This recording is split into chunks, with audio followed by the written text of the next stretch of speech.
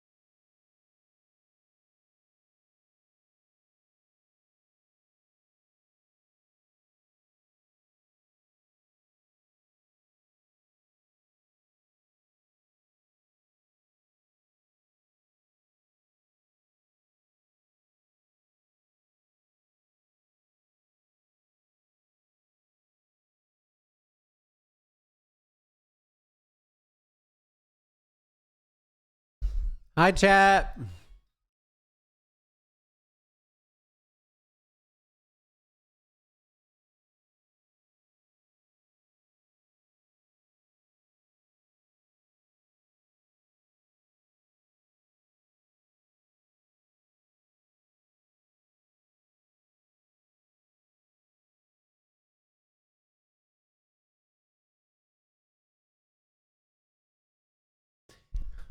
You ready for tonight? Monka?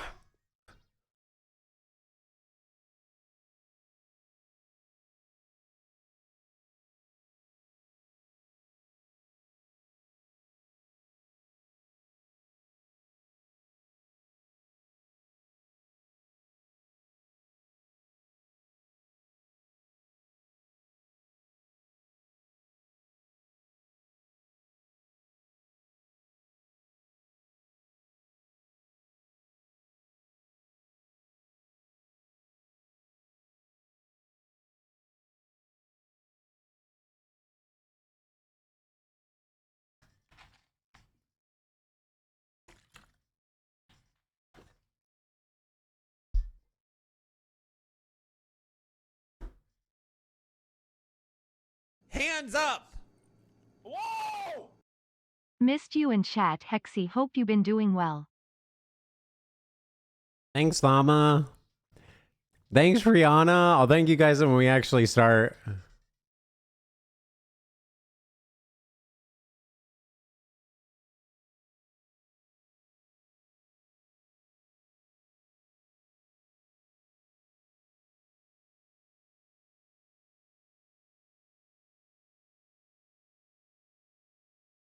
Hands up! Whoa!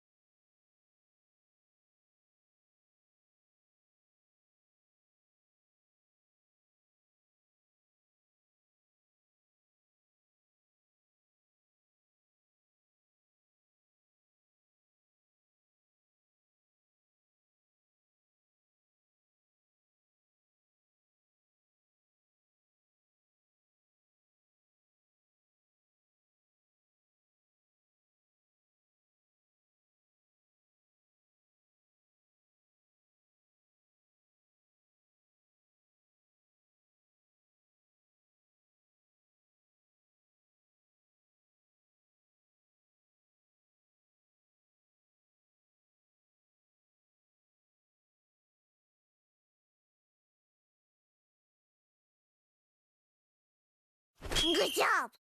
So you're going by Hexy now, plebeian? Ha ha, what's up, Spersifer? It's Tannerius from Rome. Remember me? Me and the other legionaries used to give you a hard time. Sorry, you were just an easy target. I can see not much has changed. Remember Sarah, the girl you had a crush on? Yeah, she's my concubine now. I make over 200 sesterces a year and drive a quadriga chariot. I guess some things never change, huh? Nice catching up. Patheticus.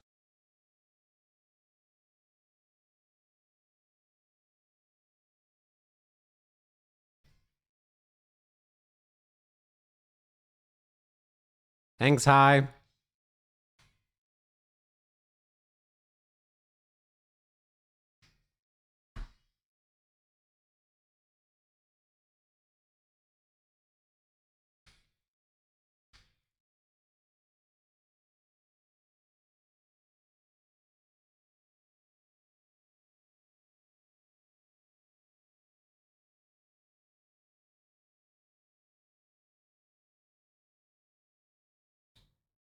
Step away from the window.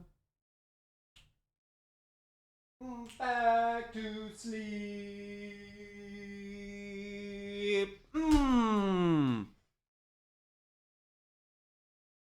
My headset fell off from headbanging.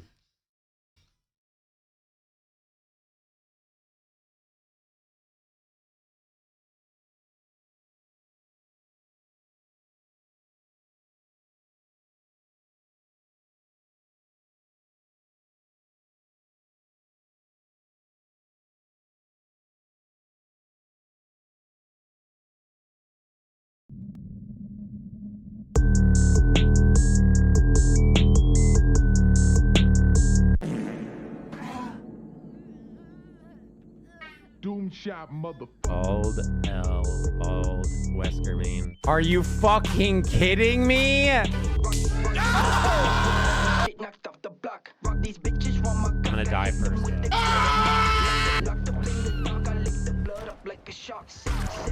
It'll be no!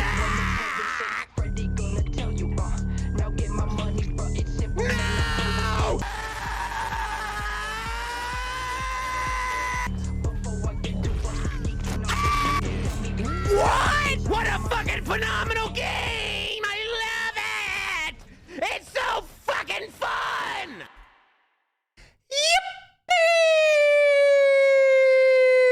Yo, good day, everyone. Hello! True Crime Thursday. Can't freaking wait. Gonna be a good one today. Can't fucking wait. Hell yeah. Yo, Dyer, thank you for the 17 months. Hi, thank you for the 200 bits. DC, thank you for the 23 months. Llama, thank you for the 25 months. And Brianna, 5 gifted subs. You know what that means. Thank you, Rihanna. Thank you so much. I appreciate it. What'd you say, Dyer? Hi, Tito. I don't even have to look who did it. So that's roughly 15. Okay, dude. Okay, dude. 15 total streams? Motherfucker, I've been streaming like crazy. Anyways, hello, everyone. Good day. Thank you for the subs. Appreciate it. Johnny, thank you for the 18 months. Hell yeah. We got a doozy in store for today. We are not doing Spooky Saturday, as many of you know. Maybe not all of you know, but a good portion know. We are not doing Spooky Saturday this weekend, as I am probably not streaming Friday, Saturday, or Sunday. So I hope you guys miss me, because we're going to be gone all weekend. That being said, I do think I'm going to try to hop in Discord on Saturday night and maybe play some Dead by Daylight with people, if people are around or not. It'll be off stream though, because I kind of want to get like drunk or something. We'll see though. I might not. I might just be fried from getting tattooed. So we'll see what's up. Yeah, we'll see what's up. Good luck with the tats. Thanks. It's yeah, not looking forward to it. If you're curious why I am not streaming, I am getting tattooed Friday and Saturday, 6 to 8 hours every day. So it's just gonna be shitty. I'd rather stream, to be honest, but I gotta pump hours into tattooing, so it just kind of sucks. We gotta just deal with it, I guess. It is what it is. We are gonna do our second ever True Crime Thursday. So you guys will have to let me know how you like it. because if it's something people like, I'll continue doing it. If people are like, it doesn't hit the same as Spooky Saturday, we'll stop doing it. Just figured it's something fun to try out. We've done it once so far. Seemed like people kind of enjoyed it. So we got a lot of stuff for today. As you can see, quite a lot of murderers. So should be quite interesting. And we're just going to kind of go through it. We obviously won't get to all of this because I can't stream super late today because I have to be up very early, like 7 a.m. so I can go to the tattoo artist place, which just fucking sucks. So I want to try to get into bed by like at least, I don't know, 12 or 1, I guess. Shut the fuck up. Shut the fuck up. Actually talking about shut the fuck up. 7 a.m.'s early, bro. I normally get up at like 9. So that's basically the plan. So we'll just kind of go. We're going to probably start in about an hour. We might start a little bit early because, like I said, we're not going too late tonight. We'll probably go to like 10, maybe 11. I guess that's kind of late, actually.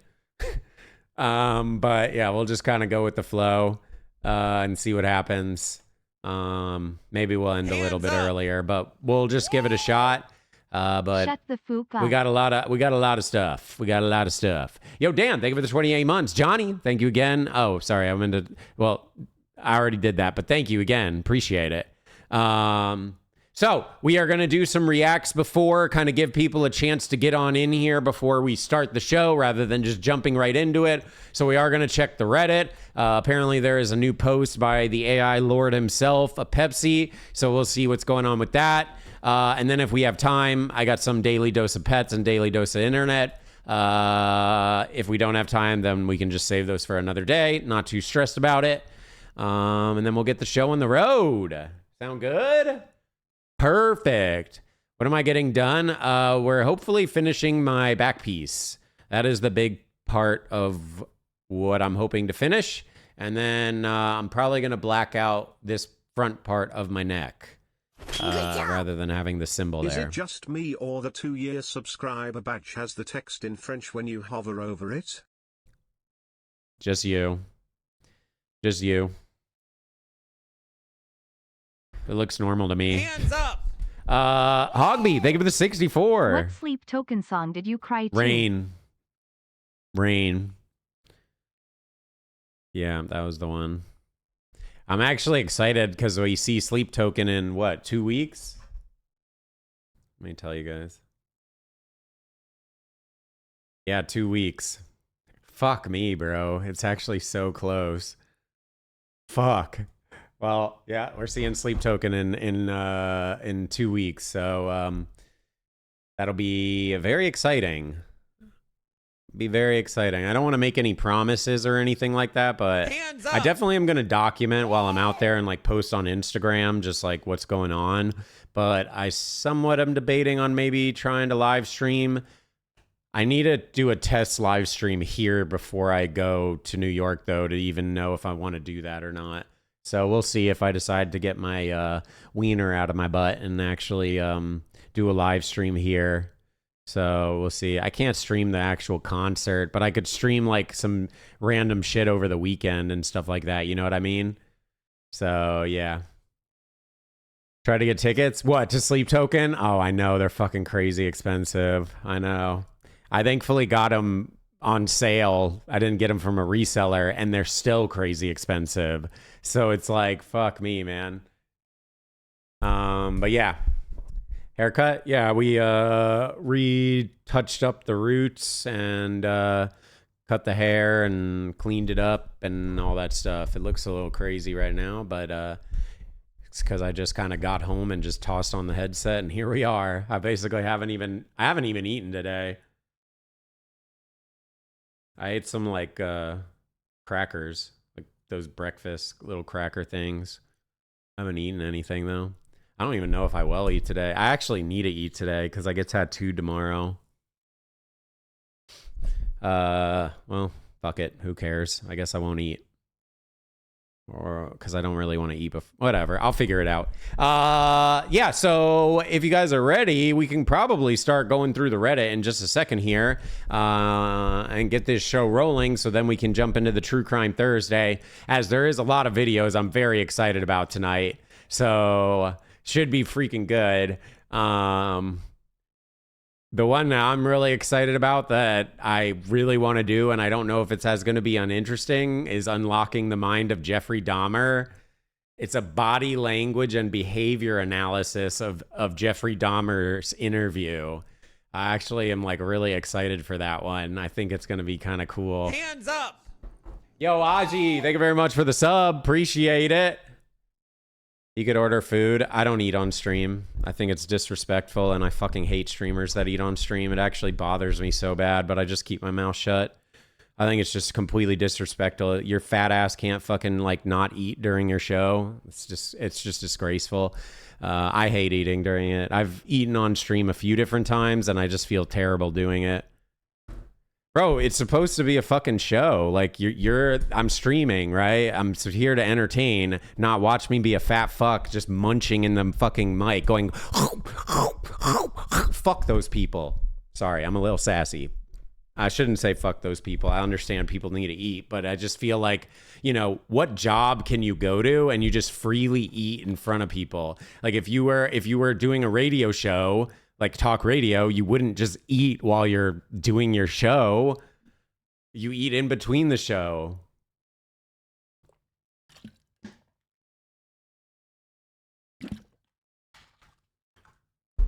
So yeah, when people stream full time, you have a lunch break. I mean, I stream full time, and even when I was streaming 8 hours every single day, if not more, back in the day, I never ate on stream. Like I said, it's disrespectful. I just think it's disrespectful. Will I eat on stream in the future? Probably, if I do like a subathon or something. But like, I just don't like it. I actually hate it really bad. It's actually one of my pet peeves. It's a big pet peeve of mine that streamers do. And if you want to have me leave your stream as soon as humanly possible, eat on stream. Because if I click in on your stream and you're eating, I instantly leave that shit. Instantly. I just hate it. So, you know, it is what it is. I know it doesn't bother everyone. Some people are like, well, I need to fucking eat. Well, then don't fucking stream during that time. Step away from the camera and go do what you need to do. So, yeah. That's just me. Again, it is what it is. So, I mean, I don't have a problem eating in front of you guys. It's not like I'm like, oh, I want to eat. It just feels like disrespectful, basically. Because you just hear me munching in the mic like that. That shit makes me want to fucking vomit. I'm actually about to turn my stream off. If you do that shit again, I think I might just end the stream. I'm not even joking. Okay, let's go ahead and start up the Reddit, and we'll go through the Reddit, and then once we get through the Reddit, we'll see where we're at time-wise, and if the time is like getting close to 6, then we'll go ahead and just start true crime. If we still have a bit, we have some other videos to go to. So you guys ready for this? I just hate that shit. That is like one of my biggest pet peeves. If you ever like were curious like how to get me to punch you in the face, do that in front of me. I'll either walk away or I'll punch you in the face, one or the other. And I'm not a fighter, so I'll probably just walk away. I'm not even joking, bro. Do that shit to my face. All right, the dog better not die.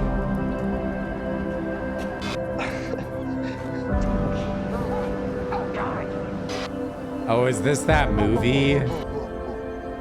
This is the horror movie about a dog that sees spirits.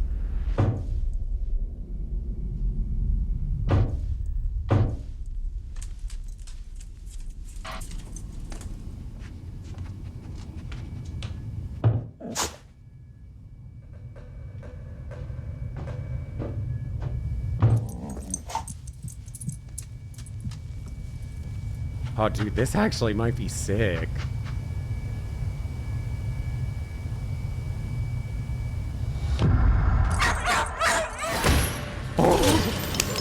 Oh shit.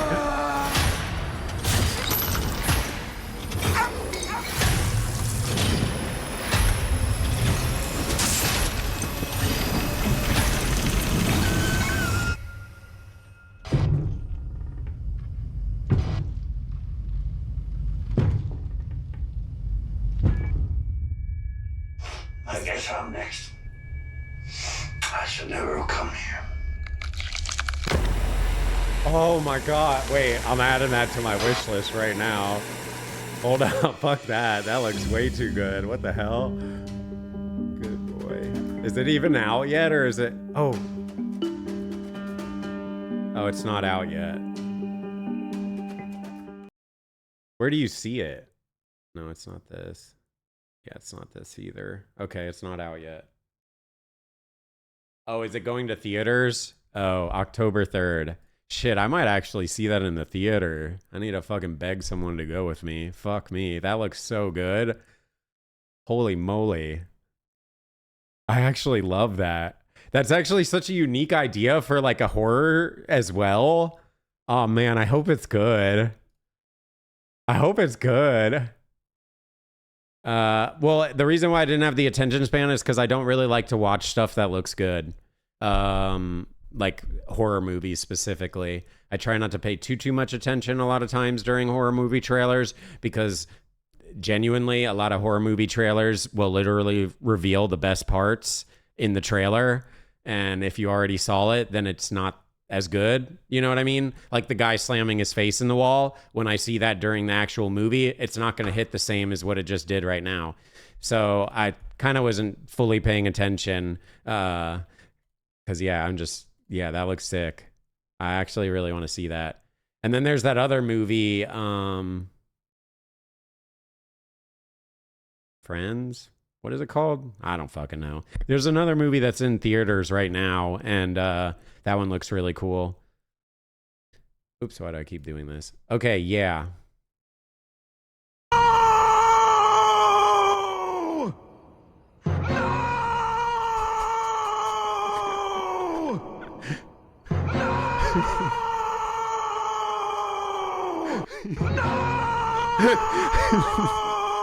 Okay, it's actually really funny. Actually really funny. Yeah, Weapons, that's what it was. Apparently, some people have been saying it's really good, so 90s kids.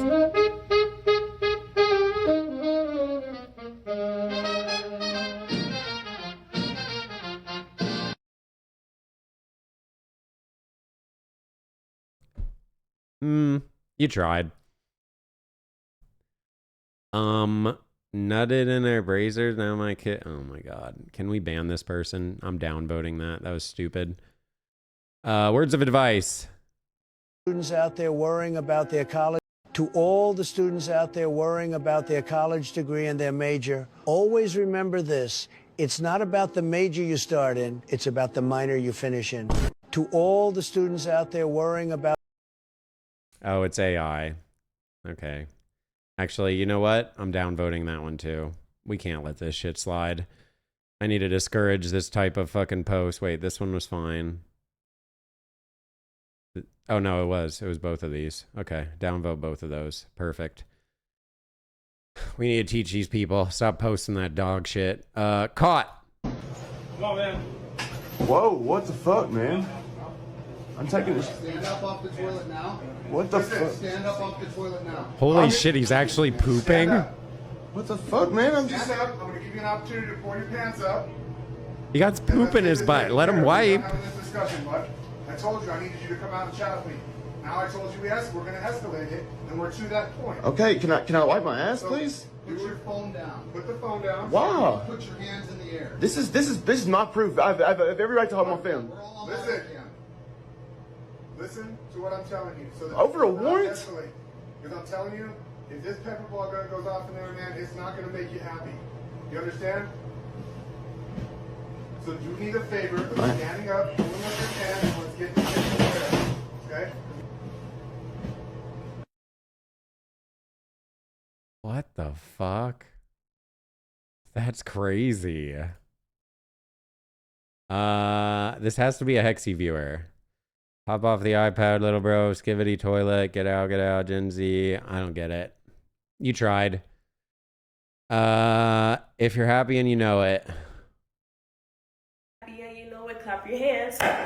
If you're All right, I'm banning Dan. Downvoted again. Pay to win skin.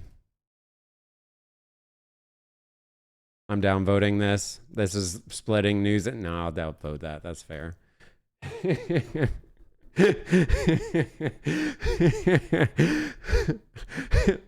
Okay, bro. I had one fucking bad game and you won't let it go. Holy shit. Artistic rendition of Goodwin and Hexy's 2v8. Okay, dude. He did not carry me. Shut the fuck up. He didn't carry me. 07. Universe, give me hints. Ah, criança entendeu?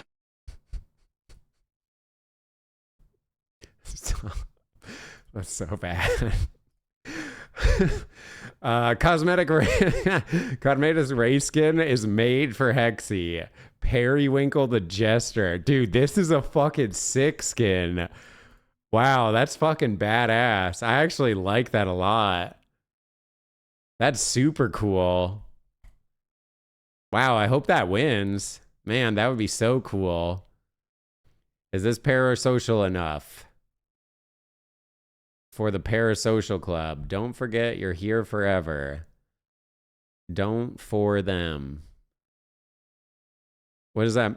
What? Oh, is this because like I talk about suicide and shit? Wait, I'm confused. This is kind of parasocial, guys. We're not supposed to be this fucking parasocial. We're not supposed to be this parasocial, okay? Do it for them. So you guys want me to kill myself? Is that what you're trying to say? Do it for them. So kill yourself?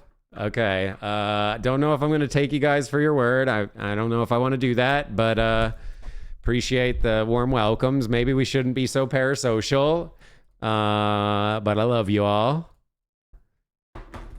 Don't forget you're here forever. Do it for them. I don't understand then. What is the thing?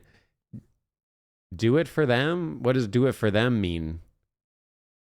Be here forever? Thank you for putting me next to my love. Michael, you getting fucking horny on Maine, dude? It means you're getting on. Oh, okay. It means I'm streaming. Do it for them. Turn on the stream. For everyone but you. Okay. Makes sense now. Upvoted. Classic. Oh my God.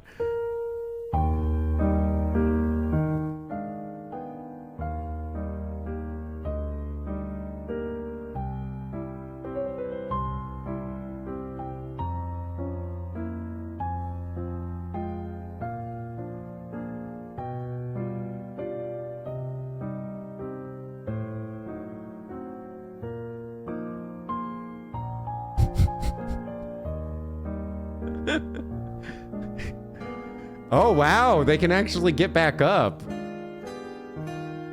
Almost. I know getting back up is actually really hard. So that's just kind of... They almost had it. A few more years in the oven. You are not alone. Your hair transformation. Yeah. What other changes has that success? Your hair transformation. Yeah. What other changes has that success story inspired you to make as well? First of all, to be an advocate for scalp care and your options for a hair transplant. Right. I got to shout out Dr. Anderson over at Anderson Hair Institute in Georgia. I got to shout out my guy. For 10 months, I did scalp care before I even talked about a treatment, get my scalp in the best shape I could. And then he was like, if you think you still want to do it, you can do it. To anybody out there, you're not alone. There's options. Check out any good place you want. Like I said, I got my guy. I'm not ashamed of it. And I'm never going to release anybody else's opinion, but control the controllable. Exactly. So I can come out and say like, nah, I did it. I'm happy with it. It's giving me confidence. It's maybe possibly giving me more work. Right. So I'm happy about it. Yo, X007, thank you for the 21 months. I appreciate it. And thank you, Helix, for the 200 bits. I mean, good for him for just being honest about it, honestly. Crab breaking. Are you fucking kidding me? It's alive still?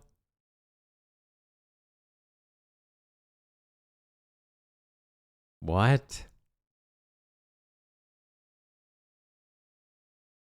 Oh, I don't like that. Well, Hexy finally start washing his hands.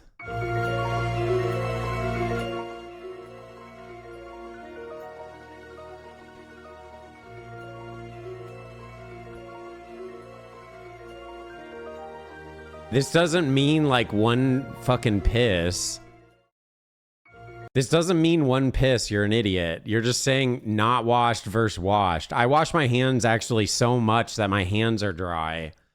It's actually annoying. It's why I try to not wash my hands as much, because I'm like OCD weird about it ever since COVID. I used to not be like this, but ever since COVID, I've gotten really weird with washing my hands. I don't feel like I have the need to do it every single time I piss. If I was like full blown going like, you know what I mean? Like then sure, I'd wash my hands, but like I'm not fucking fondling myself while I'm pissing. Half the time I'm barely even holding it. I like pee. Picked up the pumpkin decoration early.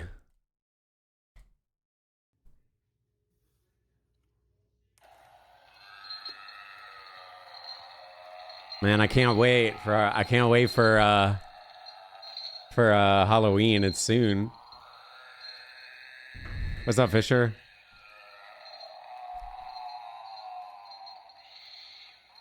Why does it say error?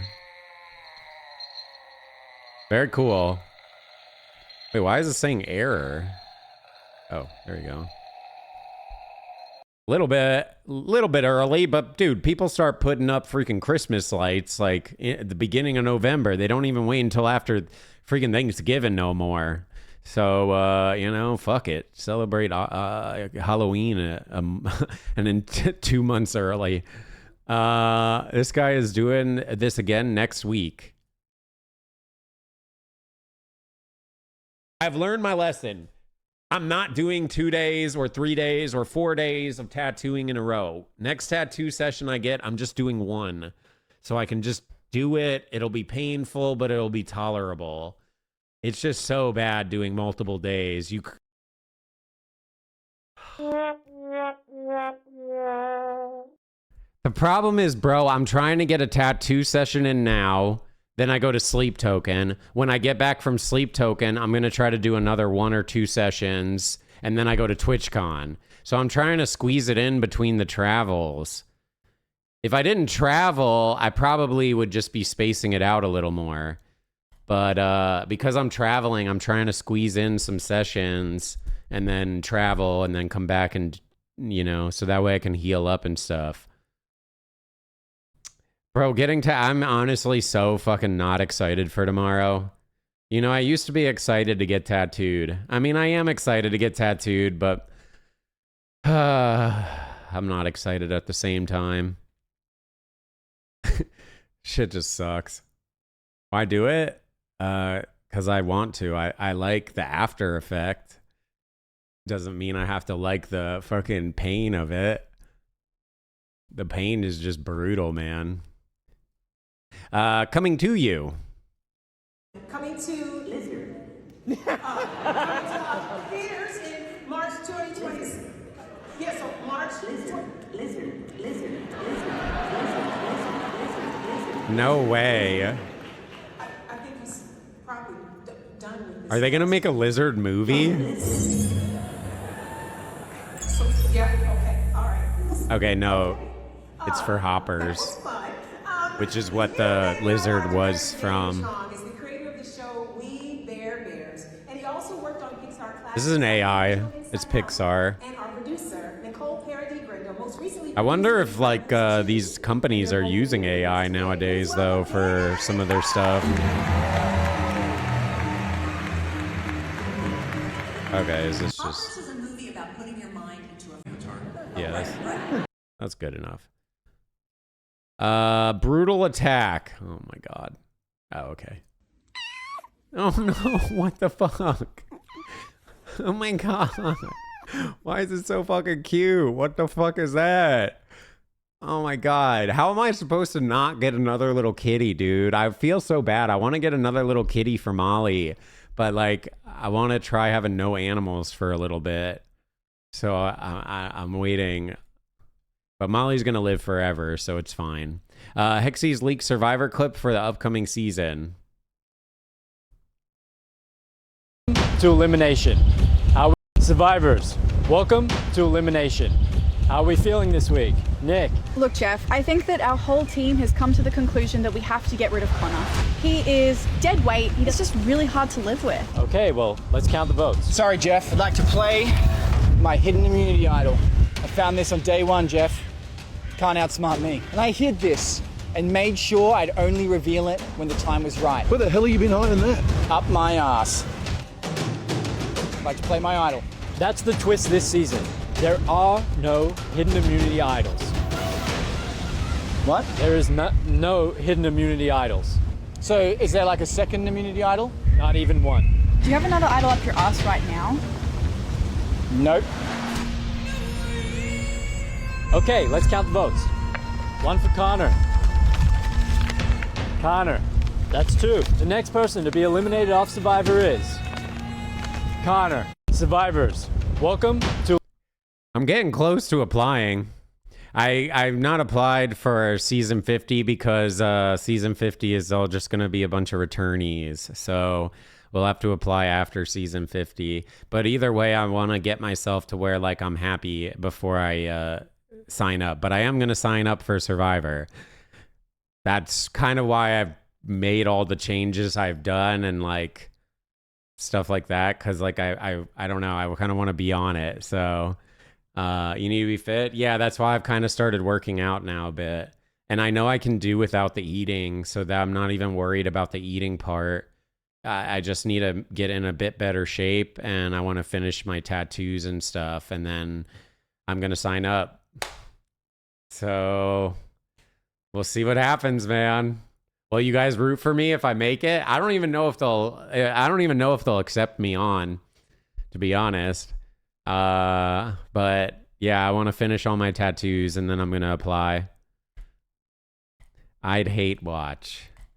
Okay. Well, hey, that's better than no watch. I just think it would be super duper fun and I've never really wanted to do it, but now I'm at a point in my life where I'm just like, you know what? You only live one fucking time. Why not do this shit? You know you want to. You just think it's scary. So I'm trying to like pump myself up to actually sign up and do it. No idea if I'll actually get on, but some part of me just believes like I would get on because I'm so weird. You know what I mean? So I feel like they would want that because they like having weirdos on Survivor because usually they make the best content. So we'll see. I don't know. I really want to. My only goal, if I do play Survivor, is, well, two things. One, I want to not be voted out first. That's basically the only goal that I have. Obviously, if we go further, that's great, but I'm not looking to win it. I mean, I'm going to try, but I don't care if I do or don't. But I just don't want to be voted out first. And then the other is I'm going to play an honest game. And I know that technically is probably going to make me lose, but I like the idea of trying to play an honest game because I always just really respected people that do that. And that's how I want to play because if I make it to the end, I think it gives me a good chance to win because, I wouldn't have really fucked anyone over. So that's kind of what I want to do. So we'll see what happens. They literally all say that. No, they don't. You obviously have not watched Survivor in a very long time. Believe it or not, most people don't do that anymore. Very rarely. There's a few that'll do it, but most of the time it's like, I'm going to play cutthroat as fuck. I'm going to do whatever the fuck I have to do to win. I'm getting the $1 million for my family. I don't care what I got to do. If I have to slit throats, I got to do it. Like, I don't know if you've watched Survivor recently. It's definitely way more hardcore than it used to be. Yeah, if you watched it way back in the day, yeah, it was a bit more, people were more honest and played like that. But nowadays, if you play honest, you usually lose. That's just kind of what happens, because usually you'll get fucked over somewhere along the way, or if you play honest and then you make it to the end, they'll vote you out because they don't want you to actually go to the end, because if you go to the end and you didn't fuck anyone over, there's a high probability you get votes for the $1 million. So yeah, I don't know, we'll see. I don't know how I'd do. It's really easy to like shit talk and stuff, but I feel like, you know, at the end of the day, doing Survivor is hard. Like, it's not easy. So I don't know. I'm excited. I really want to. I'm looking forward to applying. I will be applying. Like, I'm not lying when I say that. I was gonna apply for season 50, but honestly, it's probably good that it's just returnees, because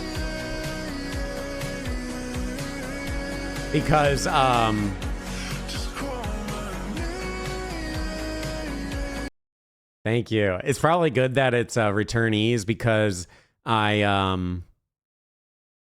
don't think I'm ready to apply yet. So I think I need a little bit longer to apply. So it's kind of good that it's all returnees, so I can get some more time to like get in a bit better shape and finish up my tattoos and stuff like that. So 3 days tops. I could definitely survive in the wild. I just worry about how playing an honest game would go. The hardest part of Survivor is literally like the first like 2 or 3 days when you're going through that part. That's one of the hard parts, because you don't know anyone yet. So they don't have any allegiance towards you, which means there's a high probability if they want to target someone that you could be the possible target, right? Especially if the others team up. That's why I'm really worried about being first voted out. It's why I don't really want to be first voted out. That's basically my only goal, is to not be first voted out. And then when you merge, that's another really pivotal point. Though, if you can like kind of survive those points, you probably have a pretty good chance of like making it a bit, at least. No one got hurt. Oh yeah, I saw this already. You can see I already liked it. Hit me, baby, one more time!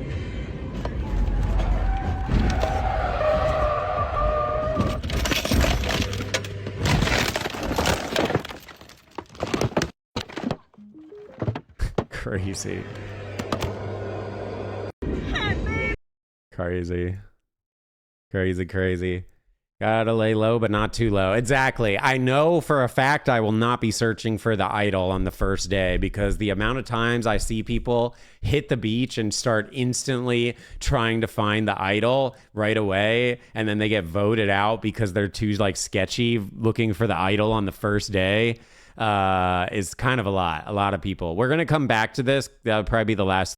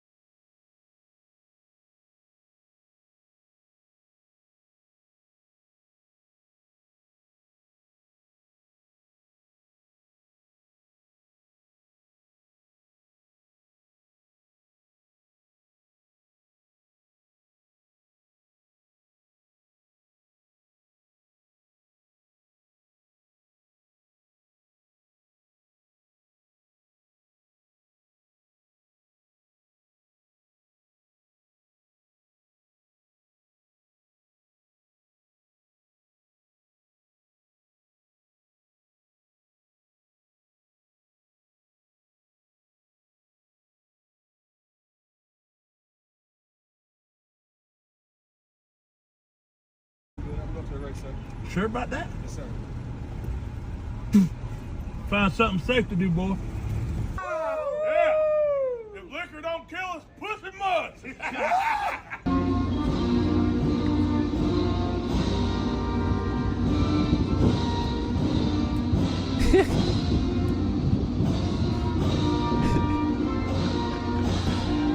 It is kind of scary how good he is at it. Woo! Bring on the troops, baby. Oh, that fucker will go. I see. Dan Arthur. Randy Van Dever. Dan Arthur. Oh, South Dakota. Yeah. Well, no, I don't really agree, because if someone literally did blackface and pretended to be like do black stereotypes, it would be completely fried. He's literally doing whiteface, which I mean doesn't have the same meaning, but he's literally generalizing white people, which obviously is kind of bad. He's going by stereotypes of like, you know, redneck white people that fucking go to NASCAR.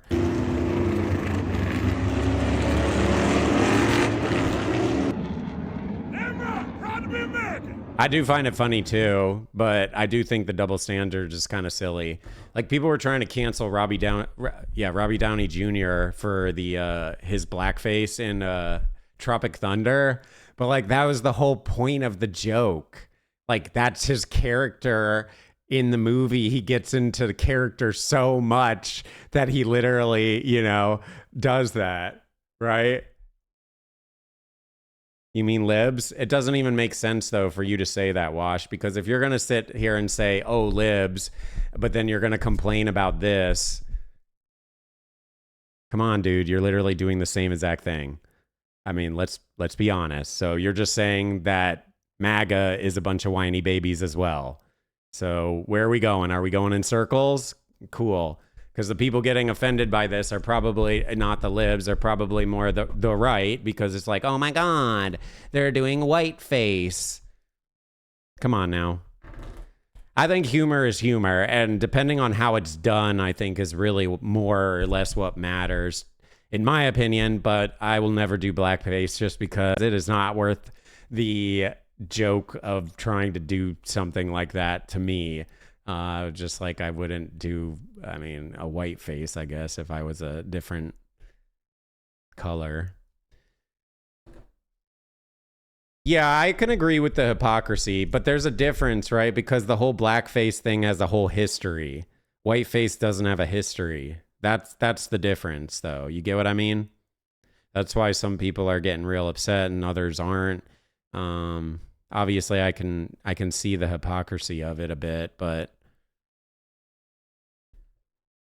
I do think there is a noticeable difference, to me at least. New AAA game. Oh yeah, we already got this. I'm gonna probably play this soon. Actually, I don't know. It comes out today, actually. I think, or tomorrow. Today or tomorrow it comes out. It's actually already out if you buy the digital Hexy. deluxe. You look short today. Have Hey, a thank good you, High one. Dose. Appreciate it. 510. I guess 510 short now. New sex tech.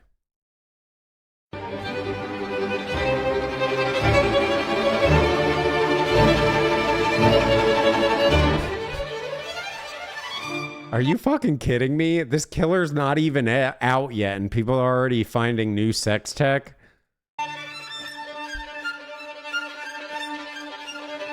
The killer's not even out yet. Oh, you know I'm doing that shit. Hell yeah. I'm getting real freaky. I'm gonna be rubbing my tentacles all over the survivors. Hexy's 56 crash out after playing DVD. True. Yeah, true. Very true. Yeah, that's pretty true. Unedited official Hexy height. Okay, dude, it's not. I have the fucking chair. I'm literally lowering the desk. I'm sitting in a chair. Oh my God. 2-foot bloke investigates house.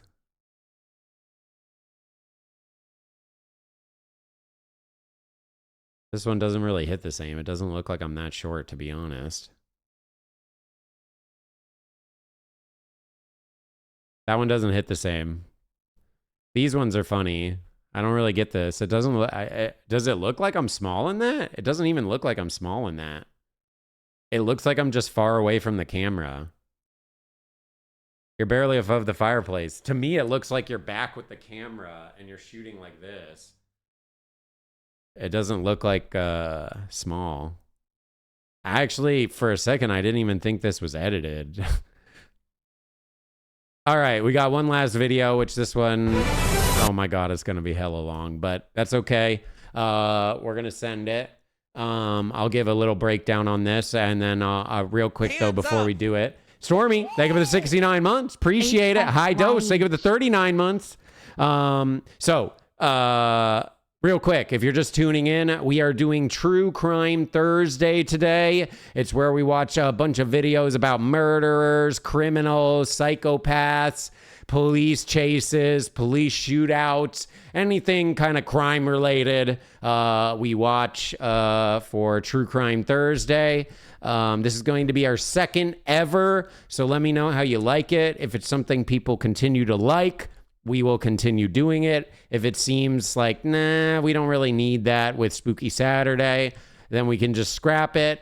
But because I'm not doing Spooky Saturday this week, I felt like it was perfect to do a True Crime Thursday. So we're going to have some fun watching some videos tonight, or maybe not so much fun, depending on how the story goes. So we are basically kind of killing a little bit more time, about 30 more minutes. So we'll probably watch this, and maybe we'll watch one of the daily doses, and then we'll probably start the show. We might start a little early because I'm not streaming super duper late today, because I have to be up early tomorrow. All right, here we go. So this is After Hours News. If you guys don't know, this is an AI make that Pepsi does of our community here, which varies with a bunch of people that are very active in chat or the Discord or myself. And it kind of just gives news as to what's going on with our stream. All right, here we go. Yippee! Hello, everyone. I am your host for today. Now, you are all wondering, where is Tito? Well, that dumbass horse has finally quit, so he can live his dream of becoming a Unamami horse girl. Now enough about that. I will start yapping for 2 hours straight about how aliens will have butt sex with us. Lizard. Hey! Lizard. What the fuck are you doing? Stop that right now! Okay. Back to me telling you all about how aliens had sex with monkeys. Stop doing that! If you interrupt me one more time, I will shove that button in your throat. Right. Let's get back to the yapping. Yeah. I hate it here. Someone please bring back Tito to present this shitty news video. Finally! My dream has finally came true! Fuck you, chat! I am a horse girl now! God damn it. Yippee! Oh, Hello, shit. everyone, and After Hours Hotline, sponsored by OrigiCon 2025, and we have Cupcake. welcome. Before we start, let me introduce everyone. Over here we have Cupcake.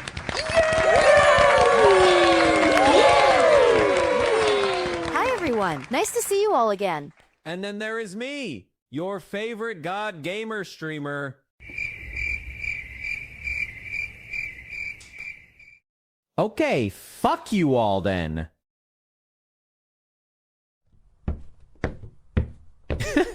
1 hour later. Okay, I'm back with some Delta 8 and vodka. Hey, Cupcake.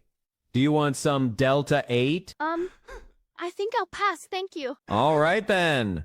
More Delta 8 for me to shove up my ass. Okay, so dude, here's I don't how put it this on will my go. butt. We will invite whoever is waiting to join the call. You will ask your stupid question, which I will try to answer and give some advice. Cupcake will also try to answer your question, but I will start yapping over her. If your question is too hard for me to answer, I will then snort some Delta 8. Now let's get this show running and invite the first moron, I mean viewer. Okay, dude. Oh my God. I love my Crocs. It's Jendo. Howdy there, folks. Jendo here. Oh God, it's you. What do you want now, Jendo? Whoa, now hold your horses there, partner. I'm in a bit of a pickle, and I reckon I need some serious help. Got a question for both you and Cupcake. Okay, go ahead. What's your questions? So, I damaged my old Crocs, you see? And now I reckon I gotta go out and buy myself some brand spanking new ones. Well, now, Cupcake, which color Crocs should I go buy? Oh, you should buy the ones in red. What the so it fuck, matches with your Jendo? beanie hat. That's your question? Please ask something more interesting than that. Whoa there, Baldy. Now that there was a serious question. But if you're hankering for something a little more interesting to ask, do you reckon it's natural for a fella like me making love with my Crocs? What? What do you mean making love with your Crocs? How do you even have sex with your Crocs? So you see them holes in them Crocs there? I put my Johnson in one of those bad boys. I can show you how I do it right now. Just give me a second here, fella. What the fuck are Oh you my doing? God. Put your camera back on. Whoa there, hold on Oh a my minute. God, I thought I we was were just about to see- showing y'all how how I get down with my Crocs. That's enough. Call is over. Move on to the next call, please. Jesus Christ. Clown paranoia. Raz. Hello there, Cupcake. And also hello, chairfucker Hexy. Hi, Roz. Hello, What the Raz. fuck, What do you bro? want now? First off, I would just like to say you are not a god gamer. You suck at video games. What the fuck? I literally it's a have, goddamn lie. I am indeed I have a the god achievement. Now I need your help. I have a serious phobia of clowns. I have been having nightmares of a clown teabagging me while I'm asleep. Just look at this image. Well, I would advise you to go to a professional therapist. Gamer. Fuck the therapist. Here's what you need to do, Raz. Stop taking any of that crappy European drug you are currently taking and start taking some good old-fashioned American Delta 8. Please take this serious. I'm concerned if a clown will... Wait, what the fuck? Help! Well, What the Raz fuck? is dead.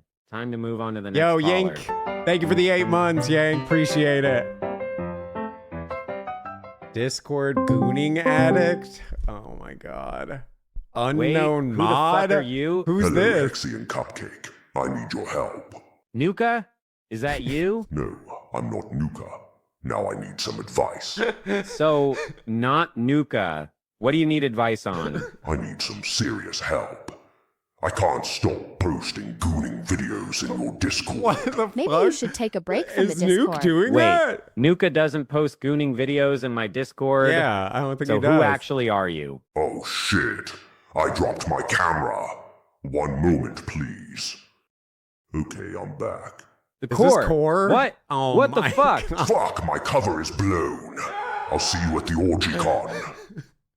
It's core. Oh my god. Yeah, that tracks more. That does track more. Oh my Hello, God. Hexy and Cupcake. Hello, Mudkip. Hi, Mudkip. I have a problem with one of your mods. Oh, God. Which mod is it now? It is Snowy. You see, she keeps breaking into my house and keeps leaving her shitter in my bathroom and refuses to clean it up. Ew. Ew. Hey, What's the Snowy, idea, though, get swim is back great here, you for your, stinky raccoon fart pooper.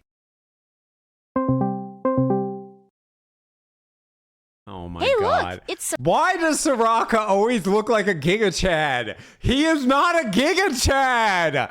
Stop posting him like that! Come on! Soraka. Hi, Soraka. Hello, Soraka. Hey everyone! What the fuck? Why are you in actually the call, sounds like Soraka? him. Turn off that AI filter. You do not look like that. How about this? I'll turn off the filter only if you decide to bring back Never channel mind, no, it point doesn't. sound Little commands. bit. Yeah, that's not happening. So we are discussing about Snowy? Well, let's just say I have an issue with her also. Oh. Oh. Snowy, it is not even 8 a.m. in the goddamn morning. Stop pinging me, you bald Welsh bitch! There must be a reason why Snowy is like this. Oh, there is. She gets it from watching another DBD fart streamer. I wonder who that is. La la la la la. Can't wait for this to be over so I can play DBD. La la la la la la la la la. Am I picking my nose?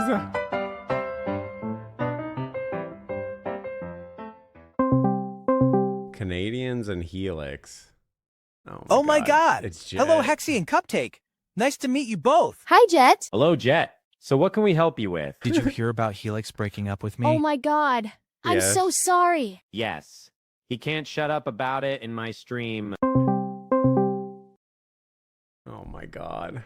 Oh, hi, Helix. Sup, everyone. First off, Hexy, you need to shut the fuck up and stop yapping. Hey, Helix, suck my nuts. Second off, yes, I broke up with you, Jet, but for good reason. I found another person that has a God. boob. A boob? Oh my God. Well, hello, everyone here. I am the famous Canadian man known as Boob.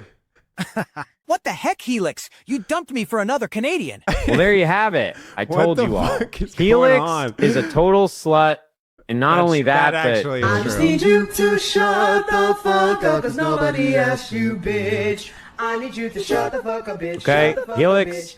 I swear to God, you do that one more time and tell me to shut up. Fuck this. Shut the Fuck fuck up, this. cause nobody asked Stream you, is over. bitch. Fuck you all. I need you to shut I'm the off fuck to up, jerk bitch. Shut one the out fuck in up, the bitch. bathroom. Shut the fuck up. Oh, it's Pepsi. And Nuke. Hey, buddy, I've been looking for you. First off, I'm sick of you making me sound like Beavis. Second, Coca-Cola is better. And last, I've had enough of your shitty videos. Oh no! What the hell, Nuke? You're a bully! Dang, good video. Good video. Pepsi, thank you so much for making these. These are very funny. I love them. You're so in tune with the community. It's kind of crazy. So that is just super cool and funny to see. Hopefully, if you were in it, you didn't mind and thought it was funny. I'm sure you probably did. So, yeah, very good stuff. Thank you so much, Pepsi. I don't know if Pepsi's here at the moment, but hopefully you'll hear this because I appreciate him doing that. It's very funny. I know it's just AI, so it's AI slop, but it's still really funny because it hits on like a lot of notes that go on in like the community and shit like that. So very good stuff. Maybe if you want to end up on this, chat more rather than lurk or talk in the Discord more, seems to be where he's getting a lot of the people. So,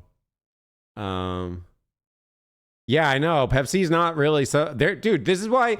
Remember how you guys like always rip on me like all the time because I talk to myself and you're like, who are you talking to? No one said that in chat. What the fuck are you talking about? It's because I know there's a ton of people that just lurk. They just sit there and they just watch the show and they don't fucking care to like type in the stream all the time. So I try to address them as well.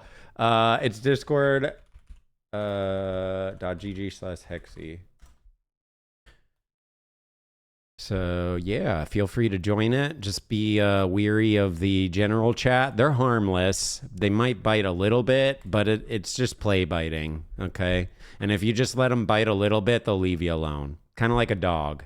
You know, let them nibble a little, and then they'll leave you alone after that. So, no, but feel free to chat. They're honestly really friendly. We've been seeing a lot of new faces in the Discord, so appreciate you guys popping on in.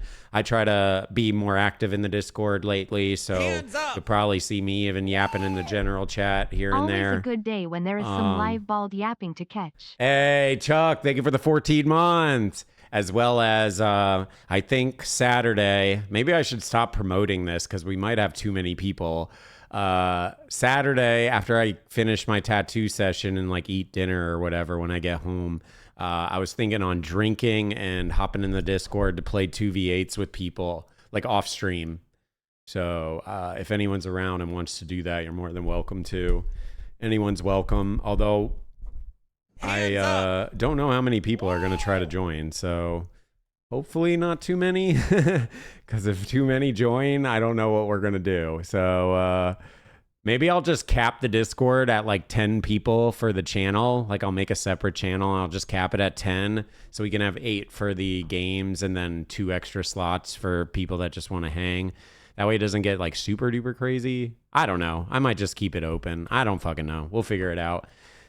I just kind of thought it would be fun to like, because I'm going to be so sore from getting tattooed. I thought it would be fun to just drink and like play some DVD like at night. Yo, Billy Bob, thank you for gifting. And Labeled Toxic, thank you for the 7 months. Anyways, good stuff. Thank you all so much for sharing on the Reddit. If you would like to share on the Reddit, it's Hexy IRL. Feel free to do so. I'll link it here. You can post whatever the fuck you want. Just don't be racist or homophobic. Obviously, we are accepting of all here. But you're allowed to shit post and make jokes and shit talk me, whatever you want to do. I'm one of the few that you can shit talk, but otherwise, you know, be nice to other people as far as like, you know, whatever creed they come from, or if they're religious, not religious, like we accept everyone here. Just be mindful. If you do post some racist shit, we'll just ban it out or we'll just remove it. So just keep that in mind, but anyone else is welcome to join, or anyone rather is welcome to join.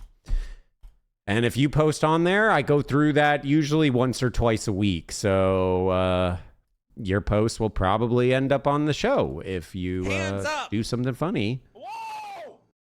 Yo, Mosin, thank you for the 27 months. Appreciate it. Thank you. Again, we are doing True Crime Thursday today, so we will be watching some murder mysteries, killers, all of the above in just a little bit. We have about 15 more minutes, so I say we go ahead and send... Let's do Daily Dose of Pets, just because I love animals. And I love Daily Dose of Pets, so I say we say Daily Dose of Pets, and then we'll go ahead and start True Crime. Perfect, let's do it.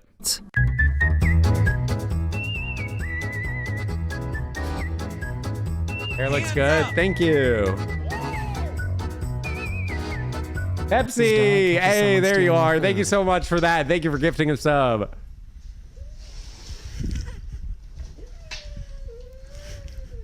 I tried a little thing. I don't know if you guys can really see it, but I have a braid. Egg for snack. Catch 1, 2, 3. I had him do a braid for me. Catch.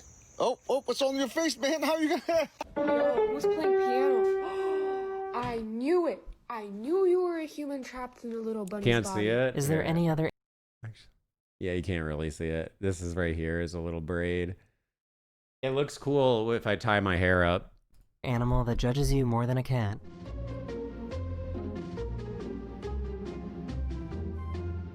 I might like try to get some like beads or something and have them braid the beads in. Like my birth stone or something. Breaking news. Dogs locked in stalemate. Oh, I over thought this tennis was ball. another Pepsi. Neither of them actually won. Pepsi news. The little dog was so disappointed in these two. Good job. Y'all need to hydrate BTW. True. Good point.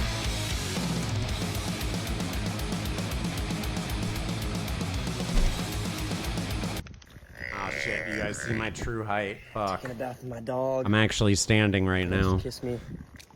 Hey, buddy. Oh, you're so sweet. You're so sweet. Toxic, think of the 38 months. You want to see the lambada? I'll show you the lambada. What?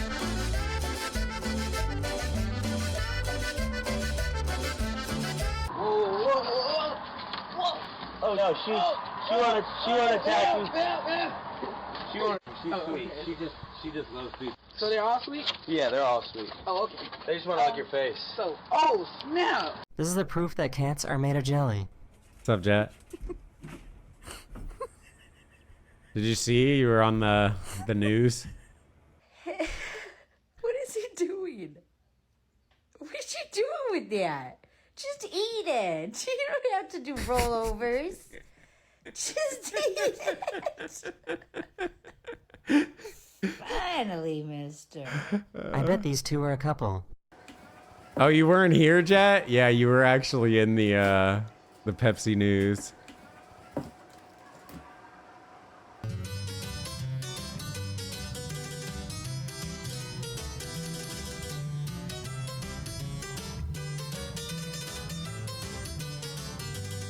She was dancing on ice and her dog decided to join. We definitely need some cute videos because the stuff we're about to watch is going to be pretty fucking sad, I think. There's a lot of sad videos. I love you. I love you too, but let's put it back in place, baby. I guess that comes with the territory, though, of like murderers and shit. Oh, you're angry because I moved it? I'm sorry. Do you want a headbutt? Teddy, Lula, Tonks, Diva, Lily, Willow, Chili. Well done.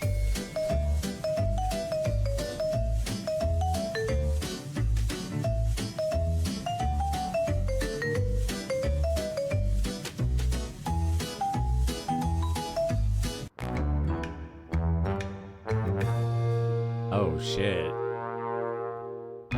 That cat looks like it's gonna eat one of them. This It cat looks loves to comment on mad. everyone.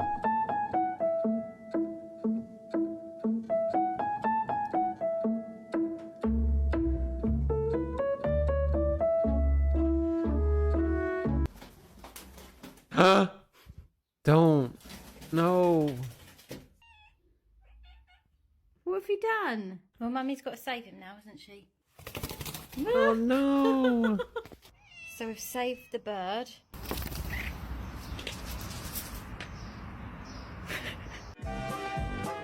You know that bird could still die just from like the trauma of like a cat chasing them? This is what a Gen Z dog looks like.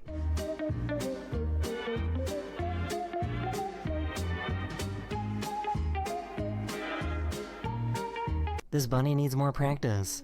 We actually lost a bird when I was a kid because it got out and a cat stared at it and it freaked out and died.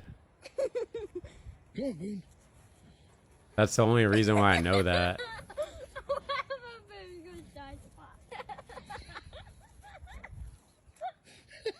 That was funny.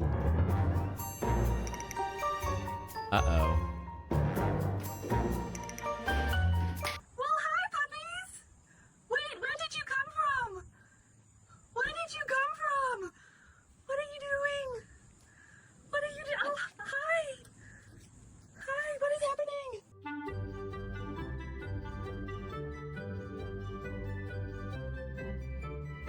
If this cat can achieve his dreams, so can you. Nice, I'm gonna achieve my dreams. Bro, I'm trying to show people my nails, if you don't mind. This is your warning to not game in front of your cat.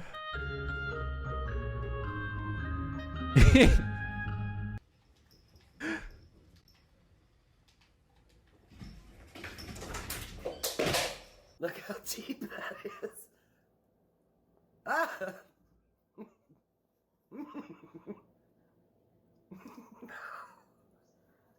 He's so cute. Look at it. Look at all.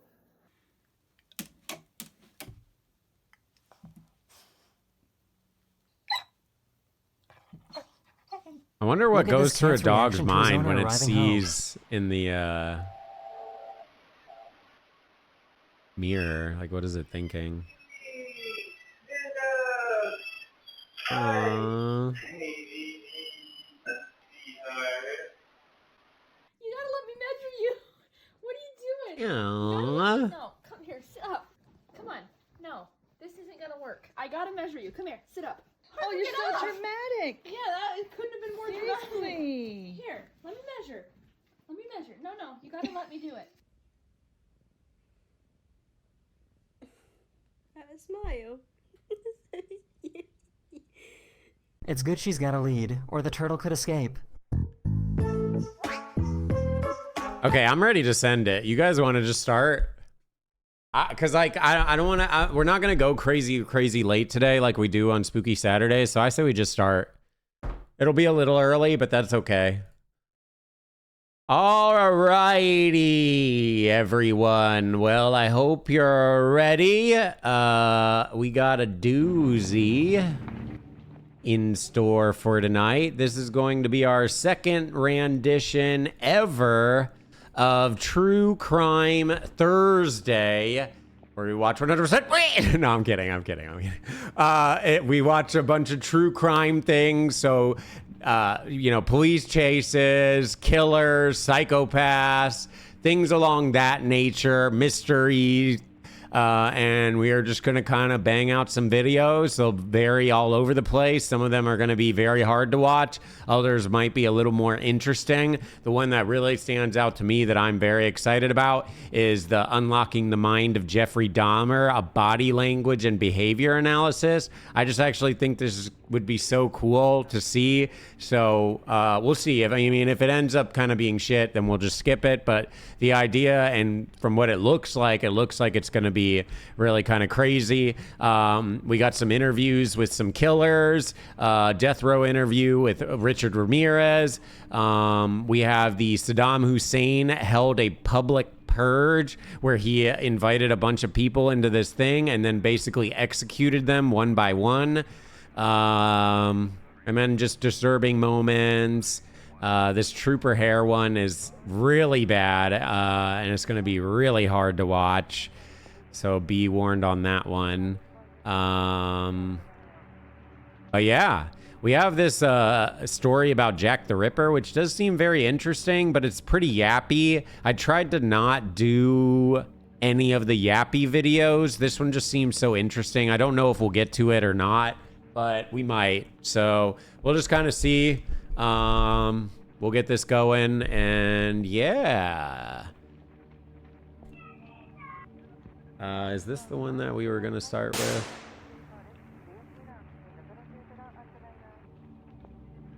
Yes, this is the one I wanted to start with. Okay. So we're going to start with this one first. And then we're going to jump into some high-speed police chases, and then we'll continue from there and see where it goes. The police chases seem really crazy as well.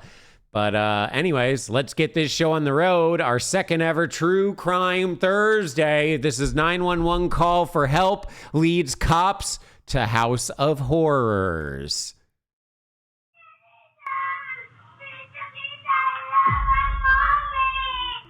She got stabbed and there's blood everywhere. There's a man in the street with blood on him. He's now getting naked. I pray that this serpent inside me get out. Get out of me, serpent, right now. Get out of me, serpent. In the name of dear Lord Jesus Christ, I rebuke thee. On December 27th, Here we go. 2019, a former college football player suddenly snaps, brutally stabbing his pregnant sister in a fit of violence and rage. In the chilling aftermath, investigators find themselves unraveling a story of possession, spiritual warfare, and a family convinced they were battling something far more powerful than madness. I am so sorry. Okay, it's still me. What the God, that was crazy. Tammy's naked in the back. The following is based on official police records, and the footage has never been seen before until now. One night earlier, 25-year-old Michael Aguagu came to stay with his sister Jennifer at her home in Pflugerville, Texas. But the next day, his unusual behavior began to leave Jennifer deeply concerned. She reaches out by text to her friend Linda, who arrives to check on her well-being.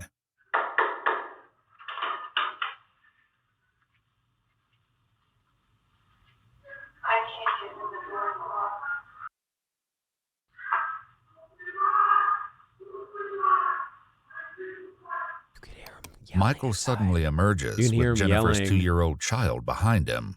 Linda would later say that he appeared to be smiling as he casually confessed to a horrifying crime.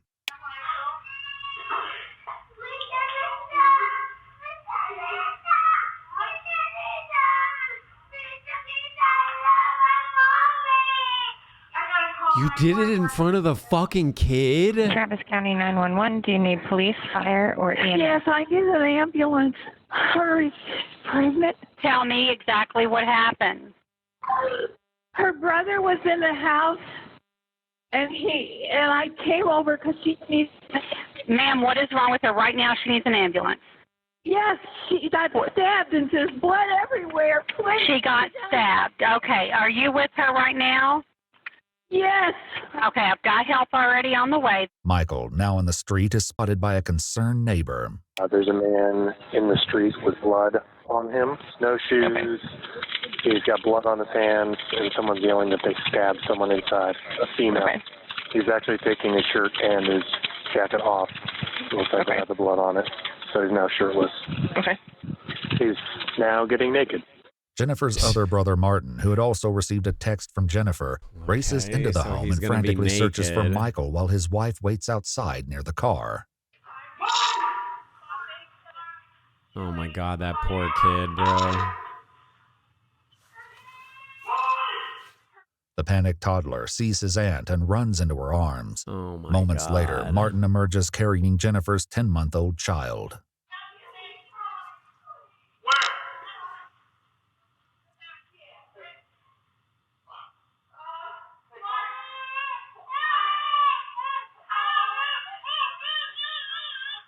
With both of Jennifer's children carried to safety, their aunt makes another call to the police. Were you involved? It's okay. Ma'am, were you involved? No, I'm a relative. You're a relative? Yes, ma'am. Okay, who is it? Ma'am, these questions aren't slowing anybody down, okay? Who was stabbed? I think my sister-in-law was stabbed by her brother. And he just took off his clothes off and he's walking around naked in the street. I have the children. I have my baby and I have her 2 kids are with me. On the call with Linda, the 911 operator urgently asks for details about Jennifer's condition. Quick, is she awake? No. She's not awake? No, and I don't... Is she breathing? I don't think so. Ma'am, listen to me. If she is not conscious and she's not breathing, I think people are just in we have shock. got I to mean, start no one's in CPR. there. Okay. Okay. Lay her flat on her back on the floor and remove any pillows. Get her on her back. An off-duty police officer, hearing the commotion, rushes into the home to help and takes over the call. Hey, it's off the door, Clean Police Department. I'm sorry, you're with the police department?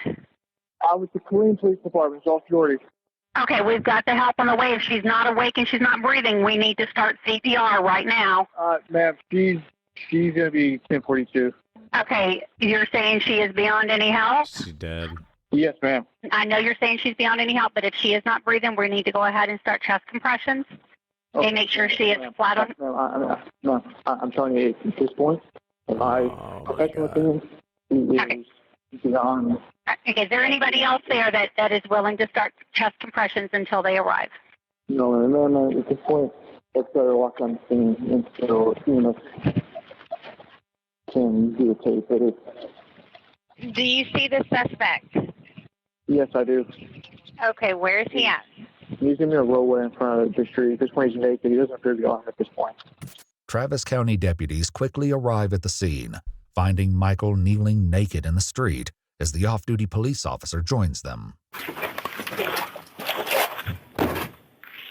You're officer? Okay. Bro, these are the people that give like religious folks bad names. This type of person. Sir, lay on your face. Lay on your face. Put your hands behind your back. Michael is escorted to the back of a police cruiser while they attempt to get more information from Martin. Like he's gonna try to play it off for God or Jesus or something. Like his sister did. Huh? His sister. Yeah, this is my twin sister. Oh my God, I'm so sorry. Jesus, brother. I'm gonna go check. We made it, brother. My brother. My brother. I love you so much. It's me. The only one who knows you, brother. I'm a dog. I'm a dog. I'm a dog. Paramedics arrive and attempt first aid, but Jennifer and her unborn child are beyond saving. Her home is a scene of unimaginable carnage, with one deputy writing that it can only be described as a bloodletting. Hey, Jesus. so don't look at their eyes. Don't look at... They are the same. Do you hear me? They are the same. Don't look at their eyes. They are the same. Whatever happens, and is it a day? Talking at... Okay. Father knows what to do. Sorry. From the kitchen to the entryway, blood stains the white walls, dripping onto the floor. The writing's on the wall. The ghost. Everything that's supposed to scare me. My deepest, darkest secrets. Michael's red-stained clothes were found discarded in a recycling bin. On the ground beside it lay a silver kitchen knife. Hey, Michael, did you take anything tonight? No, never. Any alcohol? Any recreational drugs? Prescription drugs? How are you feeling? Are you hurting anywhere? Can you tell me where you are? No? Okay. What day is it? I love you. I can't hear us, baby. It's me, Michael Iguana. Come get me, love. Great up. Don't keep playing and doing all that. I love you so much. Okay, look at me. I got you. I got you. I got you. She's with me. Do you hear me? I will kill you. Look at me. Come shake my hand right now in front of all your men. Come here now. Get the over here in front of all your men. Good. Get the over here. You stupid pig. I will kill you. Thank you. I will cut my brother's throat. We're good, Deputy. I will stop this entire simulation. His family insists that Michael, a That former doesn't make football sense, player at the then. University of Texas If at you San believe in Antonio, God, then you don't doesn't believe in the consume alcohol simulation or shit. drugs, leaving investigators to question He's what could have contradicting possibly himself driven him already. to commit such a horrific act against his own sister. According to his stepfather, Michael recently began staying with him at an Airbnb for the holidays. Nothing abnormal stood out about his behavior until the night before the attack, when he found Michael awake in his bed, sweating profusely and speaking about religion. He tried to calm him down, but Michael just sat straight up in the bed, staring forward. Talk to me in mirrors. Just teach me. Please, this time around, just teach me. I love you. Just teach me. Take control. I'm a little boy. Don't let me slip into the devil's grasp. Hold my hand. And we'll work on it together, knowing that we'll be saved by Jesus Christ. We'll be saved by Jesus Christ. And then we will be saved by God and Lucifer. He's a clown. He's all a game. He just has to do that for God. Around 3 to 4 a.m., Michael then left his stepfather's Airbnb and drove to his sister's house. Footage captures him arriving, listening to faith-based music on a laptop, and crying. According to his stepfather, Jennifer and Michael's mother prayed over him for several hours, with their mother joining by video chat. Hours before the attack, he's seen stepping outside to take out the trash, returning moments later with no signs of distress. Just after 4 p.m., Jennifer sent a text message to Linda, stating that after performing a baptism on Michael, he was manifesting, which Linda believed to mean something demonic in nature. Okay, Jen, we're good. Jen, me and Michael, we're good. So sorry. Okay, it's still me. What the God, that was crazy. Get out of my head. I am sorry I took a life. I felt like I had to. I felt like I had to. Please. Get out of me, demon. Get out of me, demon, you wretched demon. You wretched demon, get out of me. In the name of dear Lord Jesus Christ, I rebuke you. In the name of dear Lord Jesus Christ, I rebuke you. In the name of dear Lord Jesus Christ, I rebuke you. In my own hand, I rebuke thee.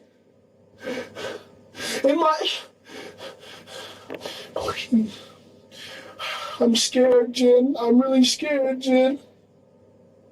I don't want to be trapped here. I want to be with you guys. Fellowshipping. I don't care about all the bright lights and everything else going on, man. I don't know.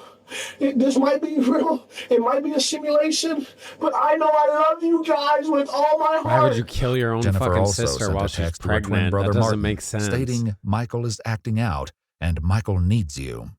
Both Linda and Martin came to help, but they arrived too late. Please wake me up. Jennifer, please. It's brother, wake me up. Get this demon out of me, please. Please, guys, get this demon out of me.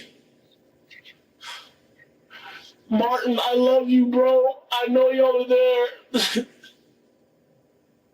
I thought I was doing what I had to do, man. I'm trapped in here, bro. Please get this out of me. Tell me how I transcend this physical form, brother, that I love. I forgive. I want to be with you guys. I mean, he clearly has mental problems, but they're like... Get out! Get off me, serpent, right now! Get off me, serpent! In the name of dear Lord Jesus Christ, I rebuke thee! Please let this body burn in this pit. Let this body burn in this pit, Father. I do not want to control this. I am not the puppet master. You are. I want light, Father. I want light. Let there be light amongst the dark, Father. Let there be light. According to his former roommate, roughly 2 years ago, after failing to make the NFL draft, Michael began describing dreams of Michael the Archangel, first likening himself to the figure before ultimately claiming to be the Archangel himself. Oh my God, he's crashing out because he freaking didn't make the NFL. Okay. I'm Detective McManus with the Travis County Sheriff's Office. Can you tell me your name, sir? Michael. Michael, what's your last name? The Archangel. Michael the Archangel? Okay. Can you tell me the name you were born with, sir? Michael. Michael what? The Archangel. Approximately 4 months prior to the brutal attack, his roommate stated he spoke to Michael about hallucinations, as well as seeing energy and souls. Oh my God. He described Michael as staying up and pacing around their apartment all night, saying he felt that people were abandoning him. These are all voices in my head that I have to get out. I am forgiven for my sins. There is no shame. There is no shame, dear Lord Jesus Christ. I love you. God loves you. They can call whoever. I am protected. Well, if God's real, you're going to fucking hell to burn for a long time, my friend. Is God. Jennifer's husband, who was away in Nigeria at the time of the attack, was contacted by deputies. Their 2 children were released into the care of his sister until his return. An autopsy report would later reveal that 32-year-old Choma Jennifer Abichi suffered between 1 and 2 dozen stab wounds and confirmed she was in her first trimester That's a of pretty pregnancy big at difference. the time. 25-year-old 24 Michael Agwagu was arrested and placed on a $500,000 bond, facing charges of first-degree murder. In July of 2020, he was found not guilty by reason of insanity and committed to a state psychiatric facility. After years of recommitment, in March of 2025, the court ordered his conditional release, requiring ongoing outpatient treatment. If you'd like to see select new videos early and help us keep uncovering case files that No, I rarely want that come to light, motherfucker locked you'll the find fuck extra up. footage What do and you unseen mean? details on our Patreon. He's gonna do this shit Channel again. Memberships here on YouTube also include early access to select new videos. Oh my God. So what was that, 5 years? He served 5 years in a mental institute and now he's out again.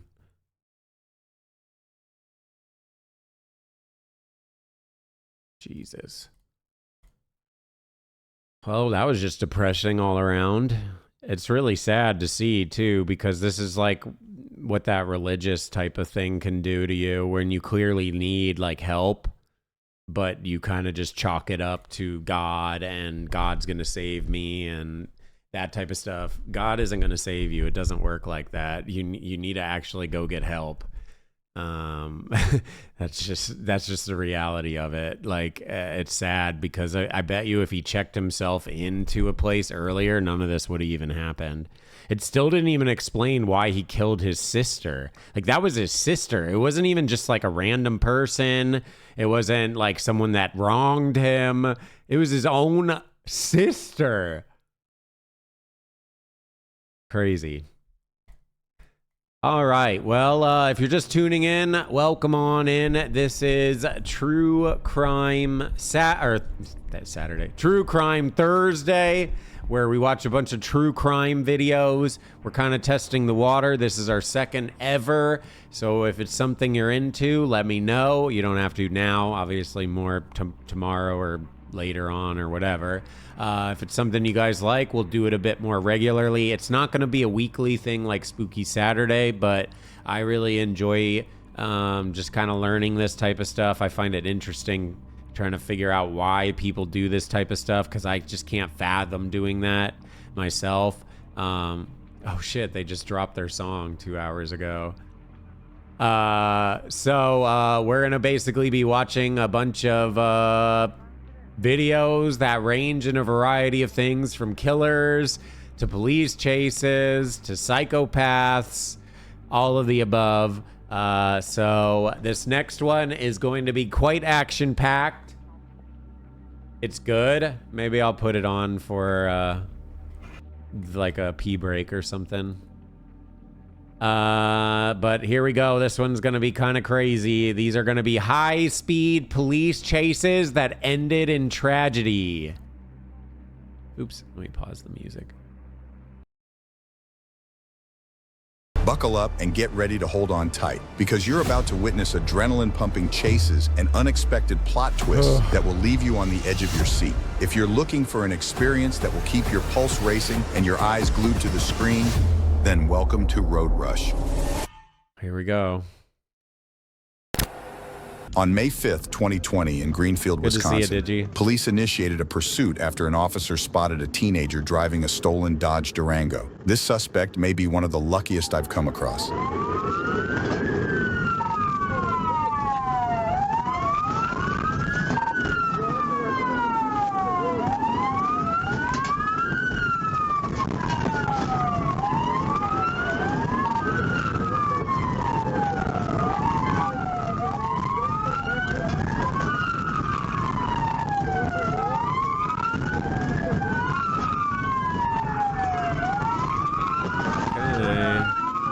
Chase is on, and now he's driving on the wrong side of the road. That's not good. Oh, he turns. The suspect exited the highway and sped into residential neighborhoods, weaving through sharp and narrow turns, hoping to shake the officer. But that plan wasn't foolproof.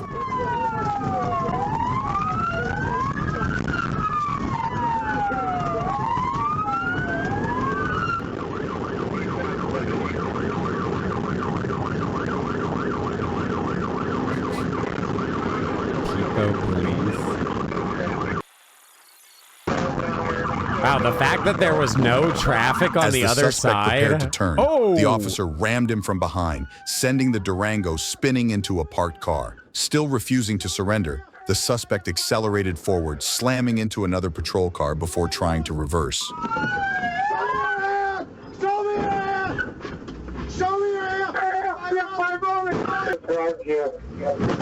Oh, he's boxed. Oh, never mind.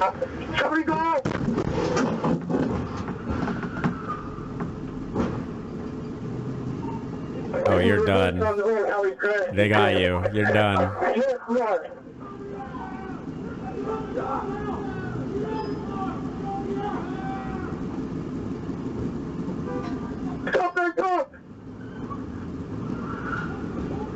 No way, they're pushing the minivan.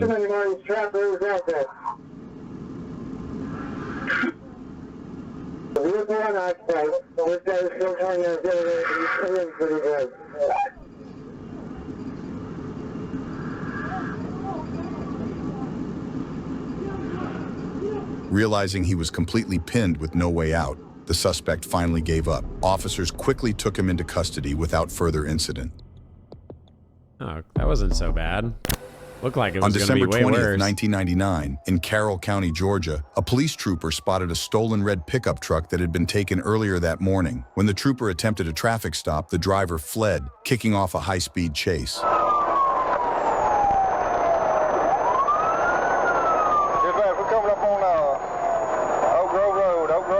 Oh my god, that is... my tinnitus.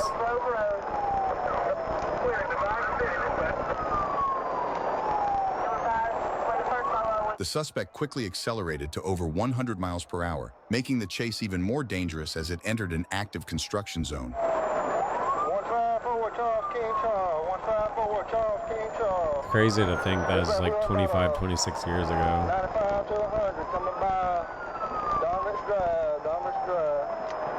Clear all units approaching Don Rich Drive.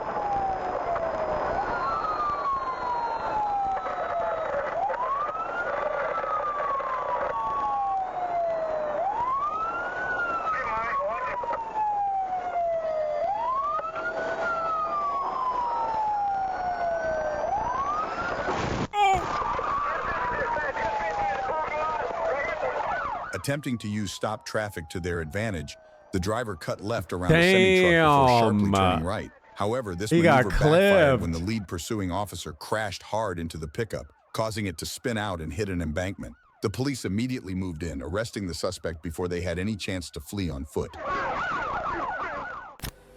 On the night of December 27, 2023, in Brooksville, Florida, 3 women accepted a ride home from Wadi Deshan, but the ride quickly turned into a nightmare. Deshan suddenly accelerated, reaching 115 miles per hour in a 55 mph zone, ignoring his passengers' pleas to stop. Fortunately for them, a Florida Highway Patrol trooper spotted the speeding car and initiated a pursuit.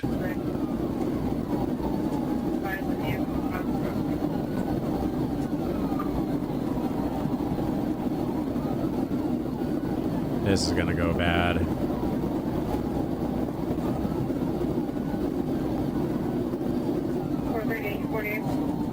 Oh my god. At least they got a green light.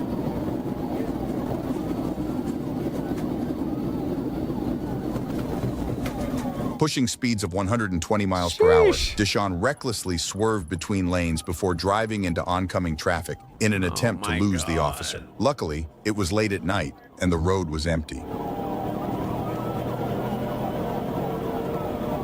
Dude.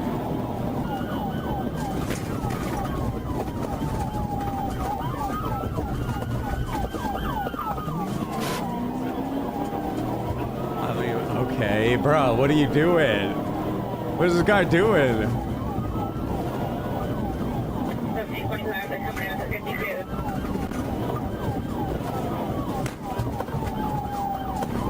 I don't even think he knows what he's doing.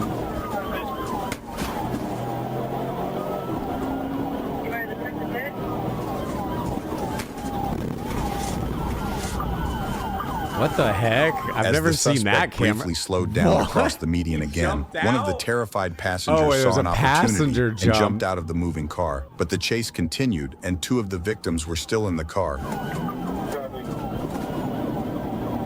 Oh shit.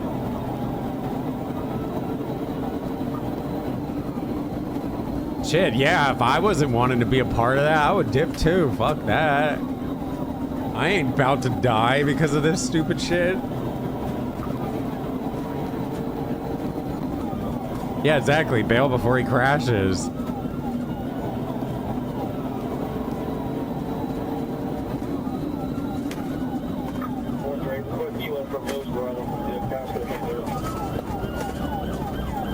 The only real saving grace... Oh my god, what the fuck? It just ramped into the gas station. Hello? The pursuit finally ended when Deshan crashed into a gas station sign. Deshan then attempted to flee on foot.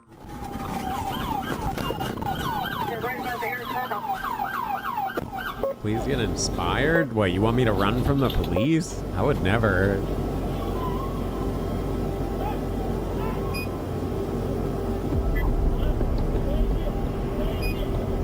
Bro, you get less time if you just deal with the police than freaking trying to run. Oh my quickly god. Caught up and arrested him. A search of his vehicle revealed an almost empty bottle of Hennessy, crack cocaine, and marijuana. He was taken into custody and now faces multiple charges. On August 12, 2018, in Greenfield, Wisconsin, officers attempted to stop 26-year-old George Ornelas of Milwaukee for speeding and multiple traffic violations. But instead of pulling over, Ornelas took off, leading police on a high-speed chase.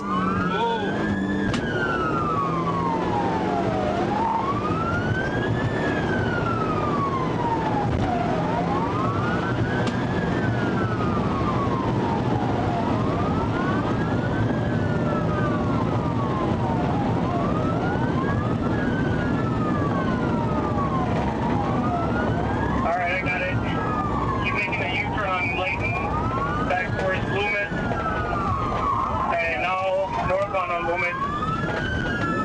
reaching speeds over 120 miles per hour, Ornelas ran red lights and nearly crashed multiple times, making the officers determined to end the pursuit as quickly as possible. We're going eastbound on Woodland, approaching Old Frank. Speeds are about 75 miles per hour. Traffic is light.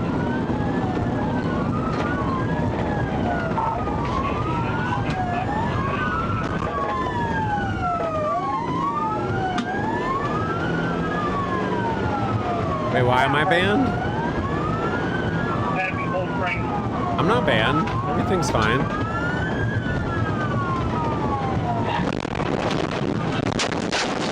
An officer attempted a pit maneuver, but the squad car mounted the suspect's vehicle You're allowed before to see a flipping little over. blood. Officers immediately you can't abandoned see the a chase and bunch. rushed to help their injured colleague, who was transported They've to the changed the hospital. rule a while back.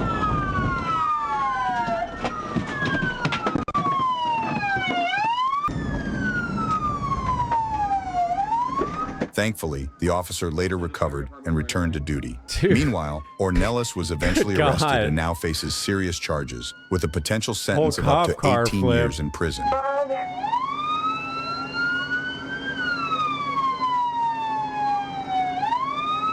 Oh man, dude, this is...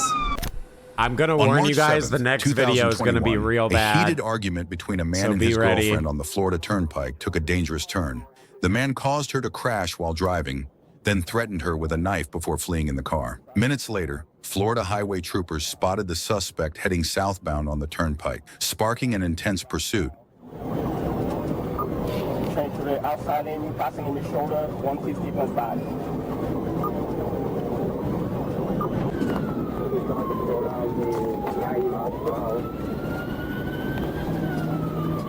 Bro, trying to run in the middle of all this traffic? Holy shit.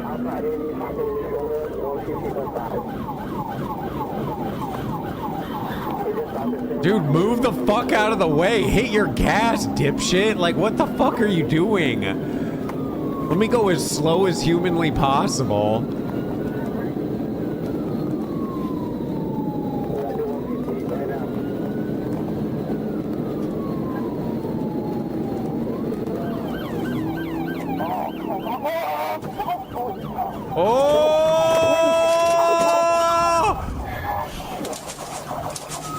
The semi tried to help.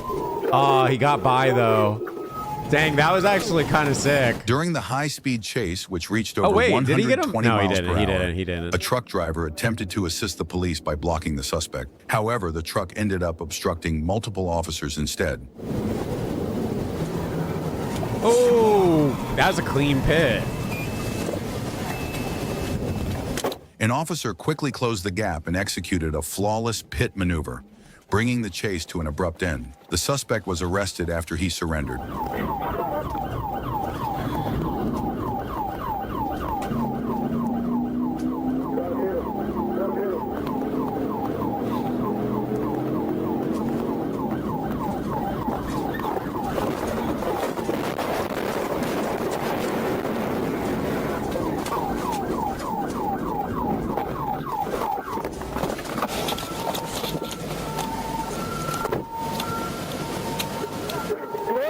Bang, bang, bang. No, okay. On May 9th, 2024, Melina Logan took a 2024 Honda Civic for a test drive at a South Miami dealership and never returned. Florida Highway Patrol and Miami-Dade police pursued her. Bro, where are as you she gonna go sped on down the Miami highway. traffic? This is so dumb. Hey, we're still southbound. It's approaching 2,000 Street. Oh, She reached speeds of shit. 90 miles per hour and drove recklessly, causing multiple hit-and-run crashes with aggressive maneuvers. 1040 advice, she's still going forward at the vehicle. Multiple signal 4, she's trapped inside the car.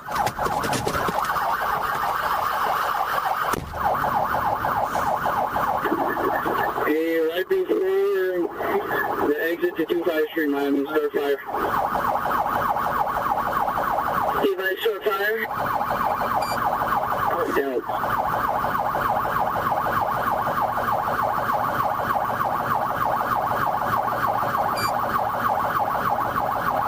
gonna jump. This was in the trailer. She's gonna jump off the bridge.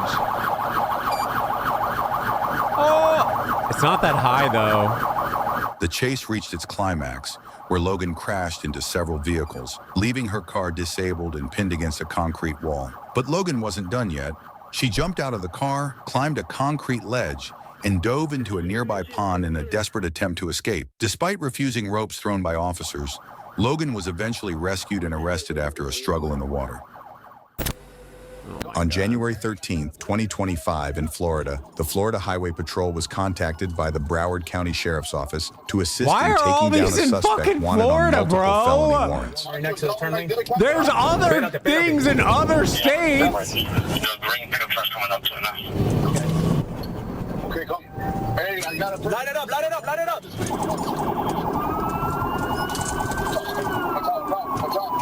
there.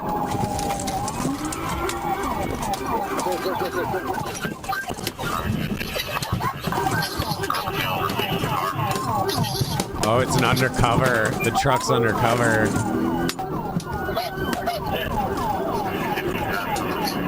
Wait, is that another undercover? Holy shit.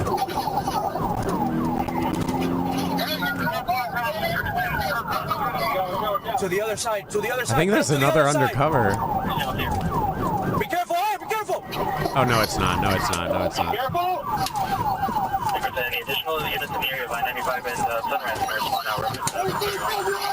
After multiple failed pit maneuvers, officers finally executed a perfect pit, flipping the suspect's car onto its side. With the vehicle disabled, officers quickly surrounded it and took the suspect into custody without further incident. Thanks for watching this video. We hope you enjoyed it. YouTube thinks you'll love this next video too, so be sure to check it out. Don't forget to subscribe, like, and leave a comment. Your support means a lot. Thankfully, nothing too bad happened. Everyone lived, so that's a happy ending there. Okay, how brutal do you guys want to go? Maybe we should do the YouTubers that became murderers. I don't know how bad that one's gonna be. This murder of Trooper Hair is gonna be real bad. You guys really want to send it already? Hey, he was up here. It's an hour long. We might not watch the whole thing. I'm here to tell you. You want to send? Oh my God. Okay. I will warn you. It should all be censored and covered, and we're not going to see anything, but the audio that you will hear is going to be incredibly disturbing. I want to just warn you before we get into this. I could maybe try to give you a heads up before, but I'm not sure because obviously the video is super duper long. But yes, the audio is really, really bad, and you're going to know exactly what happened. So just be forewarned before we get this going. If you're sensitive, you might want to leave. This is the murder of Trooper Hair. I'm here to tell you that there are some people in our society that are just violent. They're calculated. God, we find this guy. Deliberate in their actions. Please help us find him. They stop at absolutely nothing to prey on others. That's all I ask. And that's exactly what we experienced within the New Mexico State Police. 5 o'clock in the morning on March 15th, 2024, a New Mexico State Police trooper pulls behind an apparent broken-down vehicle to assist. Unbeknownst to the trooper, the man he will soon speak to has just gone on a rampant crime spree. Although this footage is taken in New Mexico, Jeremy Alexander Smith began his crime spree 1,500 miles away in Marion County, South Carolina. There, Jeremy allegedly kidnapped a woman named Phonesia Machado IV, taking her hostage after stealing not just her vehicle, but her roommate's handgun. This is a repeated offense for Jeremy, as his past charges include taking hostages and rioting in jail, burglary, breaking and entering, armed robbery, resisting and evading police, auto theft, and shooting at or from a motor vehicle. 2 days have passed since her kidnapping, during which Phonesia's family members promptly reported her missing. At the time, Phonesia is a paramedic crew chief for Florence County Emergency Medical Services and an Air Force veteran. However, at the moment this footage takes place, authorities did not know her whereabouts, that Jeremy might be involved, nor that he drove her stolen vehicle over 1,700 miles up to this point. From the perspective of Trooper Justin Hare, this is a routine stop to help get a civilian's giving you the warning now. off the highway. It's your opportunity to click out. Hey, bud. Got a flat tire. You can help me? What are you needing? Just a tire. I need a ride to the store. You get me there.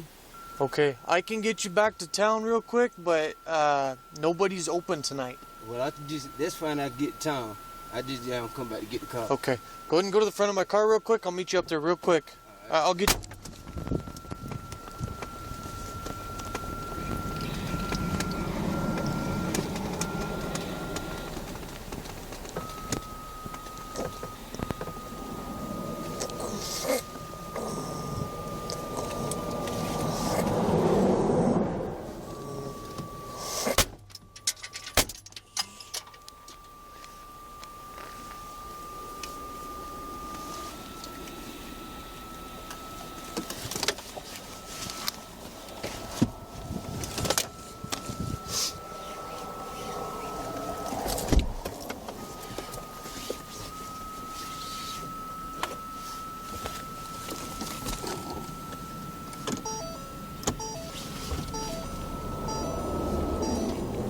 Just walked up and shot the officer.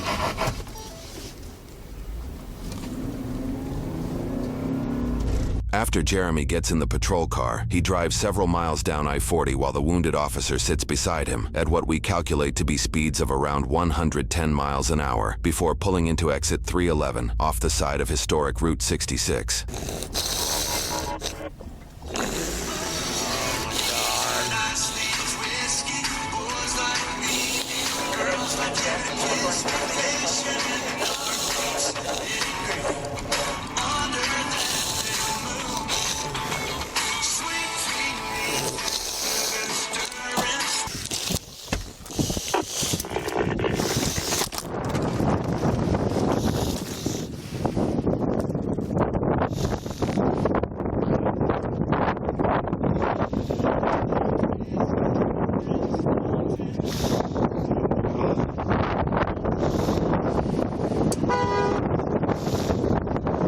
So he just dumped him on the side of the road.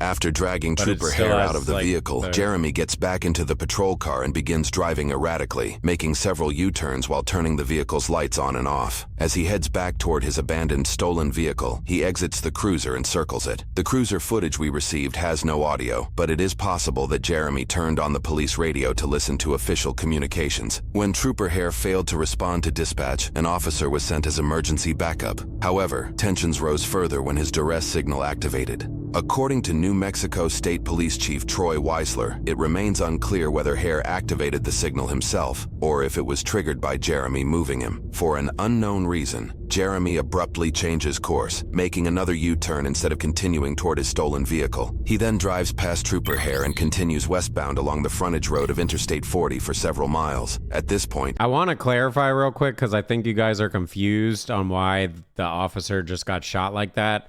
He wasn't like, it wasn't like a criminal stop or anything. The person wasn't speeding. The car was just on the side of the road. So he was going to assist them. He was literally going to help just to make sure that they're okay, if they need to get a tow truck, whatever. And then the dude just did that. So I think you're getting confused, or some of the people in chat are confused on the whole mess. a secondary officer spots Hare's cruiser speeding along the frontage road near mile marker 312. Yeah, the cop was basically just going to help, which is why he wasn't like ready with his gun or The doing officer anything takes the like next that. exit to get onto the frontage road and attempts to catch up. When the officer finally reaches the patrol unit, it has already crashed near milepost 304 on Interstate 40. Due to the darkness, officers are unable to witness the crash directly.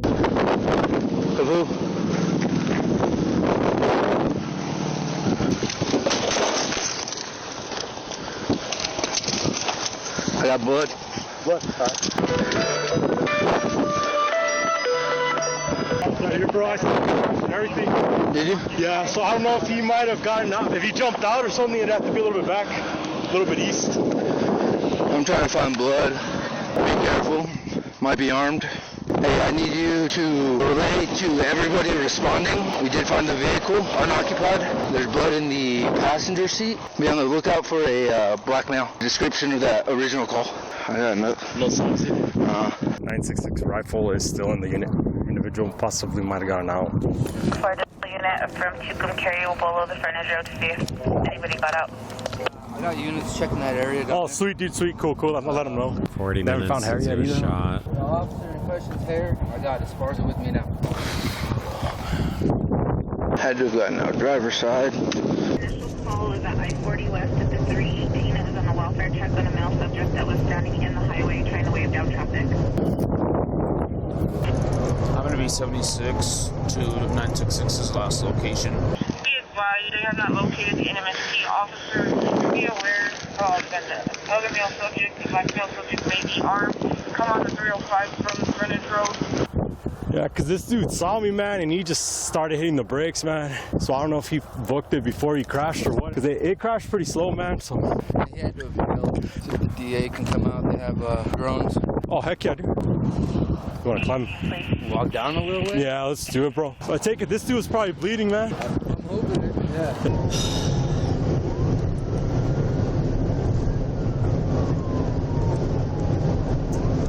Oh, wow. He's doing the... Over there, yeah. After the turn. Push left so we can see down this.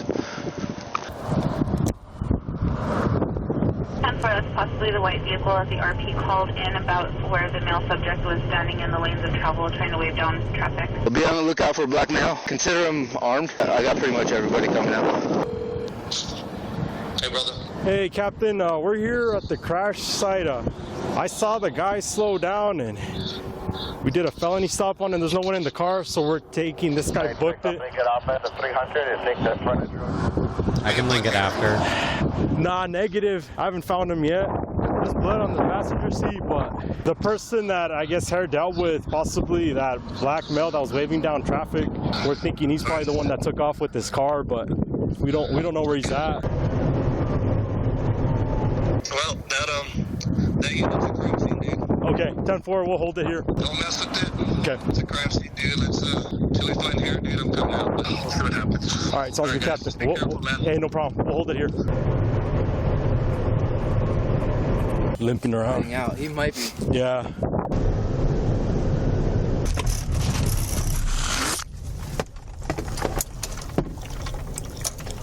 You can't find him or There's the original car. Is that here? What? 966. What? It's 966 here. Yes. Son of a... This officer might be especially concerned for Hare's well-being, as Hare and his significant other have 2 young daughters and are expecting a 3rd child. No. Dude. Let me go get another flashlight. Hare would have been behind him. He said he was walking on the road, bro. Hey, Santos! Leave it back. Don't touch it, bro!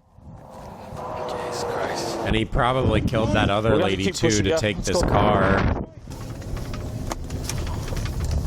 So he's just like killing people and taking their You cars. didn't see anybody on the highway? No. Okay, dude.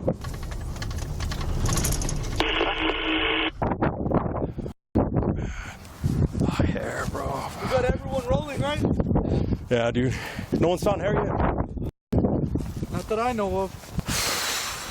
Any radio traffic of shots fired or anything like that? Nothing, dude. He freaking did his arrest. That's about it, dude. And he hit it off the hook. I was in Santa Rosa, dude. I was dropping off the rookie, and I was feeling up when all that happened. So, yeah, dude, don't touch anything, bro. No, I'm not. It's all a crime scene right now. So,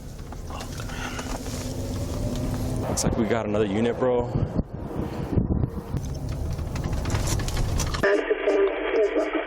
This is your guy. Oh, okay. Yeah.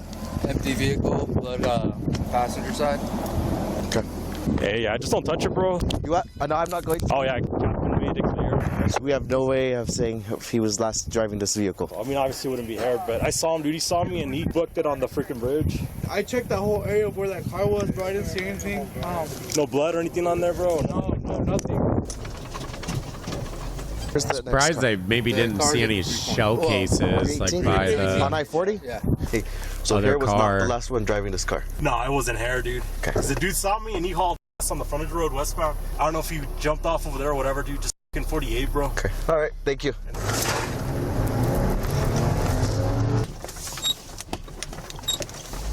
I'll be 97 here on the scene now. After 305. You think the guy knows how to turn lights off? Unless it wasn't off. Hey, do we have any update on you guys? a little over an hour. Come on, Man. brother, where you at? Please don't be f***ed up, bro. Come on, brother.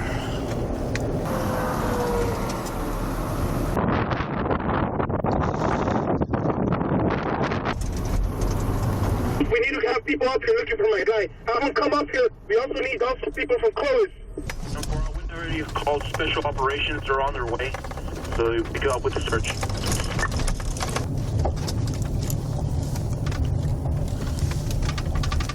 Oh, they found him.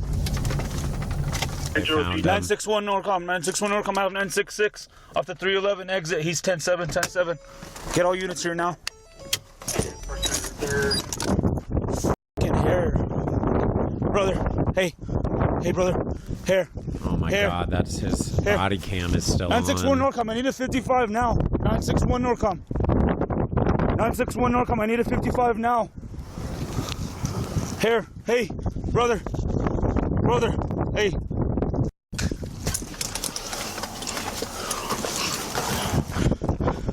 Hey, it's okay, brother.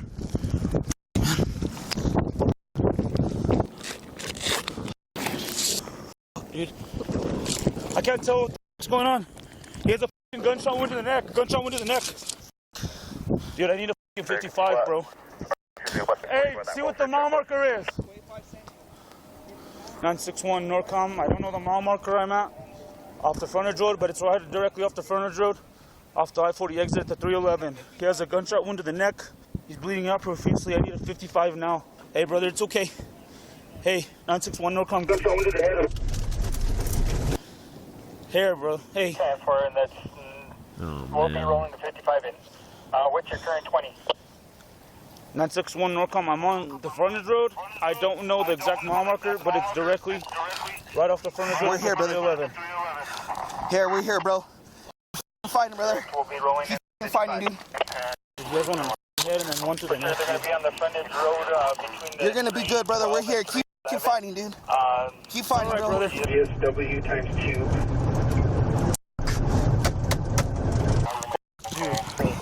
We need to assess him for other injuries, bro. No, that's what I'm trying to check. Yeah, I need to get a chest. Here. Cut this vest off, dude. And for sure, direct.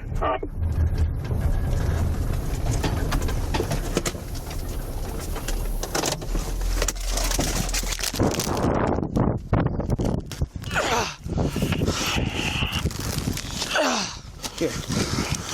He has one to the neck, dude, and then one right to the head. Keep fighting, dude. Here, you're all right, brother. Lame shit. It's gonna be okay, fighting, dude. Come on, man. You're gonna be okay. Stay with us. You're all right, brother. Here's the other one. It's okay. It's right here on the forehead, dude. You're gonna be okay, brother. We love you, dude. You'll be okay. You're okay. All right, bro. Where the f is that 55 at, man? They're coming. Gunshot wound to the head, gunshot to the neck, through the gunshot through the esophagus, like through and through, and then one to the head. Where else do we need a wrap? That's it, dude. It's just to the face. It's not pulse. Start compressions. Go ahead. No, he's here. Let's go. Keep Oh, he's still fighting, dude. breathing. Don't Holy give up. shit. Don't give up, dude. Stay in this, brother. Come on. Come on, bro. Keep his head like that. You're good, brother. Come on. You're still breathing. You're still in this. We need to clear that passage, dude. What do we do? Oh, that made me like want to cry for a second. Everybody, hey, I know. I mean, this probably isn't good, but okay? Open your mouth, buddy. Open your mouth so I can get that clot out. he's still possible, has a brother. chance. Here. The ambulance will be here. You're all right, bud. Hey, you're all right, man. Stay in this shit. Still breathing. Come on, brother. Stay in this shit, brother. Come on. Come on, here. I'm here, buddy. I'm here, hair. The breathing heard from Trooper Hair is likely agonal breathing, a reflexive gasp when the brain is deprived of oxygen, often due to blood loss. Though it may seem like a sign of recovery, it is not true breathing. Agonal breathing can be misleading, but performing CPR during the state increases the chances of survival. Agonal breathing is more common than people may believe, as studies show it occurs in 40% of cardiac arrest cases. You're all right, man. Trying to get a fixed wing in right now to get him out of here. But there's no helicopters. They're coming. Is there a helicopter coming? No, there's no helicopters flying right now because of the weather. But we're trying to get a fixed wing. Come on, brother. Get that out. Come on, dude. Come on, hair. Stay in Fight. this. Come on. Fight for it, dude. Come on, hair. Don't give up, dude. Fight. There you go. Come on, brother. Come on, hair. Stay in this. Dude, keep sweeping it. Make sure he doesn't have any other wounds. Where's the ambulance at, man? They're coming. He doesn't have on the back. I don't think so. Okay, here. Cover him up. Don't let him get cold. Don't let him get cold. Here, go to the back one. Stay warm, dude. You need to stay warm. Here. Come on, bro. Keep fighting. Keep him breathing. Let's go. Keep going, buddy. You got this. This is gonna be 97. You got this, buddy. You got this here. Come on, bro. They need to get a helicopter out there. Get him. Possibly to the neck, right? He has two. One to the head, one to the face, one to the neck. All right, let's get ready to lift up. Oh, they are. They're getting I it. I think they're. 1, 2, 3. Come on, Come on, bro. Oh my God! Imagine he lives. All right, dude. We're gonna go find this mother. Where's Esparza? Up there more? Yeah, he's up there for the unit. I didn't see anything on the frontage road. You and Reina take 40. He's still on foot, possibly. And me and Schwarber gotta hit the I frontage road. don't think he's going to, chat. Spoiler Come on alert. The title of the on the frontage road. thing is murder. No, it would make more sense to go on foot.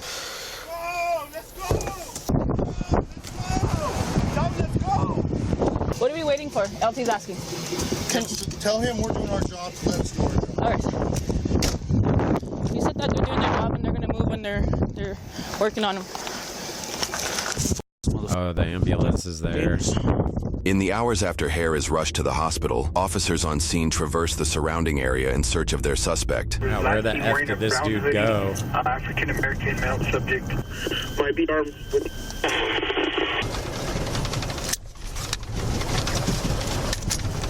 Oh God, I just pray for her. Please help him pull through. I pray to God we find this guy. Please help us find him. That's all I ask.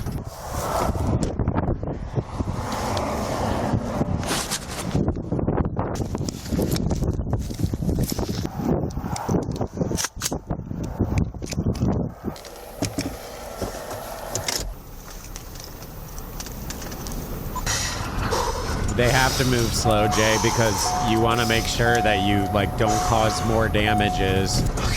If they're too rough and they rush things, they can actually cause more damages than helping the person. Not disturbed. No foot tracks. At least it's gonna be daylight soon. Let's keep pushing west.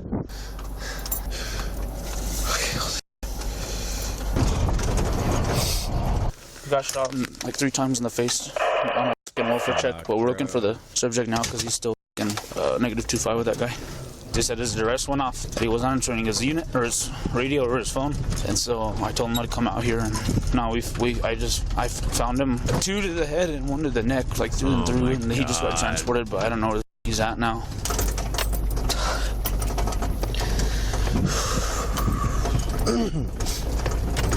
Let's keep going, bro. Let's keep going. 910 at the 300 male subject entering the bathroom. Appears to be a dark red, possibly almost brown hoodie. At the 300, possible male subject entering the bathrooms. A moment of hope arises when officers hold a suspect at gunpoint just a few miles down the road. 1 subject gunpoint. Only to discover the individual was not involved shortly after. Negative 2.5, it was not the correct Dang, I thought they got him for a sec. During the search, the rough terrain causes one of the cruiser's tires to go flat. Hey guys, I don't know about this terrain, also I think I just got a flat tire. You want to turn it back and go 240? Yeah, let's do it. I got a flat tire, guys. My apologies. An issue likely weighing on the officers' minds, as this was the very task Trooper Hare had intended for a civilian before he was shot. Get this motherfucker. Secure the vehicle, but do not track around. TAC team wants to be able to track him from the vehicle. Let's go get some gas first, bro. It's not my blood, bro. Dawn, 2 hours and 21 minutes since Trooper Hare was shot. These officers have been up all night, and their what a work is far statement from that over. is. As the sun rises, dozens of He handed him officers a track napkin. Jeremy's movements. He's like, that's not my blood. Now, if you stop really fighting the dog, he'll bite you. I got a taser right here. Jacket, pocket taser, and a cigarette lighter. I think he's going that way. It's an orange jacket that he was wearing. We found the signs of him. He's wearing like some type of. Oh, they found a jacket from him. They're deep too, like he's running. Headed westbound towards town. They think they picked up the track on that side. The dog will be able to use that for tracking. Trying to work his way to Santa Rosa. He's handrail. They said they got 2 cell phones over there. Oh, really? Uncovering his abandoned jacket, a possible discarded taser, a cigarette lighter, and 2 cell phones. Footprints suggest he is wearing Nike shoes, and his tracks lead west through a highway culvert towards Santa Rosa, a town roughly 30 miles away. A rest stop lies just a few miles from the crime scene in that direction, raising the possibility that Jeremy reached it and hitchhiked away before officers located Hare. While searching the surrounding area, another team of investigators contacted nearby businesses for any information they could find. I didn't report anything. I guess somebody called in and said he was out here by the ice machines. Okay. The officer that was here asked to do footage. This is the closest one we got, but we didn't see anything. I know it's gonna be a pain, but can we watch this from 5 o'clock to 10 o'clock? I don't know. Okay, wait, wasn't any of the employees though? Not that I know of. Everybody's gotta wear their hoodie on their head, huh? I know, it's like... This is what we're looking for. They said like a homeless camp is pretty close here, is that correct? Someone said it, I don't, like a little, where homeless people like to gather, I don't know. Trying to see if maybe you've seen that dude walking in. I know it's not much to go off of. No.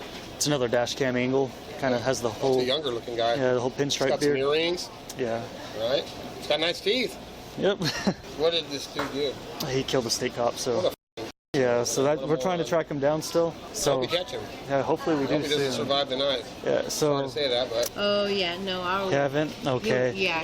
When you have a minute, I'll talk to you. I know you're super busy. I have not seen him today. Have you guys seen anything suspicious or anything like that? You know, there is something I wanted to mention. Is it African American guy? Yes. Looks like in the picture. There was a guy walking here, you know, red hoodie, jeans, everything. It was a white guy. It was a white guy. But he was wearing a red hoodie. I mean, you know, it did look like it, you know. I was wondering if you noticed anything, if you seen him walking around, or... Actually, after the state police came here this morning, I had seen a guy, a dark-colored guy, walking in a dark-colored hoodie with a backpack. He walked right in front of here, walking that way. About what time? It was still dark outside. I was at the pilot dropping breakfast off for my That's a husband, and I seen possibility. like a sketchy guy standing there. And usually homeless people have a duffel bag and a dog, and he didn't have anything but his hands in his pockets, hood over his face. When my husband came out, he took off around the corner, which my husband works there, and like I just thought maybe he was afraid my husband was gonna kick him off the property, being maybe a homeless guy. And then, anyways, I got to work. I seen the news, and then I seen that the person of interest was wearing a hoodie and a brown jacket, and that man was wearing a brown hoodie with a light jacket. Like the build matches. Officers are able to identify their suspect based off the information they gathered from his stolen vehicle and collaborative efforts with Yeah, so he officers has from that South Carolina orange who were jacket investigating and then their like a missing red person hoodie. case involving Phonesia Machado 4. Once officers were able to obtain GPS data from the vehicle, South Carolina authorities were clued in on Phonesia's location, who was discovered just several miles away from where she was abducted in South Carolina, robbed of her life, and left on the side of a secluded road. Reports indicated she had been tortured before being killed execution style by a single bullet wound. Through unspecified methods, likely restricted by court stipulations, officers obtained information linked to a person of interest. A review of the footage suggests that one of the recovered cell phones belongs to a contact of Jeremy, a significant other who lives approximately 140 miles away in Albuquerque. After analyzing the owner's financial history, officers trace a transaction to a nearby gas station. The transaction confirms she was active around the time Jeremy shot Trooper Hare, suggesting she could have given him a ride from the scene. It's from the EBT. So the purchase made was like $6.28 this morning. So I don't know what you could actually buy from your menu that would amount to that. Yeah, it was reported to us that she had came in, made a small purchase, and that was about it. And then there she is buying the stuff. Hey, What time did the show at? At 7:06. 7:06 a.m. and it's on the Circle K side. Hey, was she by herself on that?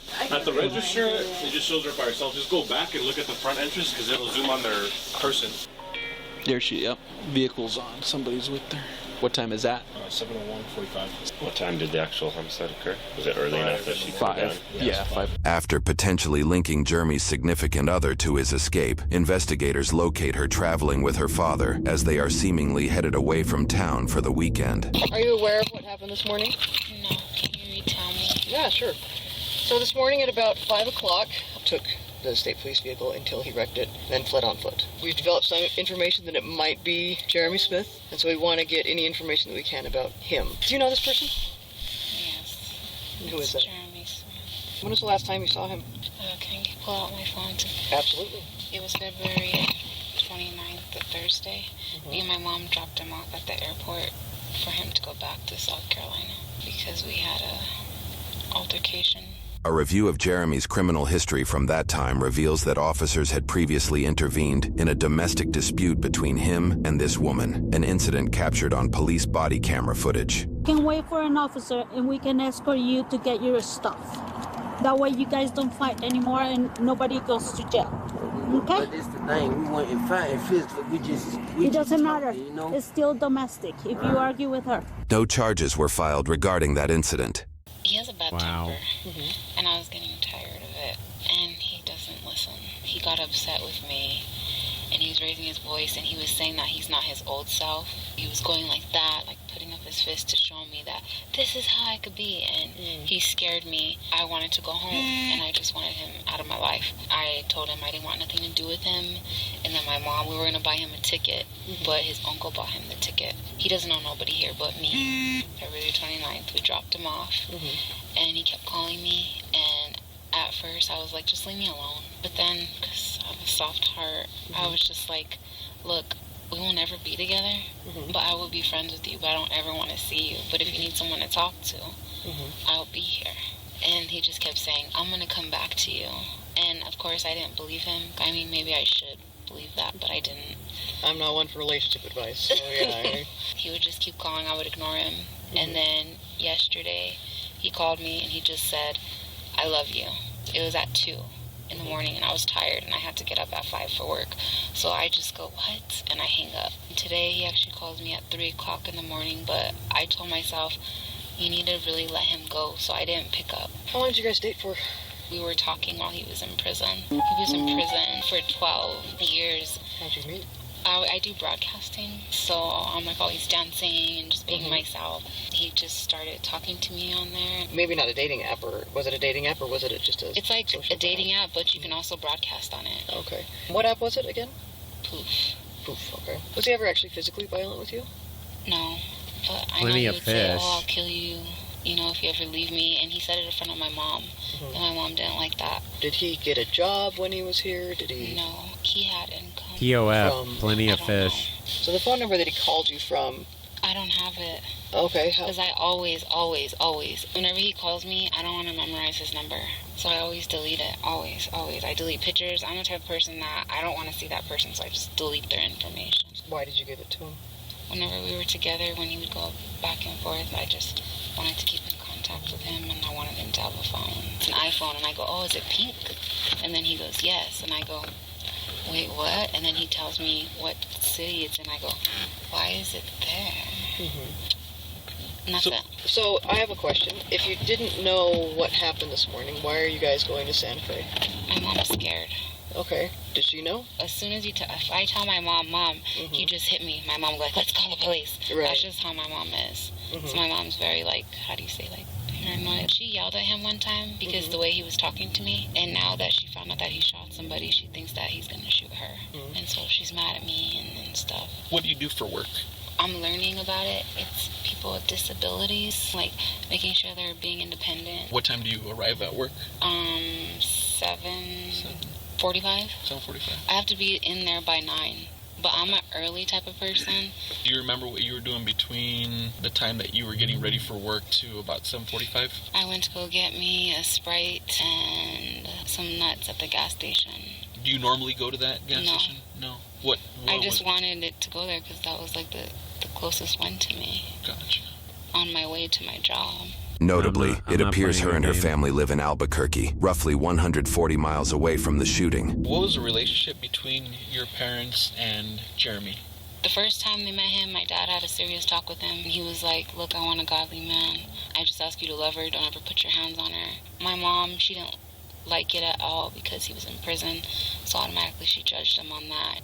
I know what he did was bad. Yeah, I was wasn't right. gonna say, does But I she do know feel like his he is. criminal I history? mean, that you can't say he's a good person because he did that. But I know he's not like a bad person, but he makes stupid choices. He doesn't think, and he's just tempered. He's definitely a bad person. I mean, he just If we asked you to call him, would you do it? blindsided an officer. But I don't have his number. Contacts you, will you call us? Yeah. Call me personally? Yeah. Okay. To get that phone number that he's calling you from would be helpful. It'll still show up in your phone records, but not on the list in your phone. Did he ever make like any type of statements or? No? I know if I would say I'm gonna break up with you, he would say he's gonna kill himself. Whoever did this thing this morning is very violent and volatile and scary. Can I say it's Jeremy 100% for sure? Not until we find him and prove without a shadow of a doubt. But I can't say it wasn't. And if it was him, he's not a safe person. Officials visited their home in Albuquerque to review security footage, hoping to confirm whether Jeremy had been in the area recently and to further verify his identity. Isn't so that far, scary? he has not appeared You never on the really home's cameras. truly know Concerned someone. for their safety, his significant other and her parents plan Never. to leave town the You might following think you morning, do, but you intending to don't. return after Jeremy's capture. There's Only nothing that more person sure than a knows. mother's instincts, right? Right? I would just like to know when you guys catch her. That way it could ease her mind and her. And she's going to be driving my truck. I'll probably be driving her car. Okay. Just for... Okay. Yeah, definitely. Yeah, we'll definitely keep in touch. The day ends in frustration and heartbreak as Hare passed away from his injuries at 7:21 a.m. He has 2 daughters, along with his pregnant significant other, expecting their 3rd child. Unfortunately, their suspect is still at large as investigations continue overnight. Those investigations included this heavily redacted footage that initially seemed irrelevant to the case. However, upon closer examination, it appears this individual left a comment on the police department's social media post about the manhunt, stating, "He was hitchhiking, and I gave him a ride to Santa Rosa. He didn't seem like anything bad was going on." I gave nobody a ride today. I've been home all day. I did not post that. So if you want to do your detective work and find out who did, I'd be more than happy to. We just came back from Las Vegas, so. You guys have a warrant? Why are you looking in my car?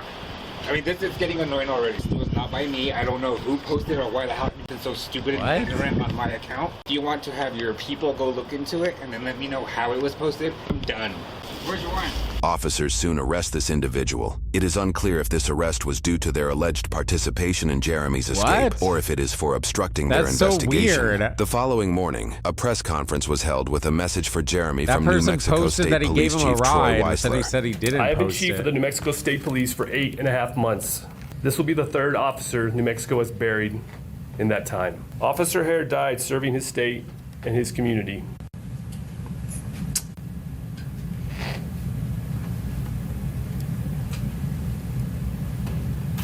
On a cold, dark,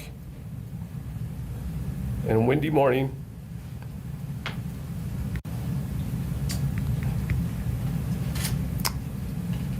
he offered help to a person he thought was in need. That person killed him in cold blood. Y'all might have seen a statement I released last night. And what I said in that was absolutely true. The last words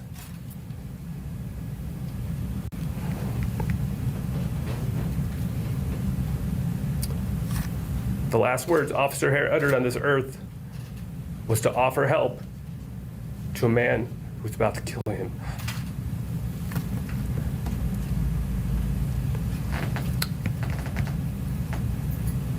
Jeremy Smith, we are coming for you. I implore you to turn yourself in and surrender peacefully. There's been enough death and despair.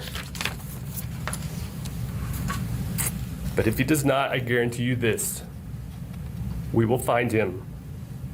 There is nowhere he can run. There is nowhere he can hide where we will not find him.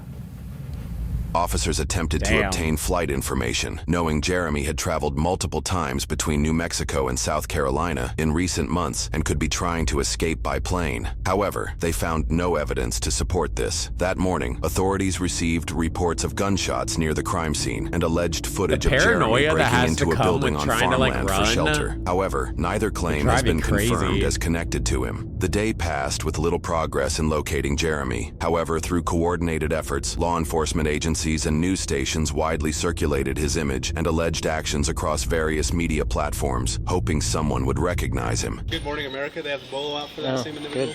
So it's good to know that it is nationwide, like you said. Their efforts paid off. The next morning, a gas station clerk in Albuquerque, roughly 140 miles from the shooting, called Bernalillo County Sheriff's Office on their non-emergency line with a crucial tip. This is Eli. How can I help you? Yes, Eli, I'm at 2730 Sunshine West Plaza. Okay, tell me exactly what happened. So there's a gentleman that came in. He's an African American. Has a black hoodie with a brown beanie. Came in and bought some cigarettes, and when I looked at his ID, I was a little frazzled. His first name was Jeremy. His ID came from South Carolina. That's and it him! looked just like the guy that shot the officer. And how long ago was this? Less than 5 minutes ago. And did he leave on foot or in a vehicle? He was on foot, I believe. We'll get somebody out there as soon as we can. Thank you. And we have an address down Oh, the they're gonna street, get his possibly, ass. So that could They're gonna very get well his be him. ass. The address down the street that this officer is referencing is Jeremy's significant other's home, which is only a couple miles walk away. You think he'd be on foot, dude? You think she is helping him? That's right by his ex. Yes. He has a gap. He came in here twice, and I looked at him the first time, and I was by myself. So you remember the last name? I just remember him the first name because it's not spelled like Jeremy. How is it spelled? Like J-A. Lady stuff out over here or what? Okay. That's at approximately 7:02, heading northbound on course on foot. He's going to be wearing a black hoodie, blue jeans, possibly some brown boots. Dude, if he's on foot, he can't be that far. I think a bag of chips. That's probably him. Holy. No way, they got him? Oh my God. And I believe he left on foot as well. Negative on any vehicle. Likely due to looking at a different camera angle, this officer is actually incorrect. Officials later discovered that a white flatbed truck dropped Jeremy off at the gas station, an investigation that we will cover later on. The chips, 552 and then 702. He came in twice. Yeah. He's trying to be seen. He's got to be in this area. Oh, 100%. He's not over there. See, he told me I was trying to get my attention, but I didn't even pay attention to who was outside. The clerk details that Jeremy was standing outside the window in her working area, tapping the glass and pointing at her before coming in. She shares she didn't notice him doing so at the time. It's kind of scary that he's just standing there pointing at you through the window. He is considered armed and dangerous, so if you guys see him again, just dial 911 right away. Because he said he was trying to see if we were open, but... Why wouldn't you just try the door? Weird. 254 SO on both occasions. It appears that he's coming from the south. This dude is in this area and right in this area. And the reason why I'm saying that is because there's no way in God's green earth this dude is walking 2.4 miles twice a day to go to this exact gas station. He then goes up lake, possibly westbound. Probably somewhere in these trailers. I mean, we can start popping in these trailers and see. We've already got a location, but we're not going to go there right now. We just notified state police. So that's one of them. And his ID did say Jeremy. Did it? It did. Spelling? Not common spelling. So it was uncommon. He has a tooth cap, she said. No, he's got ties with his girlfriend. Is like half a mile away. Which makes sense because that other guy commented on his teeth. Yeah.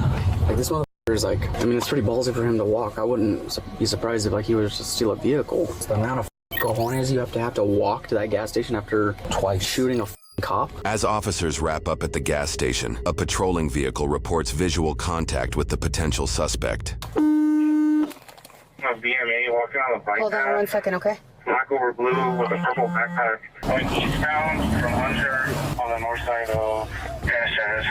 He's going to be 5'6", 150 pounds. Okay, sorry. Hold on 1 second. We're possibly looking for that offender. You know what he's talking about? Yeah, we're going up that way. Someone just said they found him. 10-4 blue jeans. Brown shoes, possibly. Okay, let me call you back. 10-4 all units. You're not code as well. Oh, shit. Just get your rifle. Get your rifle. Get your rifle. I don't have my rifle. Oh, shit. I already opened it. Here we go. Where's he at? Let's see. He was last on this walking Trail to your right. We turned around on Conishaire to get up the 49. So he might have gone into this neighborhood to the north. We didn't see him go past Conishaire. We're gonna check this. We're gonna check this house right here real quick. So far, we're gonna go out with this female. She was speaking with him. So if you guys want to ATL this neighborhood To the north of this walking trail, that's where he was at. That's right at the 20 where the safety officers told us not to go in that 20 that they gave. Affirmative. Hi, ma'am. Were you able to get a good look at that guy you were talking to earlier? The black gentleman? Yeah, did he have a beard and everything too? Yes. he's my neighbor or dates my neighbor. He dates your neighbor? Well, he dates a lady that lives next to me. Do you know his name? No, I don't. I think he said Santana because I introduced myself, but he was kind of like going really fast. And is that in this neighborhood? Dude. SP is direct on the information. They're advising for you to not make contact this time. To not make contact. They are direct on the updates. What? Just check this real quick and we'll go. They probably want to barricade him. Yeah. I'm not safe. What do you mean by that? Well, you guys have it blocked off, I see. It's been like this before. With him as well? Or? No, just this situation like a couple weeks ago where somebody was shooting. I don't know if that's a separate event, but... Let's just hang on to her in case State needs to speak with her. She obviously knows him. He went back to the address. Do they want us to stand by the area now that we know he's possible in the side or disengage? We're going to clarify for now. We'll advise. We need to bounce out. Copy that. We do. State police text me I and wonder stated if that it's their the UC girlfriend units are on the way. house. You need a picture to verify that you guys know she knows the sender? I don't know if he told her. Is that possible? Okay. Wait, he had a purple backpack. Okay. He didn't have one this morning, but he probably picked one up. It was right there. Be advised, SP is requesting a wide perimeter out of view of the 20 all four directions if possible. I would advise not going to your home right now. Can somebody take me to somewhere else safe? Like to my mother's home? Or do I need to walk? I think you're gonna have to walk. We're gonna need. Okay. Oh, I'm so sorry about that. No, that's okay. Yeah. We'll be safe out there. Don't let her go. They want her. Hold on. Oh, man. Just hold on. You can just sit here for a little bit. Link 3 direct. Okay, can I get a northwest perimeter point east at Anderson Hill and Mata Ortiz? And then one of the units just stay right there at Unser and Dennis Chavez, and I'm gonna go take this southeast point, and then we'll have all points covered. Let's go down. That one officer sounded like he saw him, but I guess he lost Am I him. allowed to ask if he did anything wrong or if he's... If what? I talk to him Obviously, all he the didn't want to time. go in on by himself. Am I not safe around him? I mean, he doesn't give me bad vibes, but... Does he... He's usually just hanging out in front of the house, like smoking a cigarette or something, or washing a car or anything. How often do you see him? A few times a week. I walk her every single day. Just like, hey, how's it going? Just my neighbor, you know what I mean? Friendly. I've lived here for 10 years. Probably seen him for the last 2, maybe. I don't want to get nobody in trouble neither, though. I mean, but I'm stuck in it now. No, that's not for you, just because he pulled it out of his pocket. Where did she talk to him? It was right here on the bike path. We saw them talking, so we flipped around. But by the time we flipped around and called it out, I guess he dipped into the neighborhood. My LT asked if you guys just push out a little bit farther and not spook him. No, this is definitely the guy. Me walking. No. Go this way. Like, they got him. They just 276. are getting everyone set up Damn it. to track him down. CMA walking through the neighborhood at Lost Desert. Can we get in contact with NMSP and see if that mail went into that address yet? They're just asking us to keep that large perimeter. They have UCs rolling in. 10-4, 254, is that you coming eastbound toward me? That's 10-4, sir. Do you want me to stay further Back west or come this way? Relieve me right here. I'm not located in the northeast. Shots fired on us from. Yeah, we don't really have very much cover. What do you mean? So we have a large perimeter with the full containment of the entire area. You have a rifle with you? No. It's okay.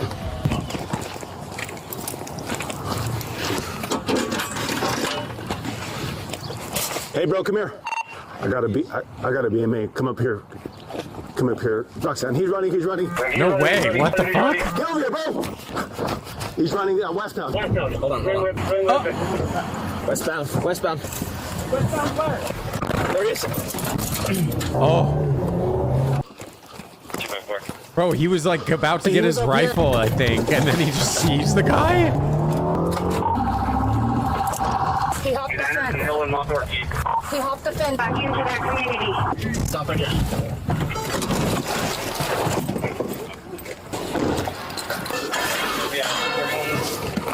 He might not have his gun on him if he's just like walking around. I heard the gates open.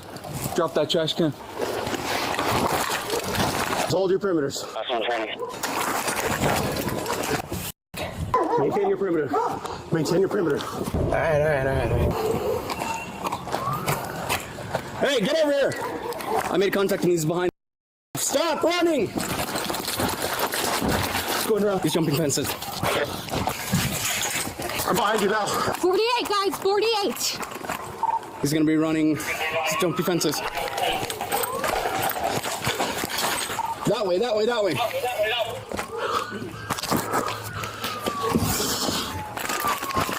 Get down in the ground! Get down! Get down! He's in another backyard. In the backyard. Update me when possible. Stop!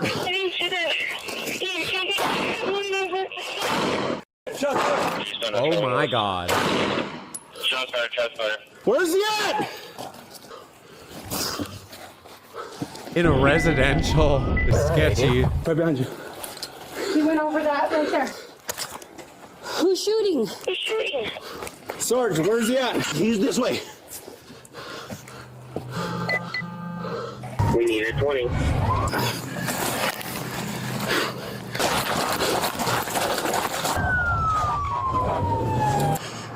Where'd you last see him, Sarge? Right here.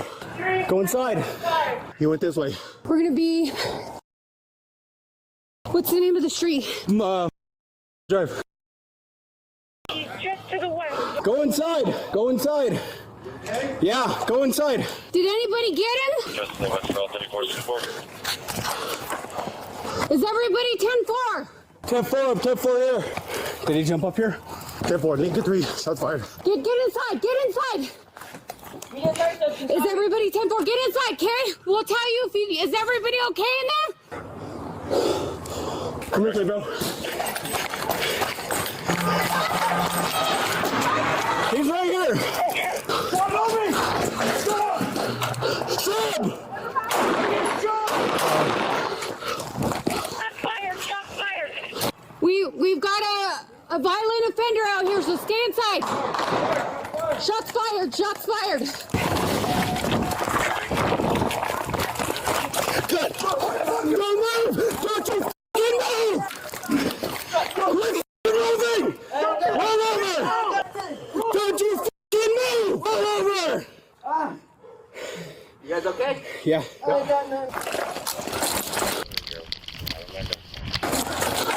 Wow. Thank you.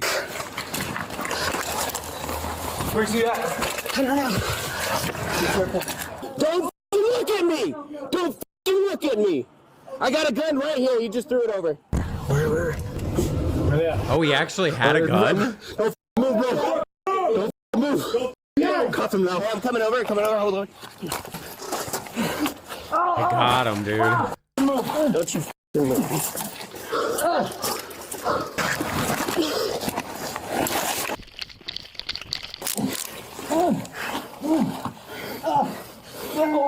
What the f*** is going on with this guy?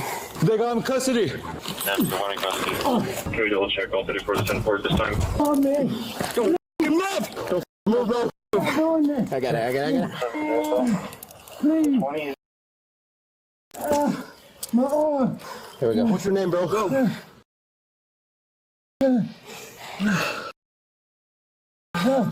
Hey, you taking me up, man? Star 4355. No, with gunshot wounds. Don't move. You guys are ticking me off. Hey, gun. Shut down the road, dude. What's your name, bro? Oh, this Jeremy? one might not be it. Where the name is? Yeah, man. Look at that. I ain't got nothing. You got something else. Where's ID, Jeremy? How was the other set? What else do you guys need? Put that right there. Secure that gun. Where is it? Right there. No, we're fine, guys. We're Okay, fine. bro. We have the paramedics coming to get you, okay? My arm, man. Okay. My arm. You see him? Let's sit him up. Yeah, we good. We're gonna fix you up, bro. All right? Okay. You have gloves? Yeah. Secure that for me. Yes, he's in custody.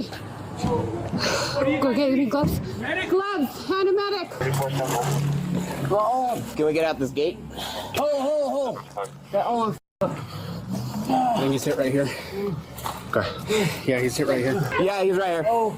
Hold on, we're gonna get you medical, right? Oh, please. Hey, he's got shears. Please. Hey, give me shares. Have him code 3? Yeah. Code 3 SO, please. Give me that on, man.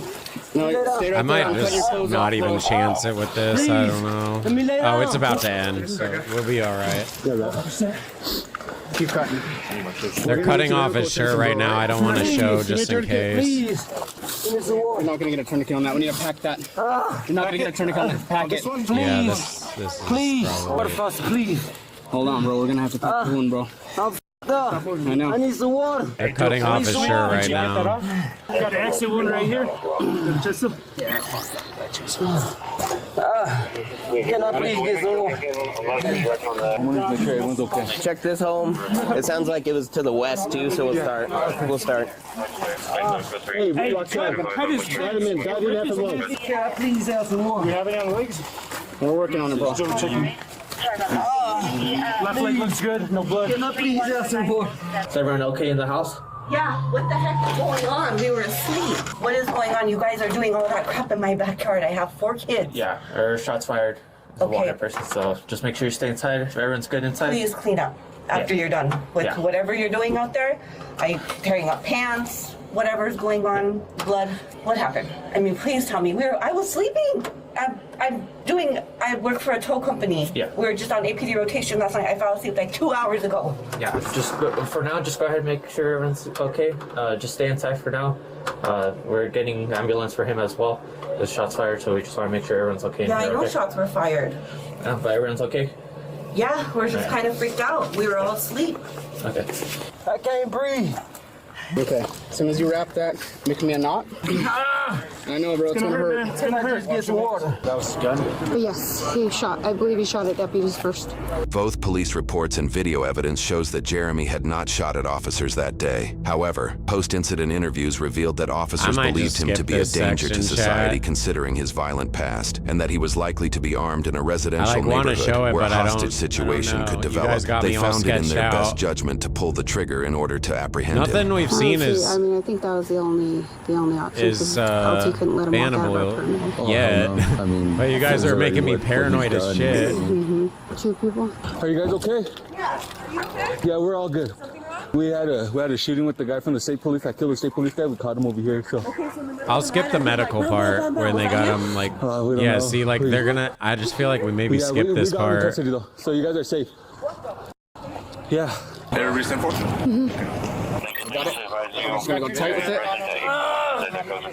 Please take the handcuff off that arm. You good? Yeah. So I saw that trampoline. Is that where he jumped over? As long as you guys are cool with me going full screen, then I don't Shooting mind. at you guys from that yard He too? shot at them from the yard just to the south of that. He shot at, I don't know who he shot at, but that's where the shots came from. This is the last yard he got through before. Didn't he use that trampoline? Yeah, there's another trampoline? Yeah, so it's this house right here. Oh, so he went through 2. All right, are we checked everywhere else? Twitch has more strict TOS than YouTube We're does. gonna roll you over, bro. So the excuse it's on YouTube doesn't work. Back right here. It's just the left side. It's just the left side. We gotta check, It's just the bro. left. Please. Let's just get that tourniquet on. Okay, do we make 2-5 with these guys or no?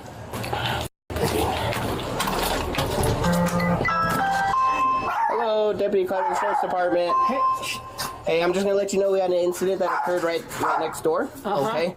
So we're gonna have you guys just stay in your house. You cut out the circulation. I know that's the point of it, bro. Please, can you loosen? Please. Please. Sit me up. Please sit me up. I'm gonna roll you over, dude. I'm gonna sit you up, okay? Can I get some water, please? You gotta go into surgery soon. You can't have water, man. Hello. Can you breathe? I need water. I need water. I know. Just relax, I bro. need water, please. Bullets. I was joking, I couldn't see it. Thank you. So we were all. I'm not playing DVD today. Shot towards us, Bad timing. Thank you. Thank you. You got a bunch of kids right there, right? Yeah, I'm trying to. Please, man. Where we can. Water. There's a projectile somewhere right here. I saw it. I'm good, man. I need water. I know. Just relax a second, okay, Please bro? let me lay it down. You wanna lay down? Hold on. We're gonna get you on a gurney. 2 up here, one in the armpit and one in the... The kids are literally watching out the window. Good God. Pick you up, okay? West, so I came right here, and I heard 2 rounds go over my unit. Oh, wow. So I threw it in park, and I came running, and I saw him throw the gun. It came over the wall as I was coming out. In reviewing the footage, you can physically see this chucked officer's the cruiser pull up gun. as shots are being fired. He may not realize at the time that the bullets came from crossfire with fellow officers. I'm glad we're all okay, though. I know, Jesus That could have Christ. gone anyway, dude. I'm ready. Grab your bike from your waist.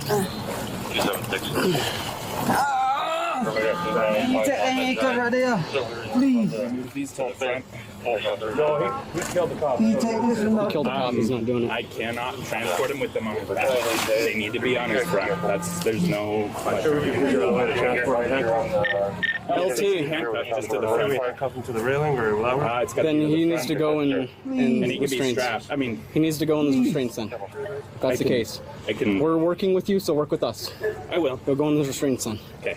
I mean, he can be handcuffed to the front. But That's still not sufficient, man. It's at this point that officers appear to fully inform this woman about the arrest and shooting that happened in her backyard. Her adolescent children bared witness to the scene unfolding from their own window. The audio during this part has been redacted by officials, but the visual shows her in obvious distress. We will cover her investigative interview later on in this video, where she details the experience from her perspective. Yeah. Can I get some water, please? So we had shots fired in your backyard of a suspect, violent fleeing suspect. Okay. He's the one that shot the state police Pretty officer. sure all of this we could watch. You guys got me paranoid now. Are you okay if I go back there just to preserve some evidence, see what's going on? Absolutely. Please stop touching that one. Was it like in the yard itself? Because I saw 2 officers. So yeah, that was me. That was me and another officer. Okay. Guy used your trampoline to jump the high wall, and that's where shots were being fired. So okay, just I'm checking up on everybody. Yeah. Everybody's okay. Yeah, we're good.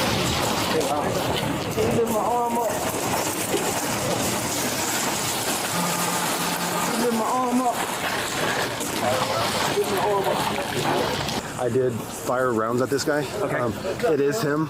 He's obviously fine, but he does have some gunshot wounds. we're gonna have one go with him, okay?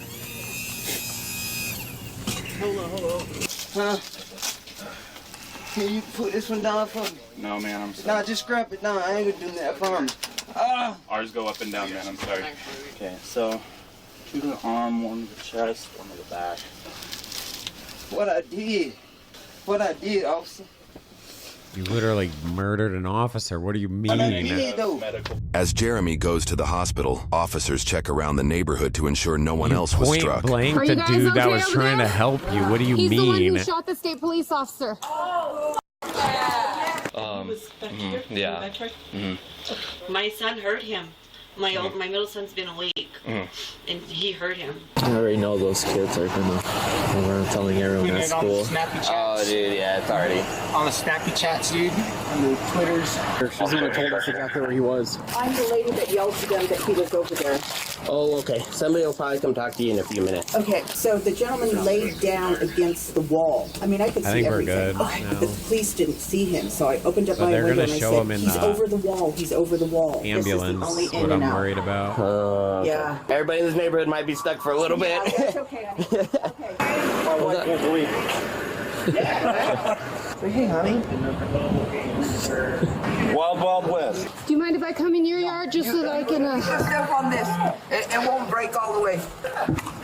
But I'm glad you guys are okay. I'm glad you guys are safe, too. They can either be restrained like this, where one's up and one's down, or you can be handcuffed I'll to the take front. it like that to the front, please. You'd rather be I'll take it handcuffed like to to the the front? front. So if you want to get that cuff on this side, and then we'll bring this one down, and you can cuff it, and then I'll undo that restraint.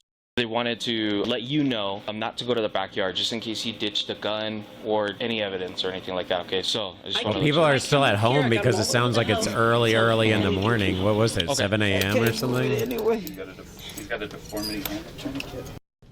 I'm just not going to chance it when it's this close. I don't know. Okay. There's basically like one bullet wound that has me concerned. The rest you can't really see. We were running after him. Our lieutenant's beast. He don't sit in the office. Yeah, it's 7 a.m. Yeah, I so think people I've might not jumped even enough fences for have the gone day. to work. They might be getting ready for work. Oh, there was, I think, about 15 was Tina Bus. We were all hopping from different directions into the yard. No, he's gone to jail. Fences. I would like some water. That would be great. Thank you. Don't be scared. We got you, buddy. We got you. We're going to let this guy hang out in your neighborhood. Not today.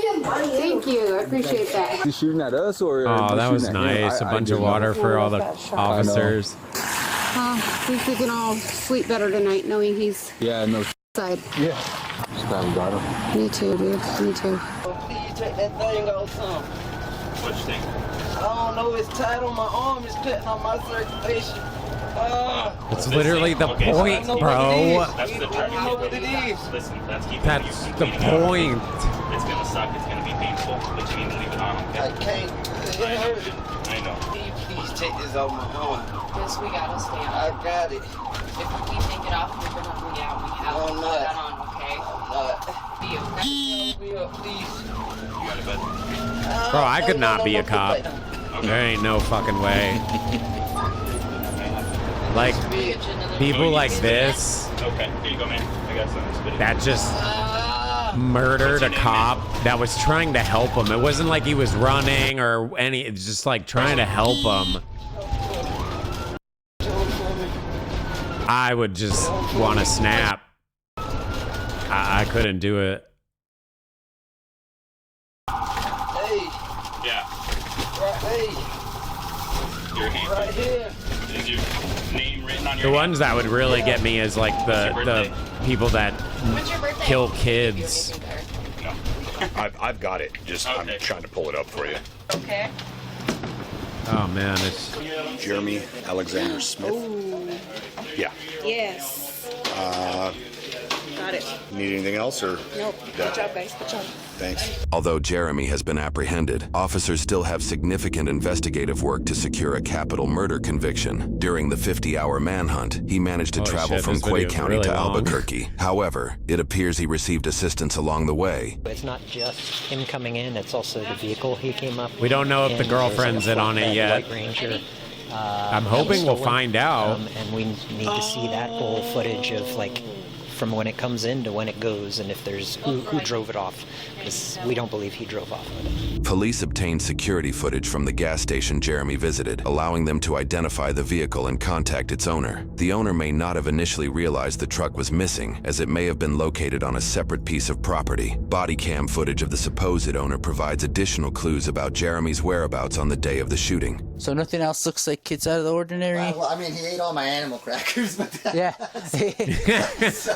He said, eat some bacon, eats 2 cans of tuna.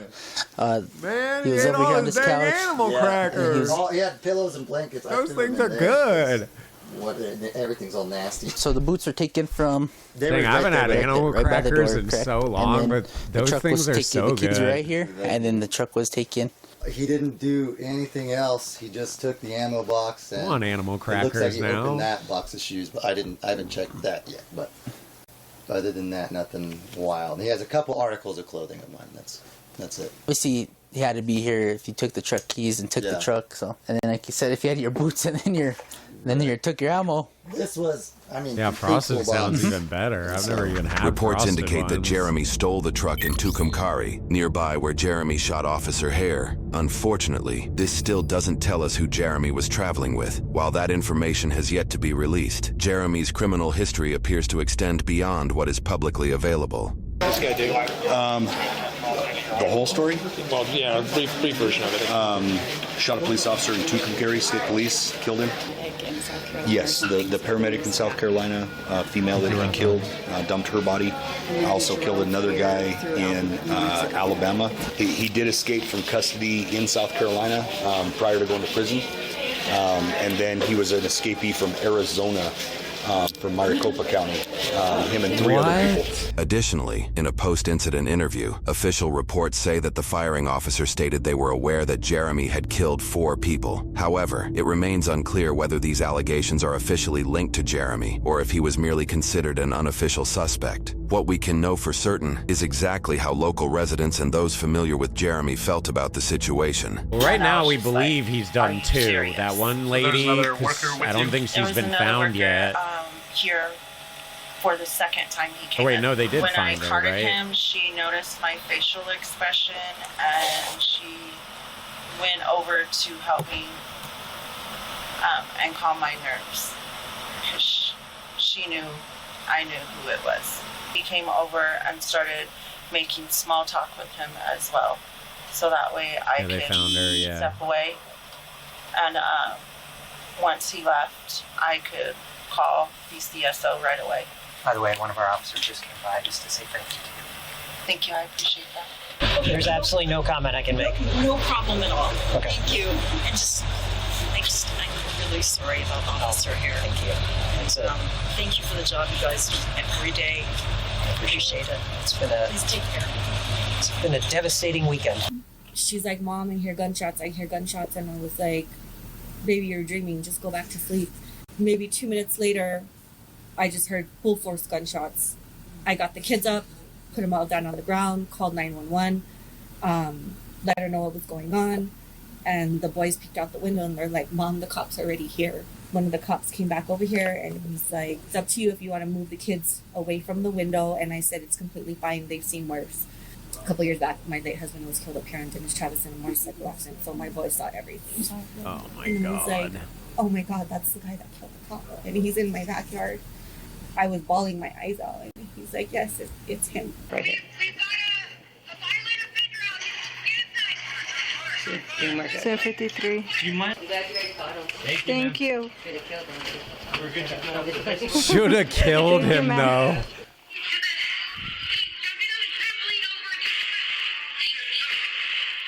When I got the call for this, I was trying to make green pancakes for my kid. Oh man, I'm sorry. So, no, it's part of our job. Well, one of my neighbors down the road has some. He was telling me that he's seen the guy trying to get into vehicles last night. This guy came through at 7:42. Oh yeah. Purple bag. Yeah, that's a great video. Okay. He's usually down there sitting on the car. I walked out and I met him in the field. Okay. And he was asking me if there was Dude, any he was cars definitely staying in with his driveway. ex. And I said, no, not that I'm aware of, because I didn't recall anything. And then he's like, okay, well, I'm going to go check, see if my girl's there. And so he went that way, I went that way. Okay. And then I turned the corner, and then all of a sudden, all y'all were on me.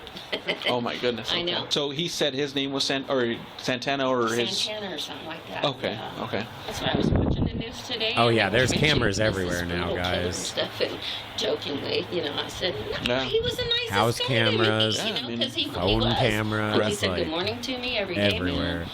When he was out there and I passed him, and that's as far as it really got. What was going through your head after you found out that?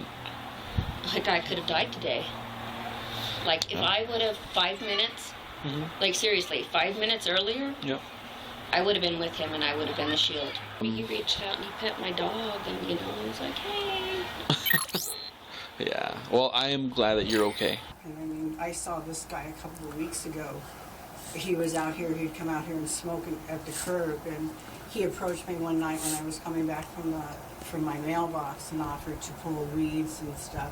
He just creeped me out from that very moment. And the people that own the place, they are the nicest people in the world. They just worried that they are too trusting. I don't know how he got into their life, but he just seems so creepy. And so my dad had a conversation with him as well about a month ago. And they were in town for her birthday. He was like, hey, where are you from? And he just was like, yeah, I'm from South Carolina. I don't know if they exchanged names or anything like that, but he definitely confirmed he was from South Carolina. So when I saw the reports with everything that came out, I was like, man, that You knew for sure. it all kind of adds up. anything stick out? Any statements he made at any point? No.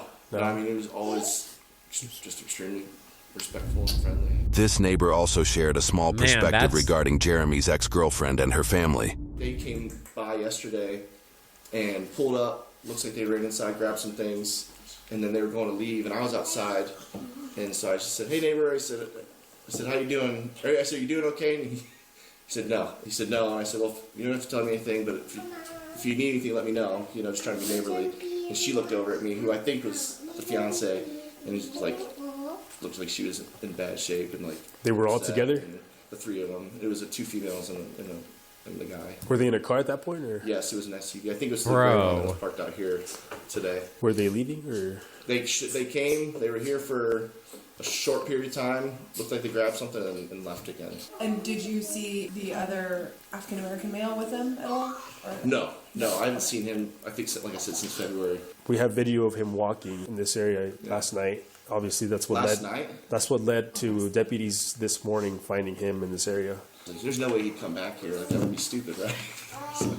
A smart person wouldn't do what he was doing in the first place. After his hospitalization, Jeremy's case in New Mexico was elevated to federal court, where he faced the following charges: 1 count of carjacking resulting in death, 1 count of using a firearm and causing death while committing a crime, 1 count of kidnapping resulting in death, 1 count of a prohibited person in possession of a firearm, 1 count of possession of a stolen firearm, and 1 count of transportation of a stolen motor vehicle. In April 2024, he pleaded not guilty to all charges. These charges pertain to the events captured in this video and do not include his actions related to the death of Phoenicia Machado IV in South Carolina. For the South Carolina case, Jeremy faced state charges including 1 count of first-degree murder, 1 count of kidnapping, 1 count of carjacking, 1 count of criminal conspiracy, 2 counts of grand larceny of a motor vehicle, 2 counts of first-degree burglary, 2 counts of possession of a weapon during the commission of a violent crime, and 7 counts of being a felon in possession of a firearm. The 7 firearm possession charges correspond to each weapon Jeremy and an alleged accomplice stole from Phoenicia's residence, including the Taurus handgun he carried in this video, 4 rifles, and 2 shotguns. Officers later apprehended the unidentified accomplice who, according to news reports, admitted to conspiring with Jeremy to steal and sell the firearms for profit. The accomplice stated that after taking the guns, they stole a pickup truck while Jeremy took the BMW seen in this video. It remains unclear if the accomplice was aware of Jeremy's initial murder. The accomplice also claimed that after they split up and later reunited, Jeremy suggested traveling to New Mexico in the stolen BMW. The accomplice agreed, but while passing through Texas, Jeremy allegedly became disrespectful and threatening. Fearing for their safety, the accomplice managed to escape at a gas station, asking the cashier to call the police. Jeremy, however, continued driving, evading law enforcement in Texas, and eventually leading to the events in New Mexico seen at the start of this video. Despite video evidence, Jeremy denied his actions and appears to place blame on this accomplice during a conversation at the hospital. You piece of shit. All the passerby said that you were by yourself there on the side of that BMW. Waving people down. Nah, he was down. His brother was trying to go back to goddamn go pee and shit off the side. And I was trying to like stop anybody to down like help. That's what I was doing. You know we have videos like all around our units, right? Yeah. Okay. Whatever you want to go with, brother, you know what I mean? You're the one that has to see God in the end anyway, so it's not me. While watching TV in the hospital room, Jeremy's exact case and alleged crimes are covered on a news channel, creating an unusually surreal experience. Oh, that's weird. Oh.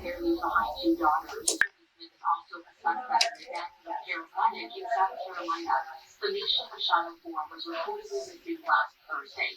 Officials in South Carolina haven't said Smith is facing any official charges yet. Go check that car that I was in. That's There should be crazy. another phone in it, or that person that was with me. Another phone? Yeah, it should be. So how'd you end up in her car then? Yeah, got to pick me up, and I just drove the car. Like, yeah, you drive the car? Like, yeah. Like, his name Josh. Yeah, Josh. Josh what? I don't know his last name. This guy just swings by your house. He's like, let's go to California. And you're like, oh, cool. Yeah, because I ride when, I smoke weed, you know. Yeah. 10 months after his apprehension, on January 17, 2025, Jeremy changed his plea to guilty on all federal charges except for transportation of a stolen motor vehicle. As part of his plea agreement, Jeremy accepted a life sentence without the possibility of parole. While his official sentencing has yet to be scheduled, this will almost certainly be his final punishment. Additionally, he agreed to make restitution payments, which will likely be funded through prison wages. Donation links for the victims involved are listed in the description below. Trying to control him. with them to let you call. Let you run this certain amount of time, shut your call. Then you got to wait for it to charge up. They trying to control you with their cars. Everybody gonna put Trump back in it. Stay with gas. Nobody gonna get the world blowed up. The fuck? Here you go. I'll link it for anyone that wanted it. I saw some people asking for the links. Tragic. Just tragic all around. Oh, man. Oh, man. Well, welcome on in, everyone. We're doing True Crime Thursday today. So if you're curious as to what the heck is going on, we are watching a bunch of true crime videos. Psychopaths, murderers, criminals, cop chases, all that type of disturbing stuff. I'm still a bit shaken up from that video. I almost cried at one point, so held it together though. Rough, man. Rough. Wife now widowed with 3 kids. And this fucking pussy can't even admit what he did. Piece of shit. Oh, man. The worst part about that is just the officer going to help. You know, he's just going to help.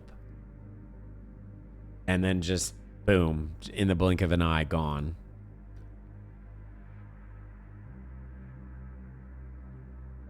All right, well, I don't know if it's going to get much easier through the rest of the night because everything true crime is pretty much just disturbing as heck. Maybe we try these little videos because they might be a little more short form, so I don't know what's going to go on. This is literally titled, This Gives Me Chills. I don't even remember why I titled it that, but let's see what it is. Oh, yeah, this is just kind of creepy. You greet your boyfriend with a hug at the airport, and 2 weeks later, he ends your life.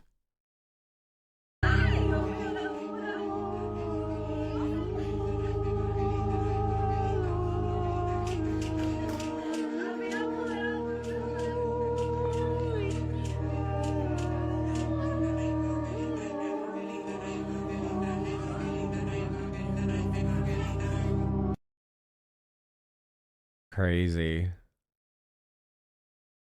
In mid-March 2025, Cuban National Carlos 38 flew Jacksonville, Florida. Why is every place Florida, man? After serving a 3-year sentence in Cuba, waiting in the airport was his girlfriend, 30, who greeted him with tears and an embrace, saying, "You are the dream I always prayed for. Welcome home." A poignant reunion sparked hope among their friends and family for a fresh start in Jacksonville. That hopeful chapter unraveled in the early hours of March 30th when Jacksonville authorities responded to a domestic incident at an apartment complex off Arlington Expressway. Officers found a blood-soaked corridor leading to Aldana, wounded on his hand and shin, and then to Yan, who had been stabbed 13 to 15 times and was pronounced passed at the scene. A surveillance video recorded Aldana yelling about ending her life to a neighbor before the police arrived. Is taken into custody and faces second-degree murder charges. I mean, this just ties back to, like, you never really truly know someone. You might marry them. You might literally have been together 20 years. You don't ever really truly know someone. It's kind of scary if you really think about it. The only person that truly knows themselves is yourself, you know? Because you can never really know what's going on in someone's head. There's definitely can be signs, but I think a lot of people even just dismiss the signs because, like, nah, they would never do that.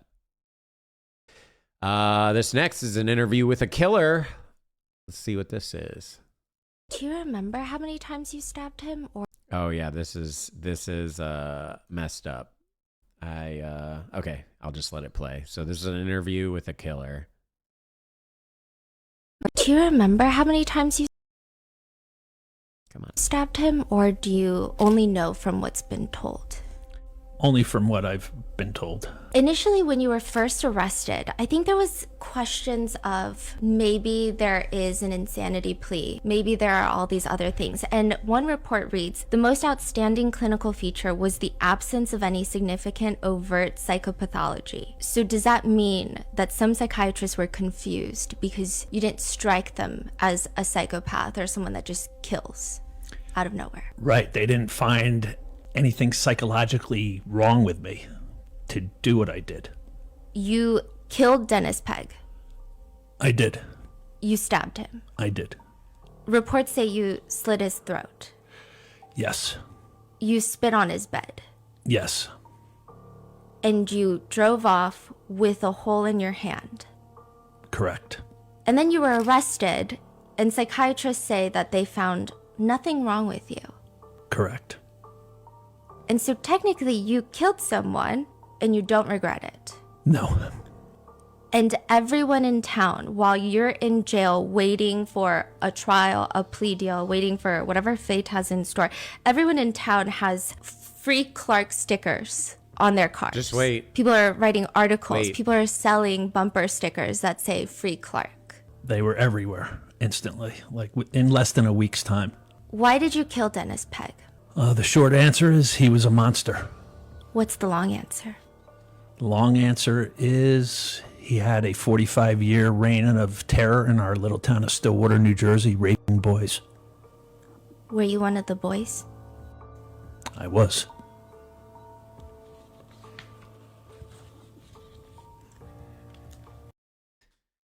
Oof. That's intense. Oof.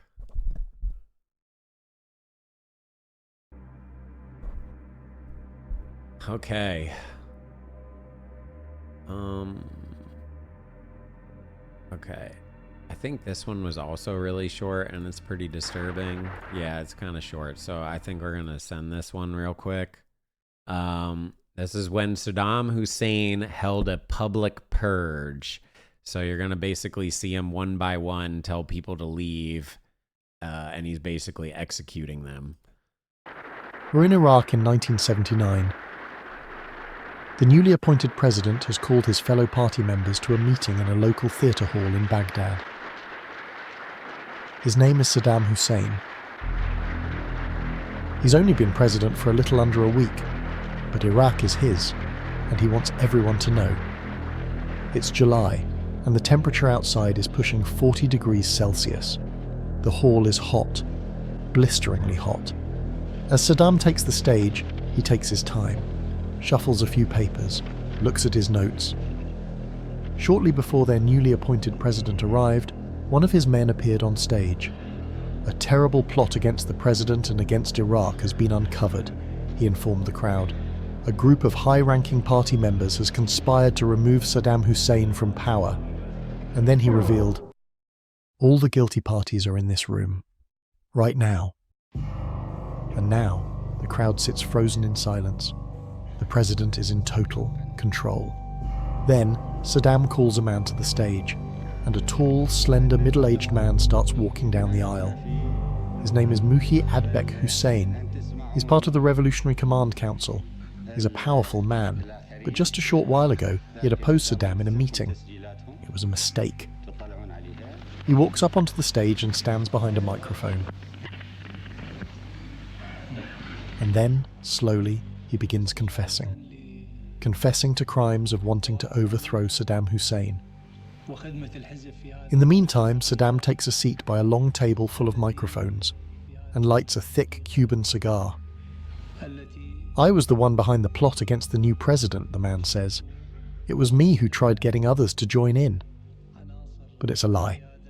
Nothing of what he admits on stage is true. What's really happened is that he's been thoroughly tortured and told that if he doesn't go up on that stage and say that he planned the plot against Saddam, The torturers will rape his Scary. wife and daughter right in front of him.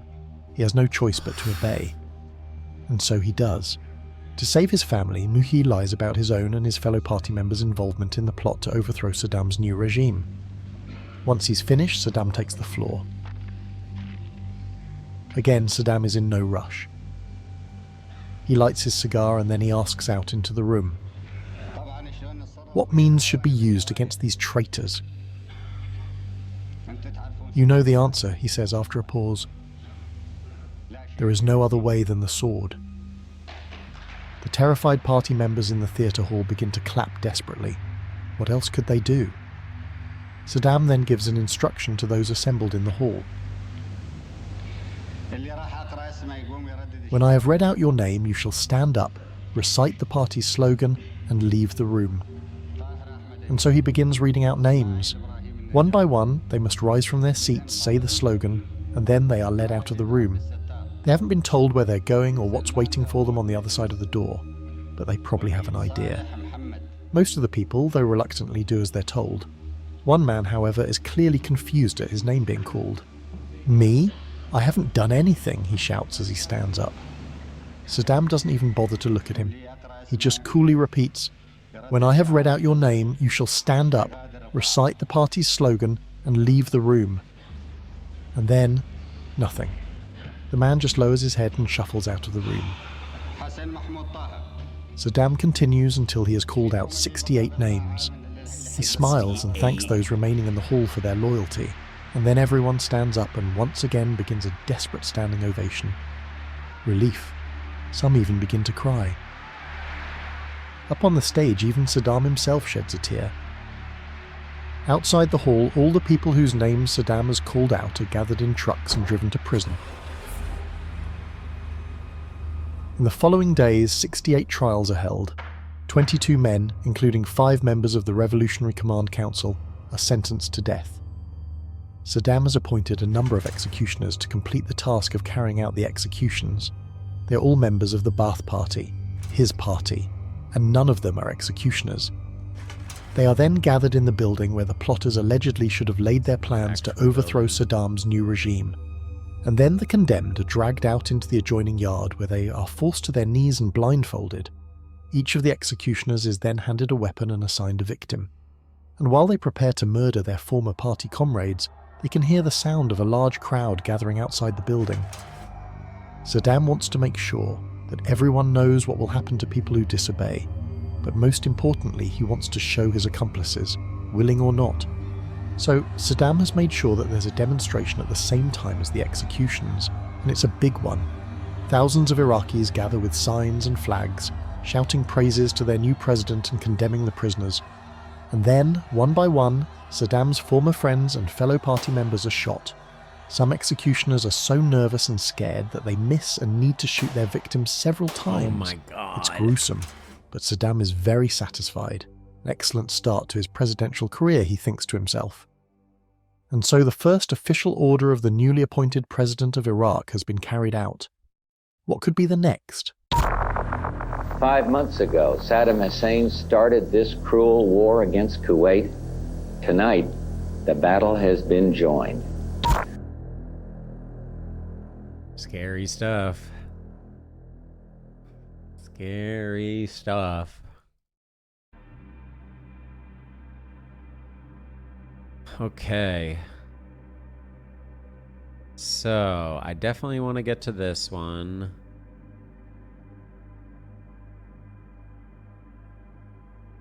I'm not going to show any of that footage here on YouTube. Oh, I kind of want to do this one. This one's also kind of long. A news interview. The problem with like a lot of the murder, mystery, whatever, is like the videos are tend to be really long. 48 This hours. also seems We really take you good. there. This is my daughter's killer. So if you remember a while back, we watched someone get together with the person that murdered their child or children. This one is actually gets together, and this was not an accident. This guy legit killed this lady's daughter, which is pretty brutal.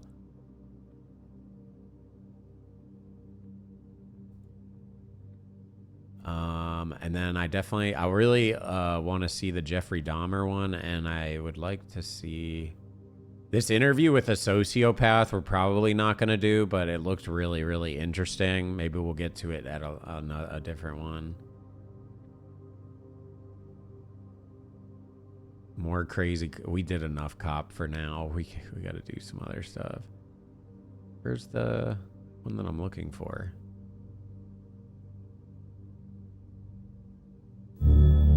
Oh yeah, let's go ahead and do this one real quick too, because that one's short. But give him a ticket might actually be funny more than anything.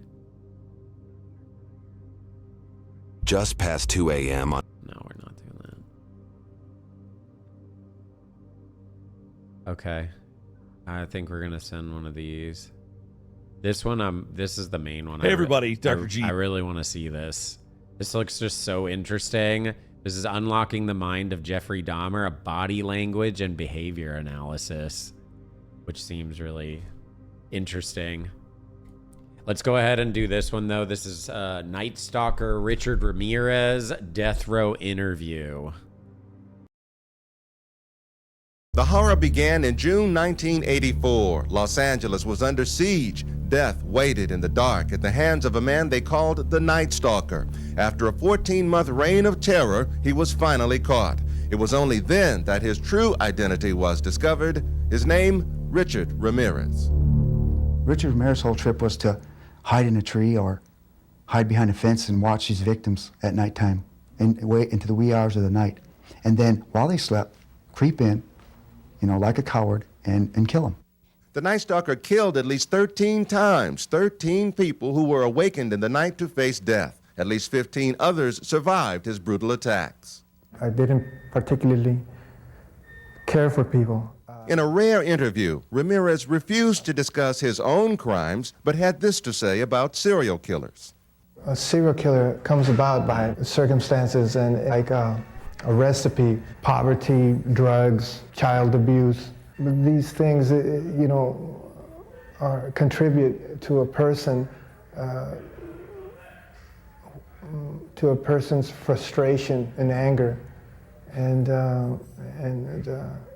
at some point in life, he explodes. Perhaps for Richard Ramirez, that anger and frustration turned to rage, which he in turn took out on his victims. His killings were so sadistic and brutal that even experienced detectives were shocked. Well, he took a woman in her 60s and stomped her to death with his foot, leaving an imprint of a shoe on the side of her face. From that to just executing somebody upon walking into a room after he entered a house. He strangled, he used a ligature, he used a tire iron on a young girl, beat her, left her for dead. Will your anger subside if you had to wipe up your mother's blood? I couldn't finish it. I had to leave my brother to finish that chore. Why on earth would you have hurt those people? Why did you kill those people? No comments. No comments. I cannot answer that at this time. What was Richard's motive? To kill. That's it? To kill. It's as simple as that. Richard Ramirez was raised in El Paso, Texas, the youngest of 5 children born to hardworking, strict parents. Eddie Milam was Richard's best friend back then and remembers when he began to change into a troublemaker. I did start seeing something going wrong with Ricky Ramirez. I think what really messed him up was the acid. He would do a lot of acid. The stealing, I noticed the stealing and then started as a peeping Tom and things like that. Ramirez's passion for burglary earned him the nicknames of Ricky the Thief and Fingers. But Eddie knew Ramirez had other serious problems when he was fired from a local hotel. He said he was fired, he was dismissed due to the cause that he had tried to molest 2 little kids that were going up the elevator. By 18, Ramirez was a high school dropout, drifting around California. He stayed in Skid Row hotels, never seemed to work, but always had the money to buy cocaine. Friends say the Richard Ramirez they knew didn't date and wasn't the type to commit such heinous crimes. But convicted murderer Martin Kipp, who befriended Ramirez in prison, says he heard another side of the Night Stalker. Richard told me he needed to associate gruesome violence with sex in order to be completely satisfied. He also told me that he had to violently fantasize about his victims before he could go away sexually gratified. They are desires, whereas if I didn't give in to them, I would be crushed by them. I believe in the evil in human nature. This is a wicked world, and in a wicked world, wicked people are born. I'm not going to blame society, my race, or people, or anything. It is up to the individual like myself to keep on knocking on whatever door they want to get into. Because the victims and the methods of killing were so diverse, many experts felt there was no one Night Stalker. Detectives Carrillo and Salerno disagreed and finally broke the case by matching shoe prints. The subsequent trial turned into one of America's most notorious courtroom dramas, punctuated by continual outbursts from Ramirez. In that trial, Ramirez's fascination with Satanism emerged. As far as Satan is concerned, I believe in a malevolent being. His description eludes me, but I have felt powers that are evil. After an 8-month trial, Ramirez was convicted of all 13 murders and given multiple death sentences. I don't care about myself, really. I don't care about what happens to me. I never did, really. He died in 2013, complications secondary to B-cell lymphoma in California hospital. He was 53 years old and has been on death row for more than 23 years.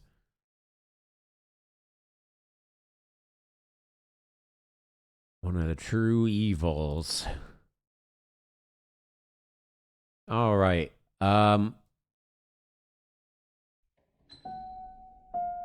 say we go ahead and do disturbing things found on the internet. These are all like basically like murder cases.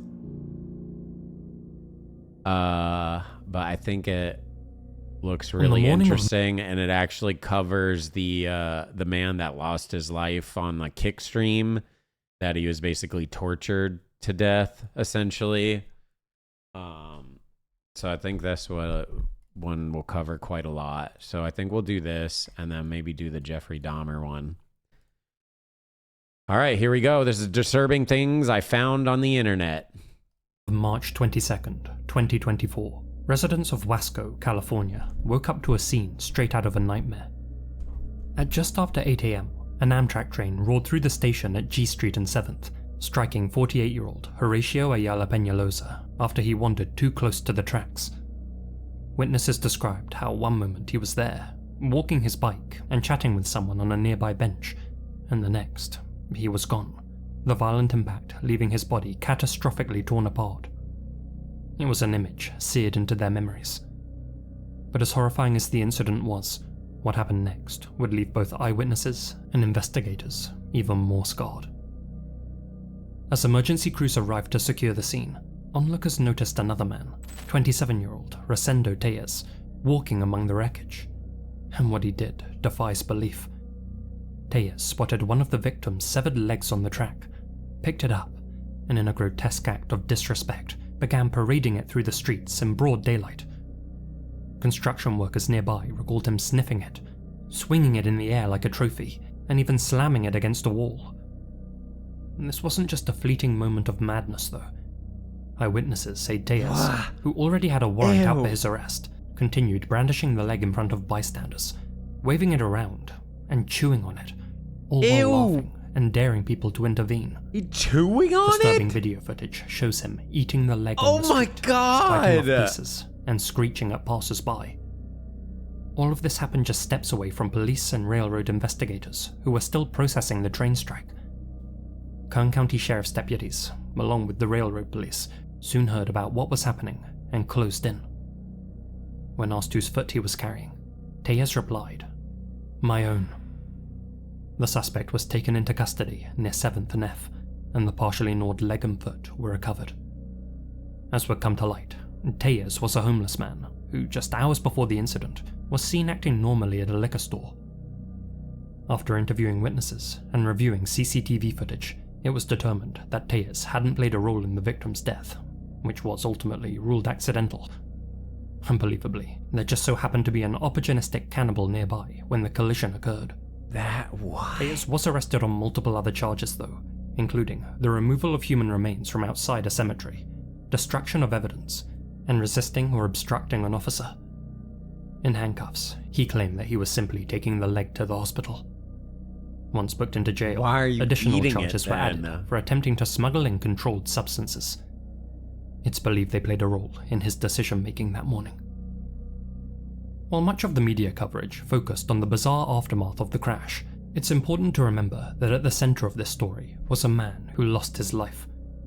Horacio Ayala Peñalosa had lived in Kern County for many years, and his sudden death shocked those who knew him. Friends and neighbors described him as a quiet, hard-working man who largely kept to himself, but was well liked in his community. In May 2024, just weeks after the incident, Tellez entered a no-contest plea.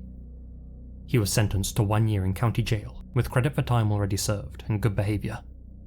He's already back on the streets as we speak.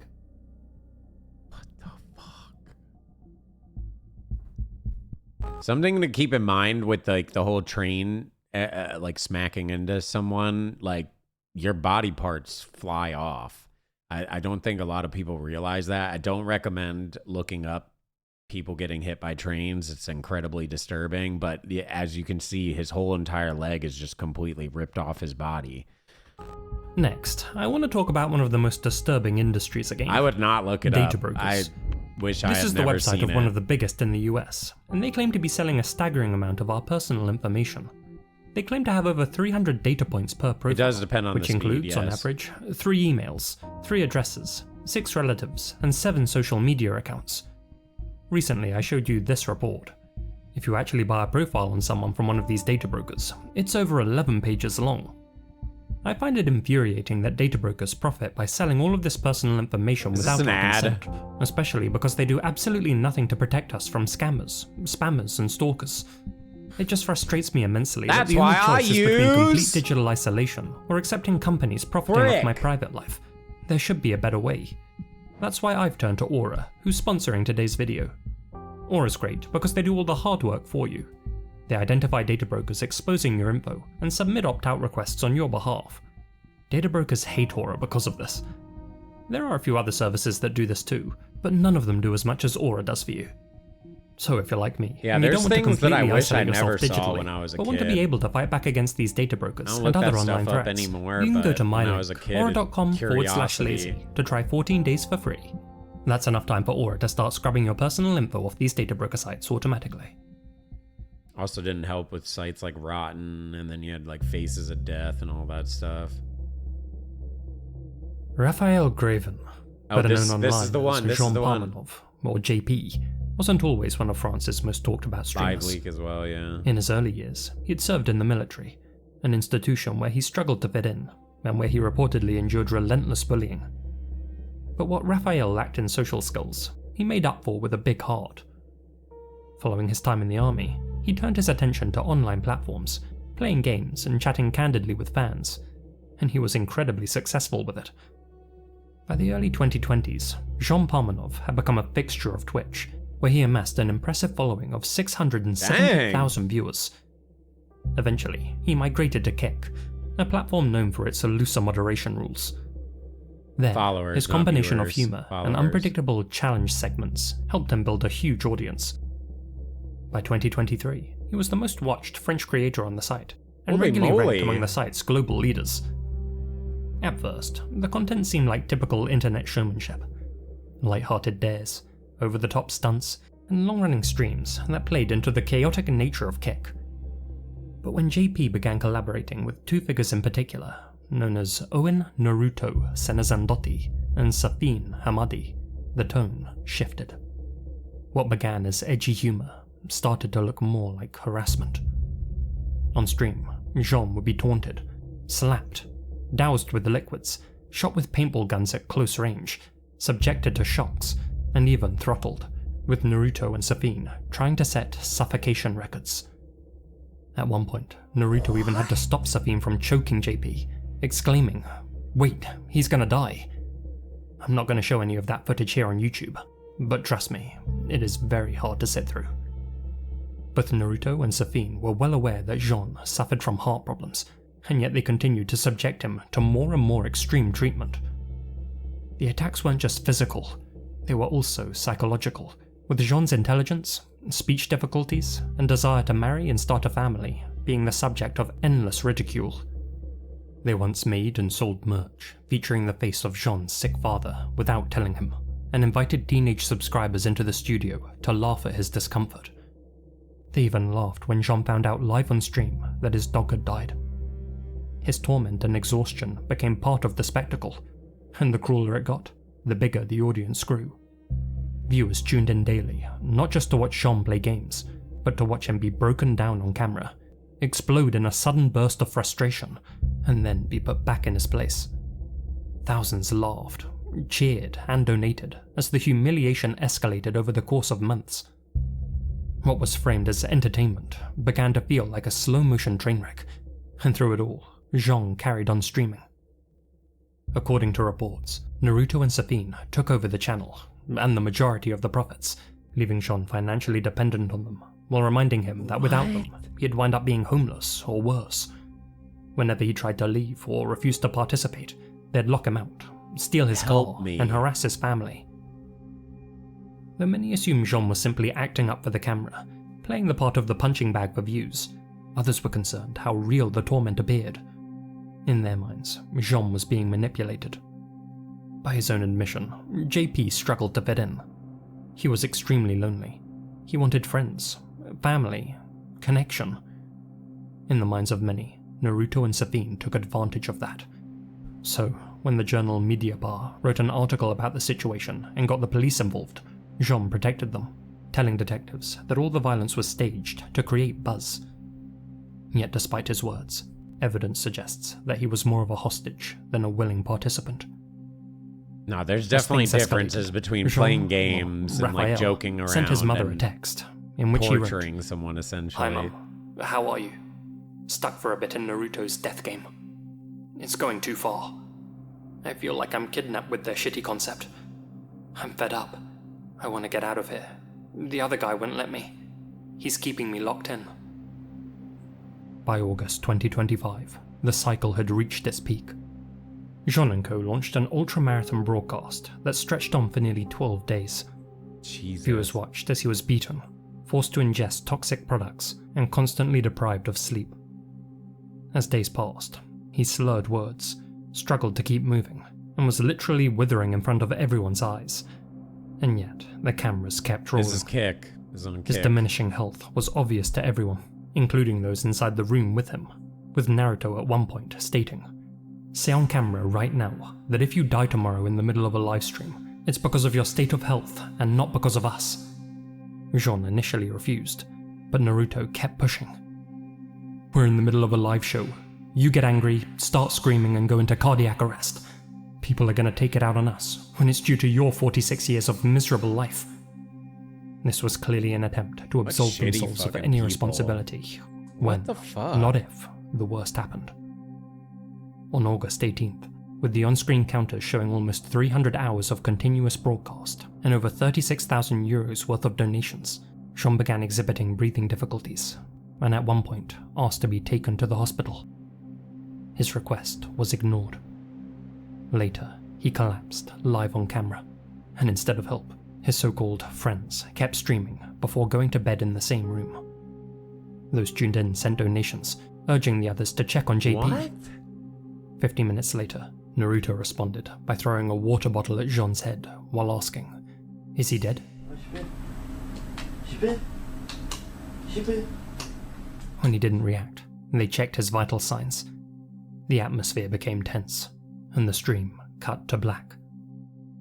Hours later, Naruto made an announcement on Instagram. "Unfortunately, JP has left us. I love you, my brother, and we will miss you terribly. He also urged viewers not to share clips of Jean's final moments out of respect, which many interpreted as damage control. Yeah, 100%. Following an autopsy, it was determined that there were no fatal injuries, no blow that killed Jean, and that his COD was likely medical and/or toxicological in nature. Yet despite having defenders, many believe that Naruto and Safin should still face criminal charges, arguing that their treatment of Jean likely exacerbated his medical conditions. Indeed, he had repeatedly stated that he was feeling increasingly stressed doing the live streams, and near the end was constantly looking for ways out, yet the others kept finding ways to reel him back in. Others attributed the same blame to the thousands of people who tuned in day after day to laugh at Jean and financially contributed to his mistreatment. Indeed, if you scroll through any of the Jean Parmenoff uploads on YouTube, you'll find plenty of people making jokes at his expense and encouraging Naruto and Safin. Others still argue that Kick France, who were well aware of the Jean Parmenoff streams, were grossly negligent and should have shut them down rather than advertise them, which they did on social media time and time again, plastering Jean's bruised and muddied face on merch, comparing him to Deadpool, putting profits before people, and acting like a company straight from a Black Mirror episode. Kick has since banned Naruto and Safin's accounts, but though they initially took down the Jean Parmenoff channel as well, it has since been reinstated. Unbelievably, Kick themselves deleted all of the clips showing Jean's obvious torture, only leaving behind the ones which fit with their narrative of consent, all to protect their own image. Aiden Ross, one of Kick's biggest streamers, and Drake, who has business ties to Stake, the crypto gambling company behind Kick, announced that they would cover Raphael Gravin's funeral expenses, which to me reeks of PR damage control. France's digital ministry blasted the platform's moderation, and the site is now facing a potential $49.5 million fine. French regulators, Arcom, have also been dragged into this. Their role is to regulate online content, but despite Mediapart warning them almost a year earlier about the streams, they sat on their hands. Now politicians are weighing in, pushing for new internet regulations like those recently implemented in the UK, essentially using Raphael's death as a pretext for greater surveillance.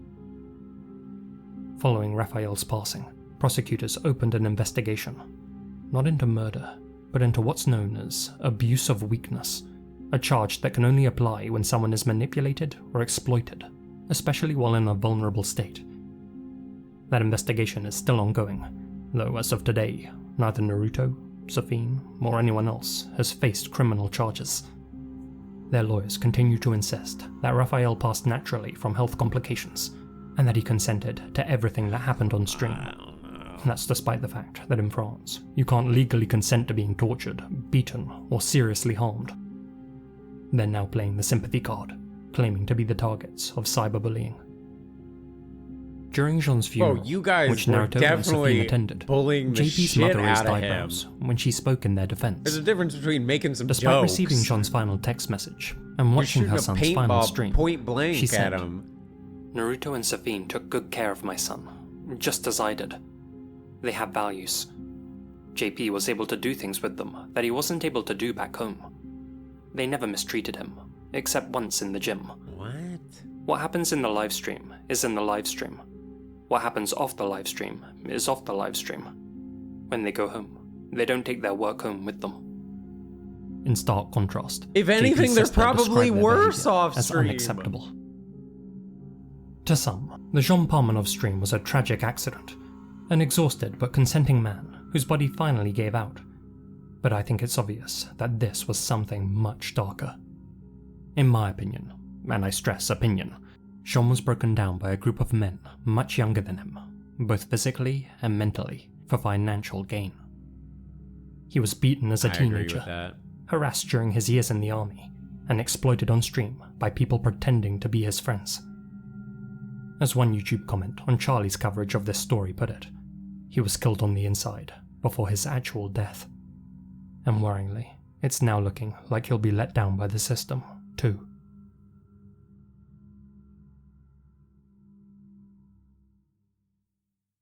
They might have paid the mom to say Patreon that. supporters may remember me covering This Is Not a Cult.xyz in an exclusive segment. Well, there's since been an update. So for those of you who missed it, here's a recap. This is not a cult. If you visit the ominous-sounding website, thisisnotacult.xyz, the only thing you'll be met with is a black screen with a play icon. No text, no context, just an eerie message in the address bar and an invitation to click.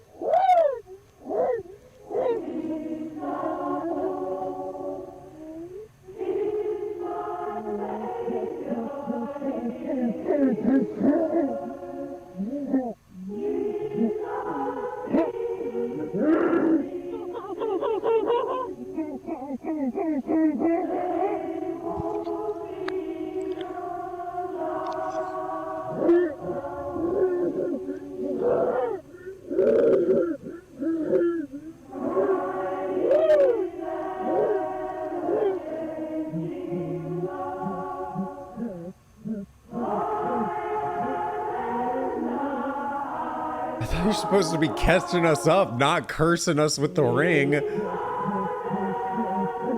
He had to spread it, guys. That's why he put it in the video. We're gonna have to share it with other people now.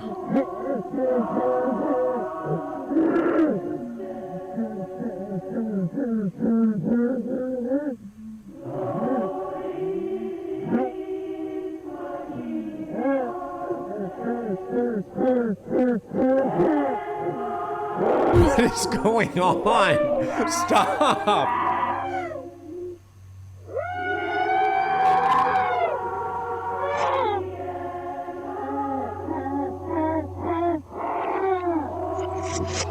Bro, end it!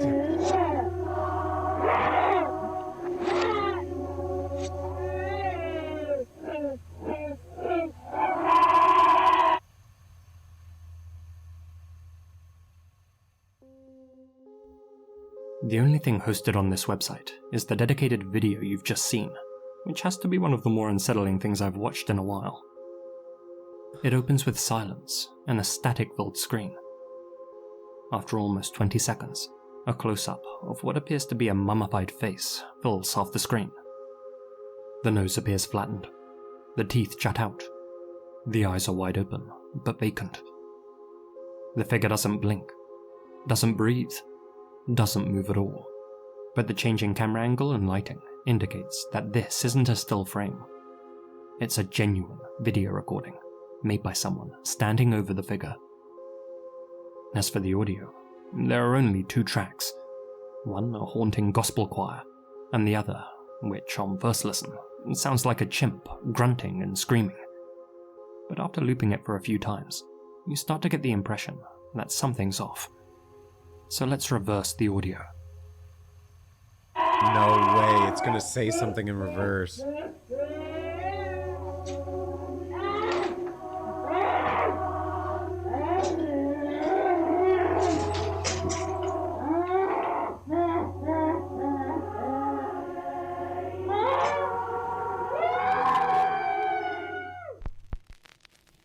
Okay, so definitely not chimp-like.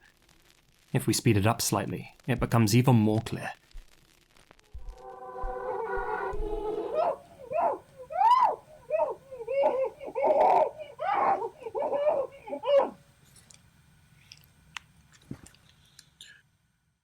That confirms, in my mind, that the grunts are indeed the cries of a human being, layered atop a piece of music. In between the screams are rattling clangs, as if being made by someone in a cage, and the distinct sound of someone fiddling with recording equipment. There's since been a concerted effort to identify the angelic piece of music that plays in the background, with hundreds of people scouring YouTube and Spotify in search of this hauntingly beautiful track. But thus far, nobody's been able to find it. Mild flashing After light repeated warning. listens, I think the lyrics begin with, "He's my Lord, He's my Savior in this world, Prince of Peace."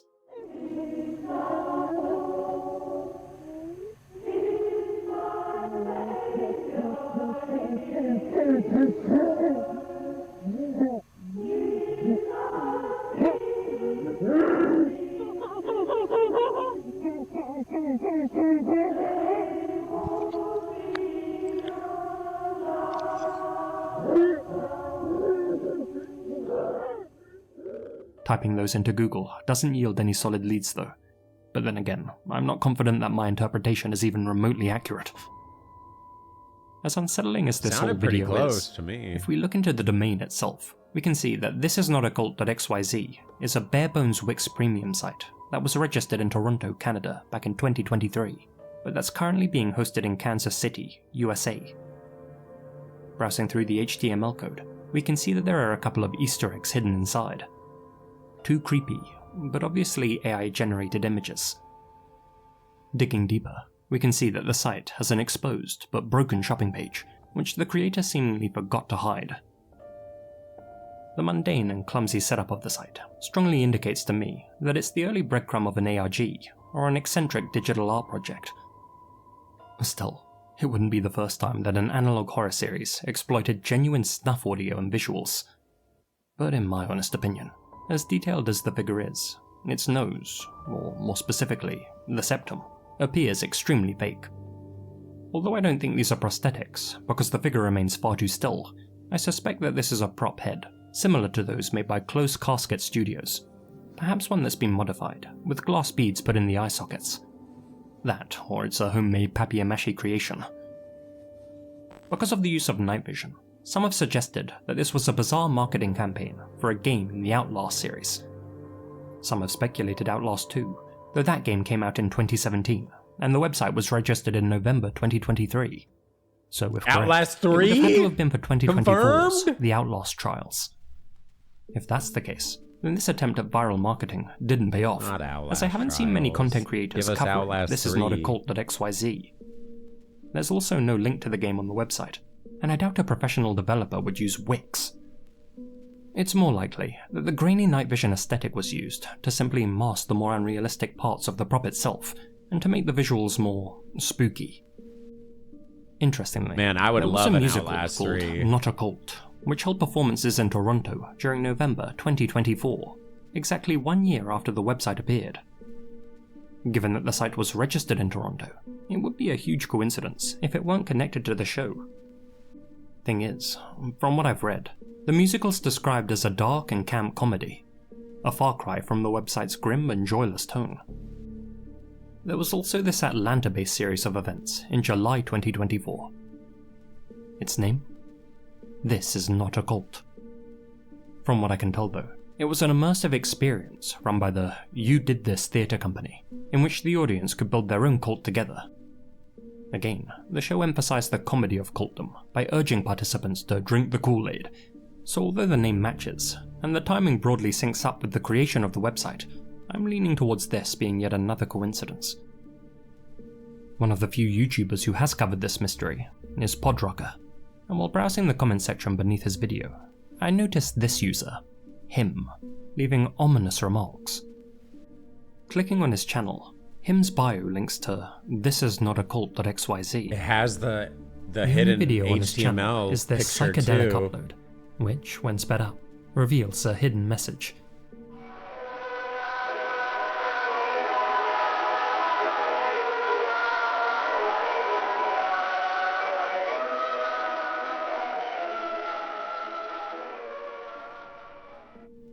Following that discovery, more hidden elements of the site were Horrible unearthed. gods in my In June of this body, year, and it's horrible. Mag2K made a post over on Reddit detailing how if you add /WeFoundYou to the URL, a new page reveals itself, which seems to scroll on infinitely. The title of the page? 1H, 1M, 1S. Likely 1 hour, 1 minute, 1 second. But also, him. Since covering this a few months back, the mystery of thisisnotaccult.xyz has been resolved. In a post over on the r/internet mysteries subreddit, user Yarmface00 explained, I genuinely don't know if this is old news, since I'm not super active on this sub, and I don't know if this fully warrants the solved flair, since there may be more to it. But I thought I'd post about this in case no one else has. How's it Ethel Cain coded? Tonight was a Scream Unseen showing at AMC Theatres, which just means that you get to see an early screening of an unreleased film for like $5. I like The only FOB. caveat being that you don't know what the movie is when you buy your ticket. Tonight's movie, spoiler alert, was Bring Her Back, Kane making a the cult? follow-up A24 film by the directors of Talk to Me. During the opening titles, a brief clip of a creepy, wriggling fetus creature with a grainy filter blade, ending with the text, "This is not a cult.xyz," popping up on screen. I remember a lot of YouTubers talking about this website a few months ago, and I wasn't sure if any more progress had been made into figuring out its deal, but it looks like it was a piece of viral marketing for this movie. We are not making a cult. There are similar Chad. creepy VHS footage scenes in the film itself as well, and without spoiling too much, decomposing corpses are pretty central to the whole story. Well, that thankfully confirms that this isn't a real corpse, and that the website was indeed a marketing campaign. Not for the Outlast trials like I guessed, but for the horror movie Bring Her Back, directed by the Raka Raka Filippo brothers, who definitely have a substantial amount of ARG experience under their belts, having played a significant creative role in Ash vlogs. Indeed, eagle-eyed viewers noticed another URL hidden within the movie, which directed them to a Russian dark website, supposedly selling resurrection footage and evil blood, with a timer for users to make offers within. I'm personally pretty impressed by this marketing campaign. Creepy. It's not only aesthetically disturbing, but extremely intricate, with hidden clues and iconography that are still being discovered. So though I don't typically cover ARGs on this channel, I thought I might make an exception for this one. Though I'd still like to know what that piece of choir music is.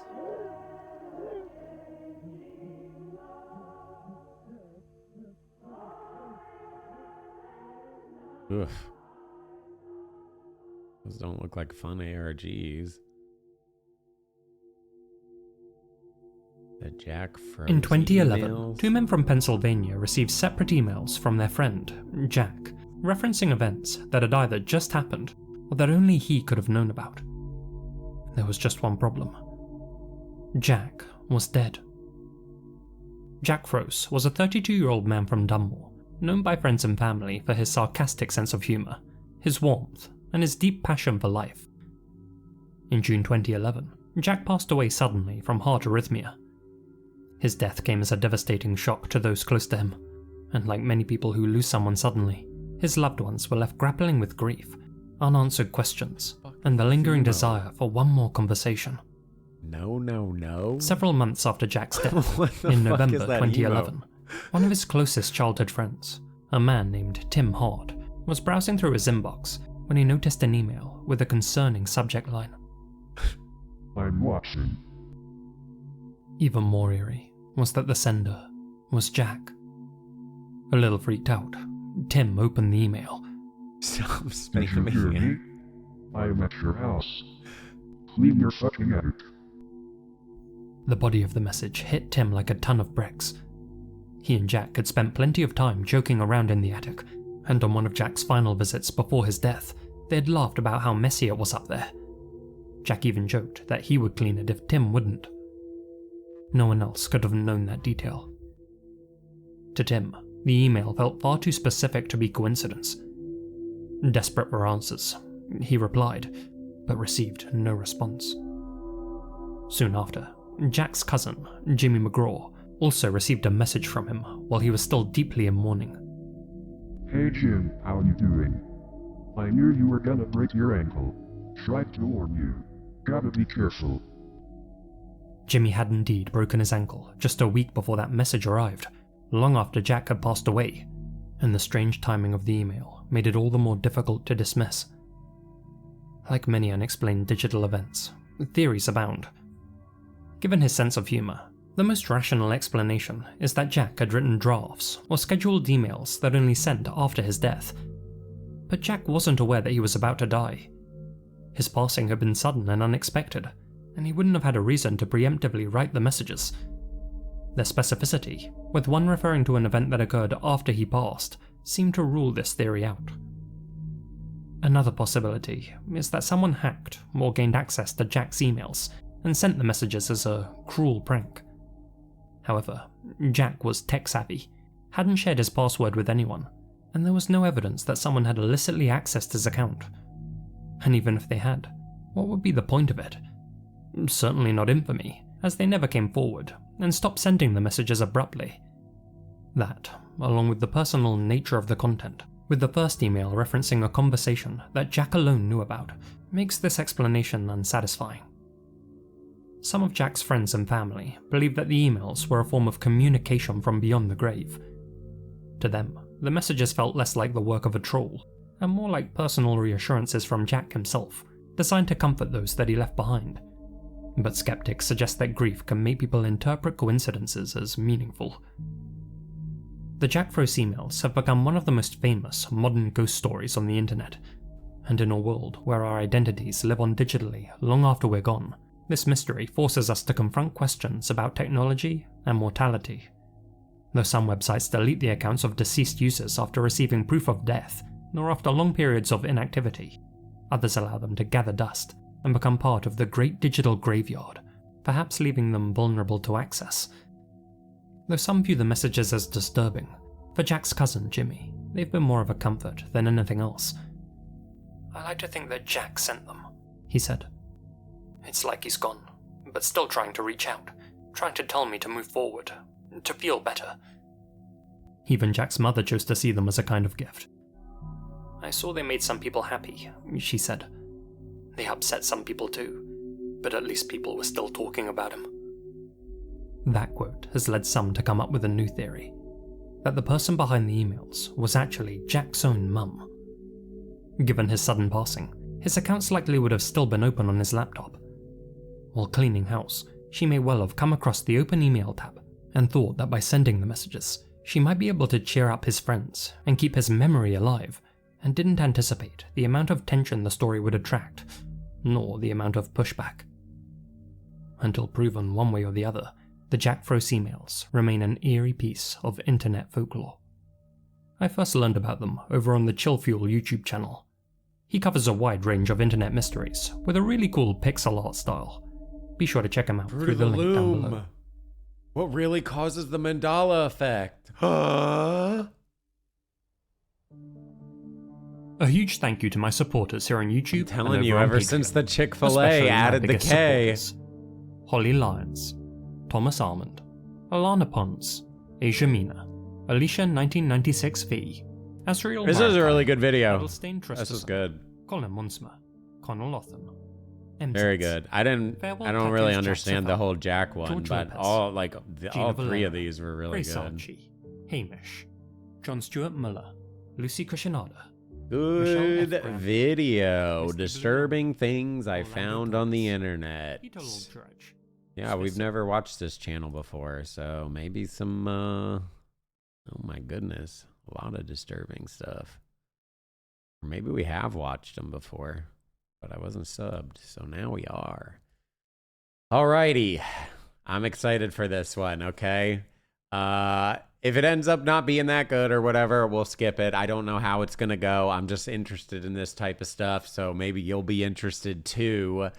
This is Unlocking the Mind of Jeffrey Dahmer, a body language and behavior analysis, which I think would be like super cool to just see what a behavior analysis has to say about what he does. Hey everybody, Dr. G here. I'm a licensed clinical psychologist and body language expert, and today we're going to be analyzing the behavior and body language of Jeffrey Dahmer. Jeffrey Dahmer was one of America's most notorious serial killers, known for both eating and zombifying his victims. Before we get started, I do want to remind you to like and subscribe if you want to see more content just like this. All right, let's go. So what we're looking at today is Jeffrey Dahmer in an Inside Edition interview. These obsessive desires and thoughts wanting to control them, to, I don't know how to put it. One thing I regularly tell people is that psychopaths will oftentimes tell you who they are.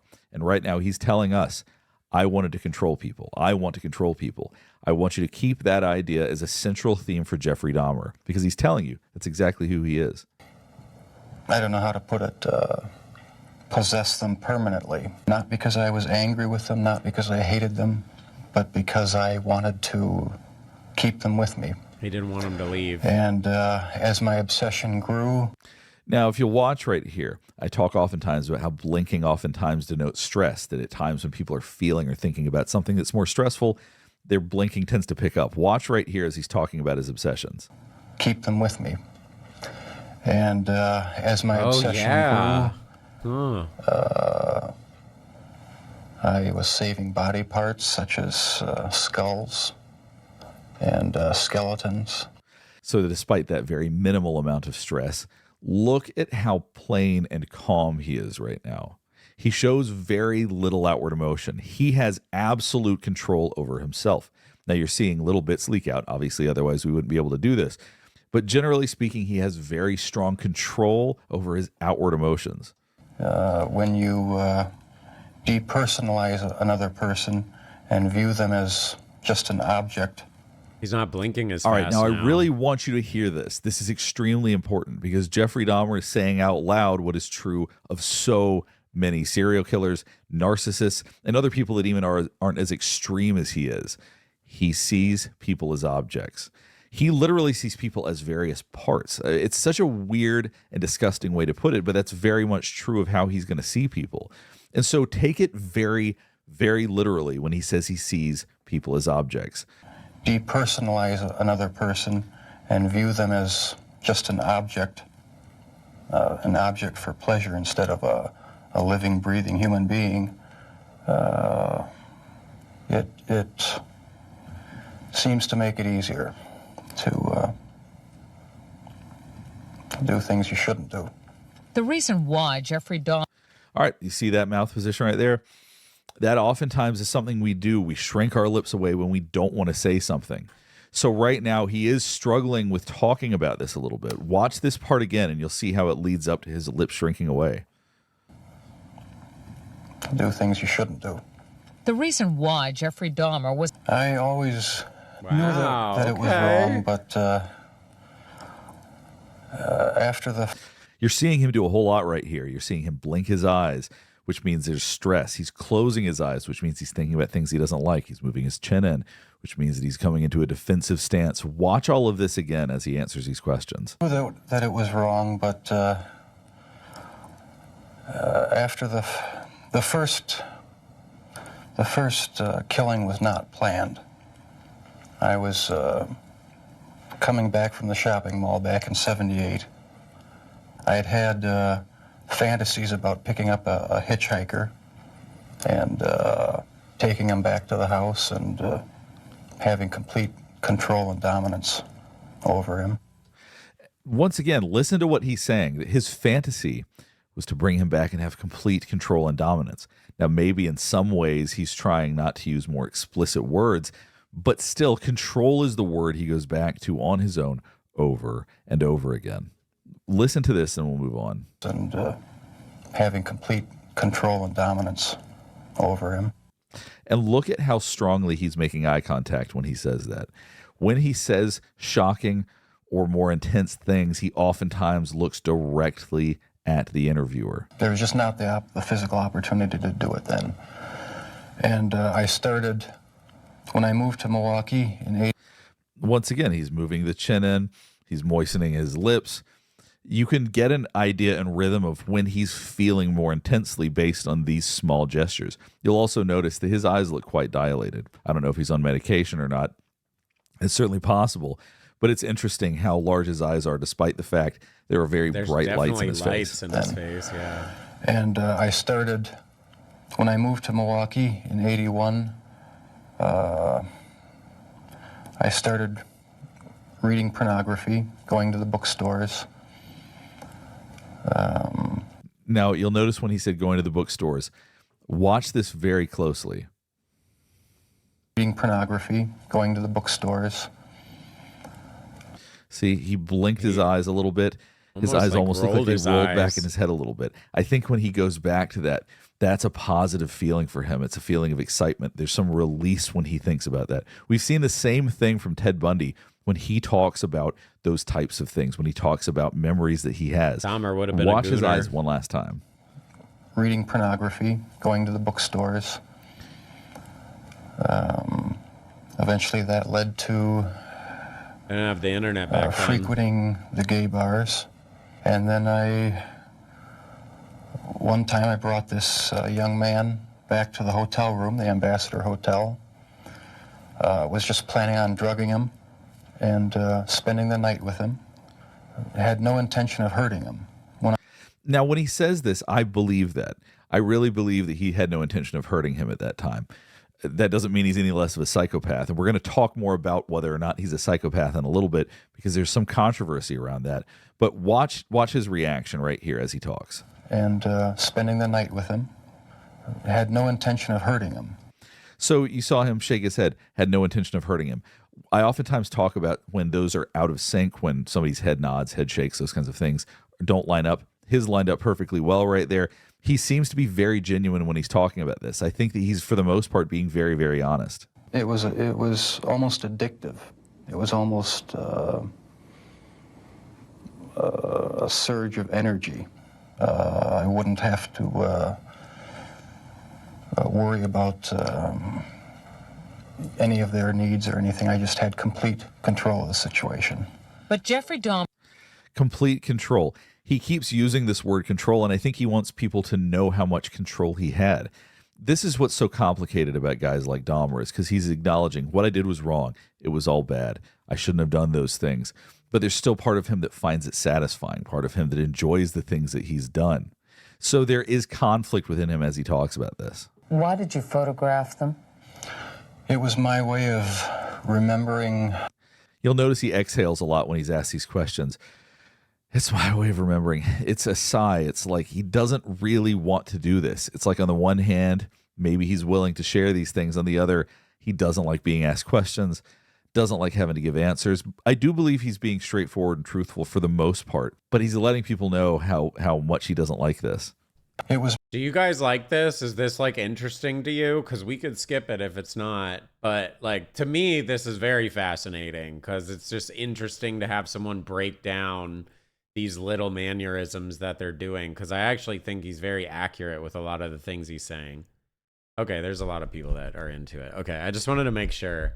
My way of remembering their appearance, their physical beauty. The reason why I just like this so much is because I feel like it's the grand old question, like, why do they do this stuff?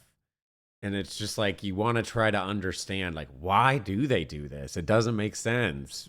But you try to make sense of it. I also wanted... All right, so after he said physical beauty, you notice he licked his lips a little bit. I think that there's some excitement there. Because think about this. When people talk, we oftentimes have mental images. So he is having mental images as he's discussing these things. It's almost too disturbing to try to really get into his head. But as he's discussing this, I'm sure there are thoughts and memories going through his mind. So as these memories come up, he's reacting to those things. We can oftentimes react to mental images as though they are real. That's what anxiety disorders are basically based on, the fantasy of what if this happens, what if that happens. There are thoughts that the body reacts to. So recognize that when people like Jeffrey Dahmer or any of these folks think about the things they've done, talk about the things they've done, they're having mental images. They're going to have little reactions when they go back to those places mentally. Physical beauty. I also wanted to keep if I couldn't keep them there with me whole, at least I felt that I could keep their skeletons. You'll notice he keeps tucking his chin in as he's talking about this, and I don't think it's because he has just amazing posture. I think it's because this is a defensive thing for him to be letting us into his world. And I know he's talked about this in other interviews, but it doesn't change the fact it's hard for him to talk about because he's losing control. Watch his chin right here. With me whole, at least I felt that I could keep their skeletons. And I even went so far as planning on setting up an altar with the 10 different skulls and skeletons. And what was the purpose of the altar going to be? As a sort of memorial. A point where I could, I don't know. Now, this is interesting. He is feeling a lot more in this part than he has at anything leading up to this. He's using his hands to talk. You saw that a little bit. He put his hands up because he's envisioning it as he's talking. And there's something about it that's almost overwhelming. He's having a hard time putting it into words, which he's usually able to stay calm and discuss things. But there's something so intense about this altar. And if you think about what he's talking about literally making an altar out of skulls and things. I mean, it's so beyond disturbing. It's almost hard for us to not separate the fact that this is reality. This is somebody talking about things that he's actually done. Let's go back and watch this part again. A point where I could, I don't know. It's so bizarre and strange, it's hard to describe. A place where I could collect my thoughts. And as he said, bizarre and strange, he squints his eyes because even he recognizes he doesn't actually like thinking about this, I think, which is interesting. I don't know. It's so... See, right there, his eyes are squinting. We do that when we think about things we don't like. So there is something that's almost too strange even for him. Bizarre and strange, it's hard to describe. A place where I could collect my thoughts. When I was about 15 and 16, and they got worse and worse. What were your fantasies about? A question he really doesn't want to answer. Closes his eyes, lets out a big exhale. That's a way of trying to calm himself down. It's a way to also let people know I don't like this, because we know people are paying attention to us. So doing that unconsciously is a way to say, I really don't want to answer your question. Worse and worse. What were your fantasies about? They were sexual fantasies of control, power, complete dominance. They became reality. Was there pleasure in that fantasy? There was excitement. Now, there was a little bit of fear right there when he said there was excitement. Watch the corners of his mouth, because fear looks something like that. And if we see little micro expressions of it leak out. Was there pleasure in that fantasy? There was excitement. See, eyebrows went up, corners of his mouth went down. It was small, but there was a little bit of fear when he talks about the excitement. Fear, pleasure, all mixed together. I was branching out. That's when the cannibalism started. Eating of the heart and the arm muscle. It was a way of making me feel that they were a part of me. At first, it was just... All right, so there's a few things that we noticed there. One, he's making that eye contact like I talked about. Every time he says a body part, he looks at the interviewer.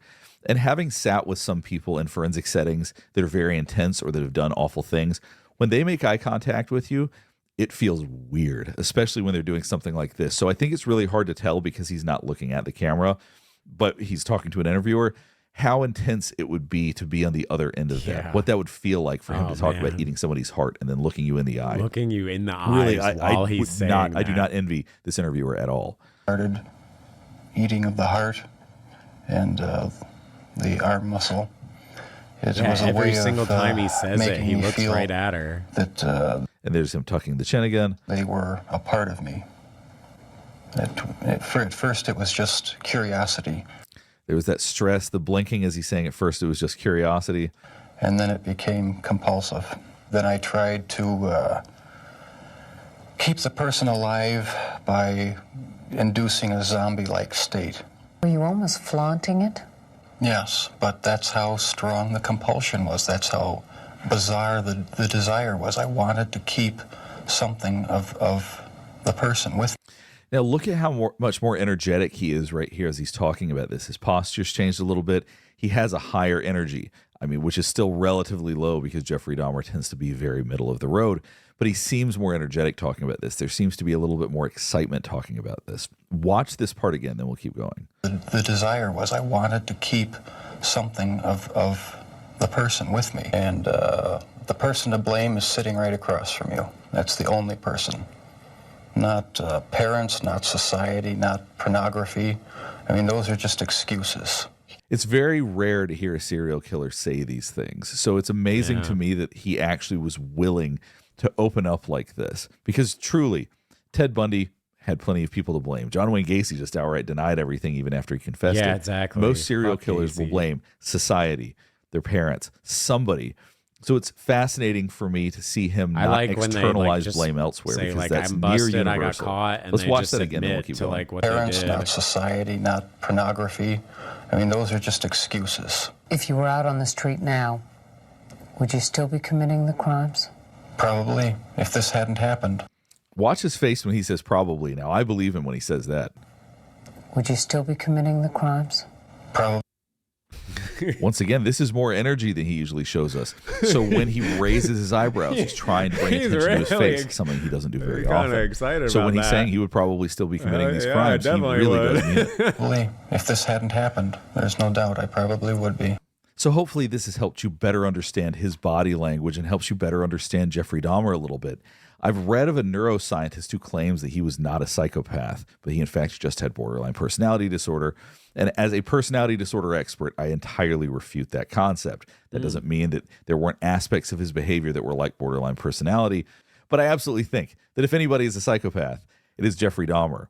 Part of what's talked about is that because he has empathy, therefore he can't be a psychopath. And psychopath, just to be clear, is not a well-defined real diagnosis. It's just a lay term that we use to describe certain people.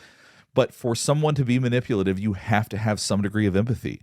Ted Bundy faked emotions extremely well, but he had enough empathy to manipulate people. You have to have some empathy to be able to manipulate. These people don't have an absolute and abject lack of empathy. They just have very low empathy. So I believe 100% that Jeffrey Dahmer was a psychopath. He was unfortunately born to be a psychopath. This is just how the man was wired. Per usual, let me know in the comments below if there's any other cases you want me to analyze. At a young Last thing age. before we get finished up is I do want to remind you to like and Torturing and subscribe killing. if you want to see more content just like this. All right, thanks for watching. That was good. I like that. Yeah, that was really neat. Hey everybody, Dr. Very, very neat. Yeah, that was just cool to kind of see how he breaks it down, because like at the end of the day, I don't think you'll ever really truly understand how or why someone would do this, but to be able to like break down little things and kind of see what's going on with him a bit more, I find that stuff so interesting. That's a big, for me at least, a big reason why I like true crime stuff, is just trying to understand why people do this type of stuff. Because I just could never do that, you know? And I'm like, how do you do that? You know, trying to understand it. Still never makes any sense, but you try to make sense of it. All right, we got YouTubers that became murderers. Most disturbing moments ever captured on TV. I don't think we'll do the give 'em a ticket one. Oh, the disturbing interviews with killers looks pretty good too. I don't know if we want to keep watching killer interviews or not, or maybe we could save it for another time. But this one actually interviews a variety of killers, which seems kind of interesting as well. Oh, thank you. Thanks everyone, by the way, for all the subs and the bits. I appreciate that, Billy. I know I'm not like reading them as much. I always try to kind of like set the mood with these type of things. And obviously I don't want to be disrespectful either, being like, yeah, 5 big booms, you know, in the middle of one of these things. So, but I do see if I appreciate it. About me. They'll tell me about this. Looks really interesting too, but I don't think we'll do it because it's more of an interesting thing. I might just watch this on my own. Like, actually, it's an interview with a sociopath, and it seems interesting. He seems like he's pretty open about all that, but I think we won't do that for true crime. I kind of really want to send this one. The only downside is it's really long, so it might be the last video we do if we do this one. But this one seems kind of crazy. So if you remember a while back, we watched a video where they got together with the killer that killed his kids, but it was an accident. He was drinking and driving and obviously ran over the children. Very sad situation, but it wasn't like he meant to murder them. This one, this dude murdered her daughter, and they are about to meet face to face, which makes it seems like it's gonna be kind of brutal. That's what I originally thought that other one was.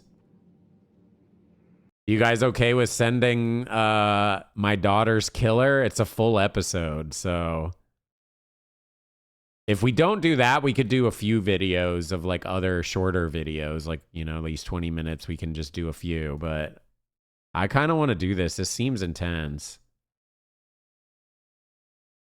All right, let's go ahead and try it. If it ends up seeming like it's not going to be good, then we'll just hop to the next thing. I won't do the whole video, but I honestly think it's going to be really good. So this is My Daughter's Killer, full episode. 12 years. By the way, I keep seeing people like recommend stuff for True Crime Thursday. If you do have any recommendations, go to discord.gg/Hexy. We actually have a true crime Discord channel. If you just post your links in there, whenever I go to do these, I'm going to go through it. Obviously, we're not going to be doing these weekly like we do with Spooky Saturday, but if you do have good stuff or good recommendations or, oh my God, have you heard of XYZ Killer? Link it in the Discord because I will definitely see it then. I don't want to like pause every single time and like grab people's videos and whatnot during the actual show. Yeah,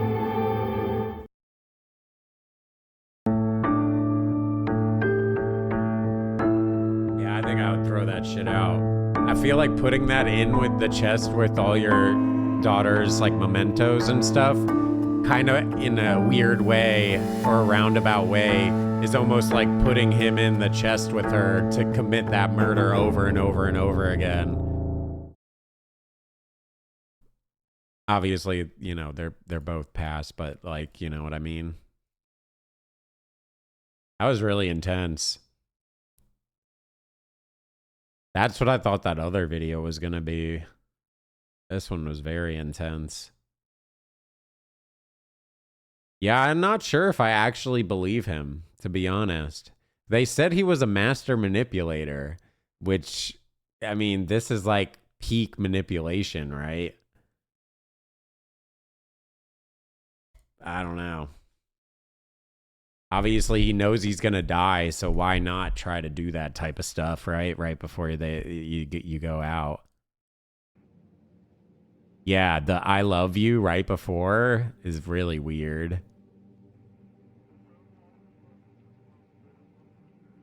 Well, I am good at picking up gaslighting, yes. I don't know. I didn't really pick up gaslighting there, but like it definitely didn't feel that sincere to be with me.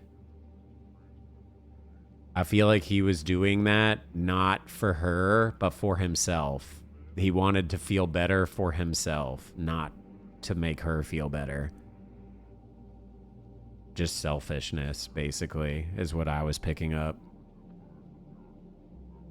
I could be wrong, though. All right, chat. Well, I think we're going to end it there. I would have loved to go quite a bit longer, but I have to be up bright and early tomorrow for the tattoo appointment. So I think it's probably best to end here so I can jump in the shower real quick and then get to sleep. Well, I want to actually try to go to sleep by like 11 or 12, to be fair, if I can. It's almost 10, so it gives me like a little over an hour. I know. I'm sorry, y'all. I'm sorry. Well, I hope you had a good time, or maybe not so good time during True Crime Thursday. Do you guys like these type of streams? Is this something you would like more of? I don't want to do this weekly. So we will not do it weekly, but maybe monthly or maybe bi-weekly, something like that. Okay, a lot of yeses. Okay, almost everyone's saying yes. I guess that makes sense because if you probably didn't want to watch it, you're probably not here.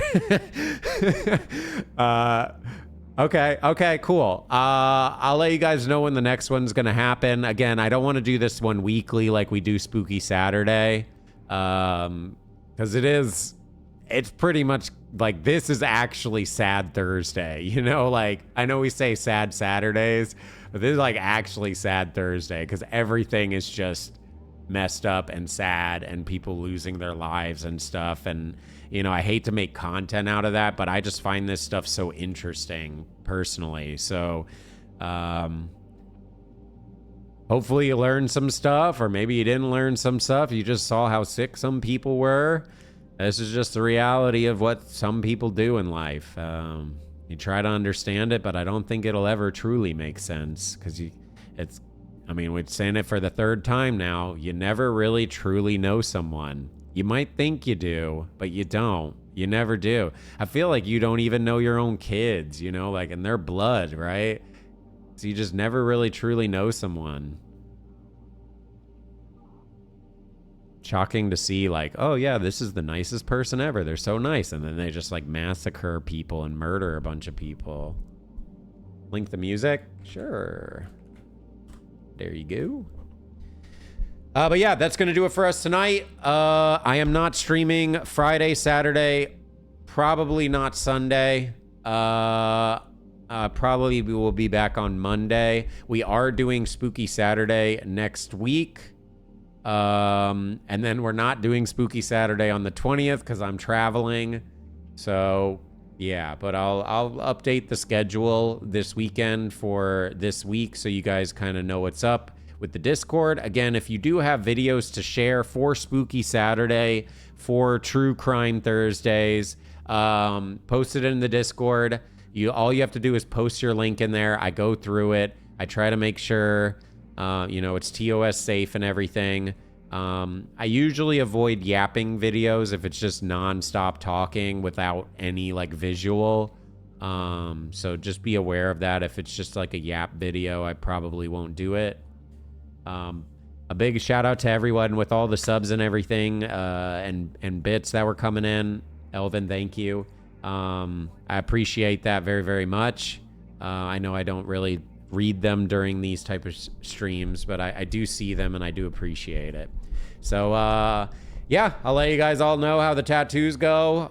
And Saturday night we might do some drinking Dead by Daylight. Not on stream, it'll just be in the Discord. So love y'all. I love you. I'll see you hopefully Monday, maybe Sunday, but probably Monday. Anyways, bye.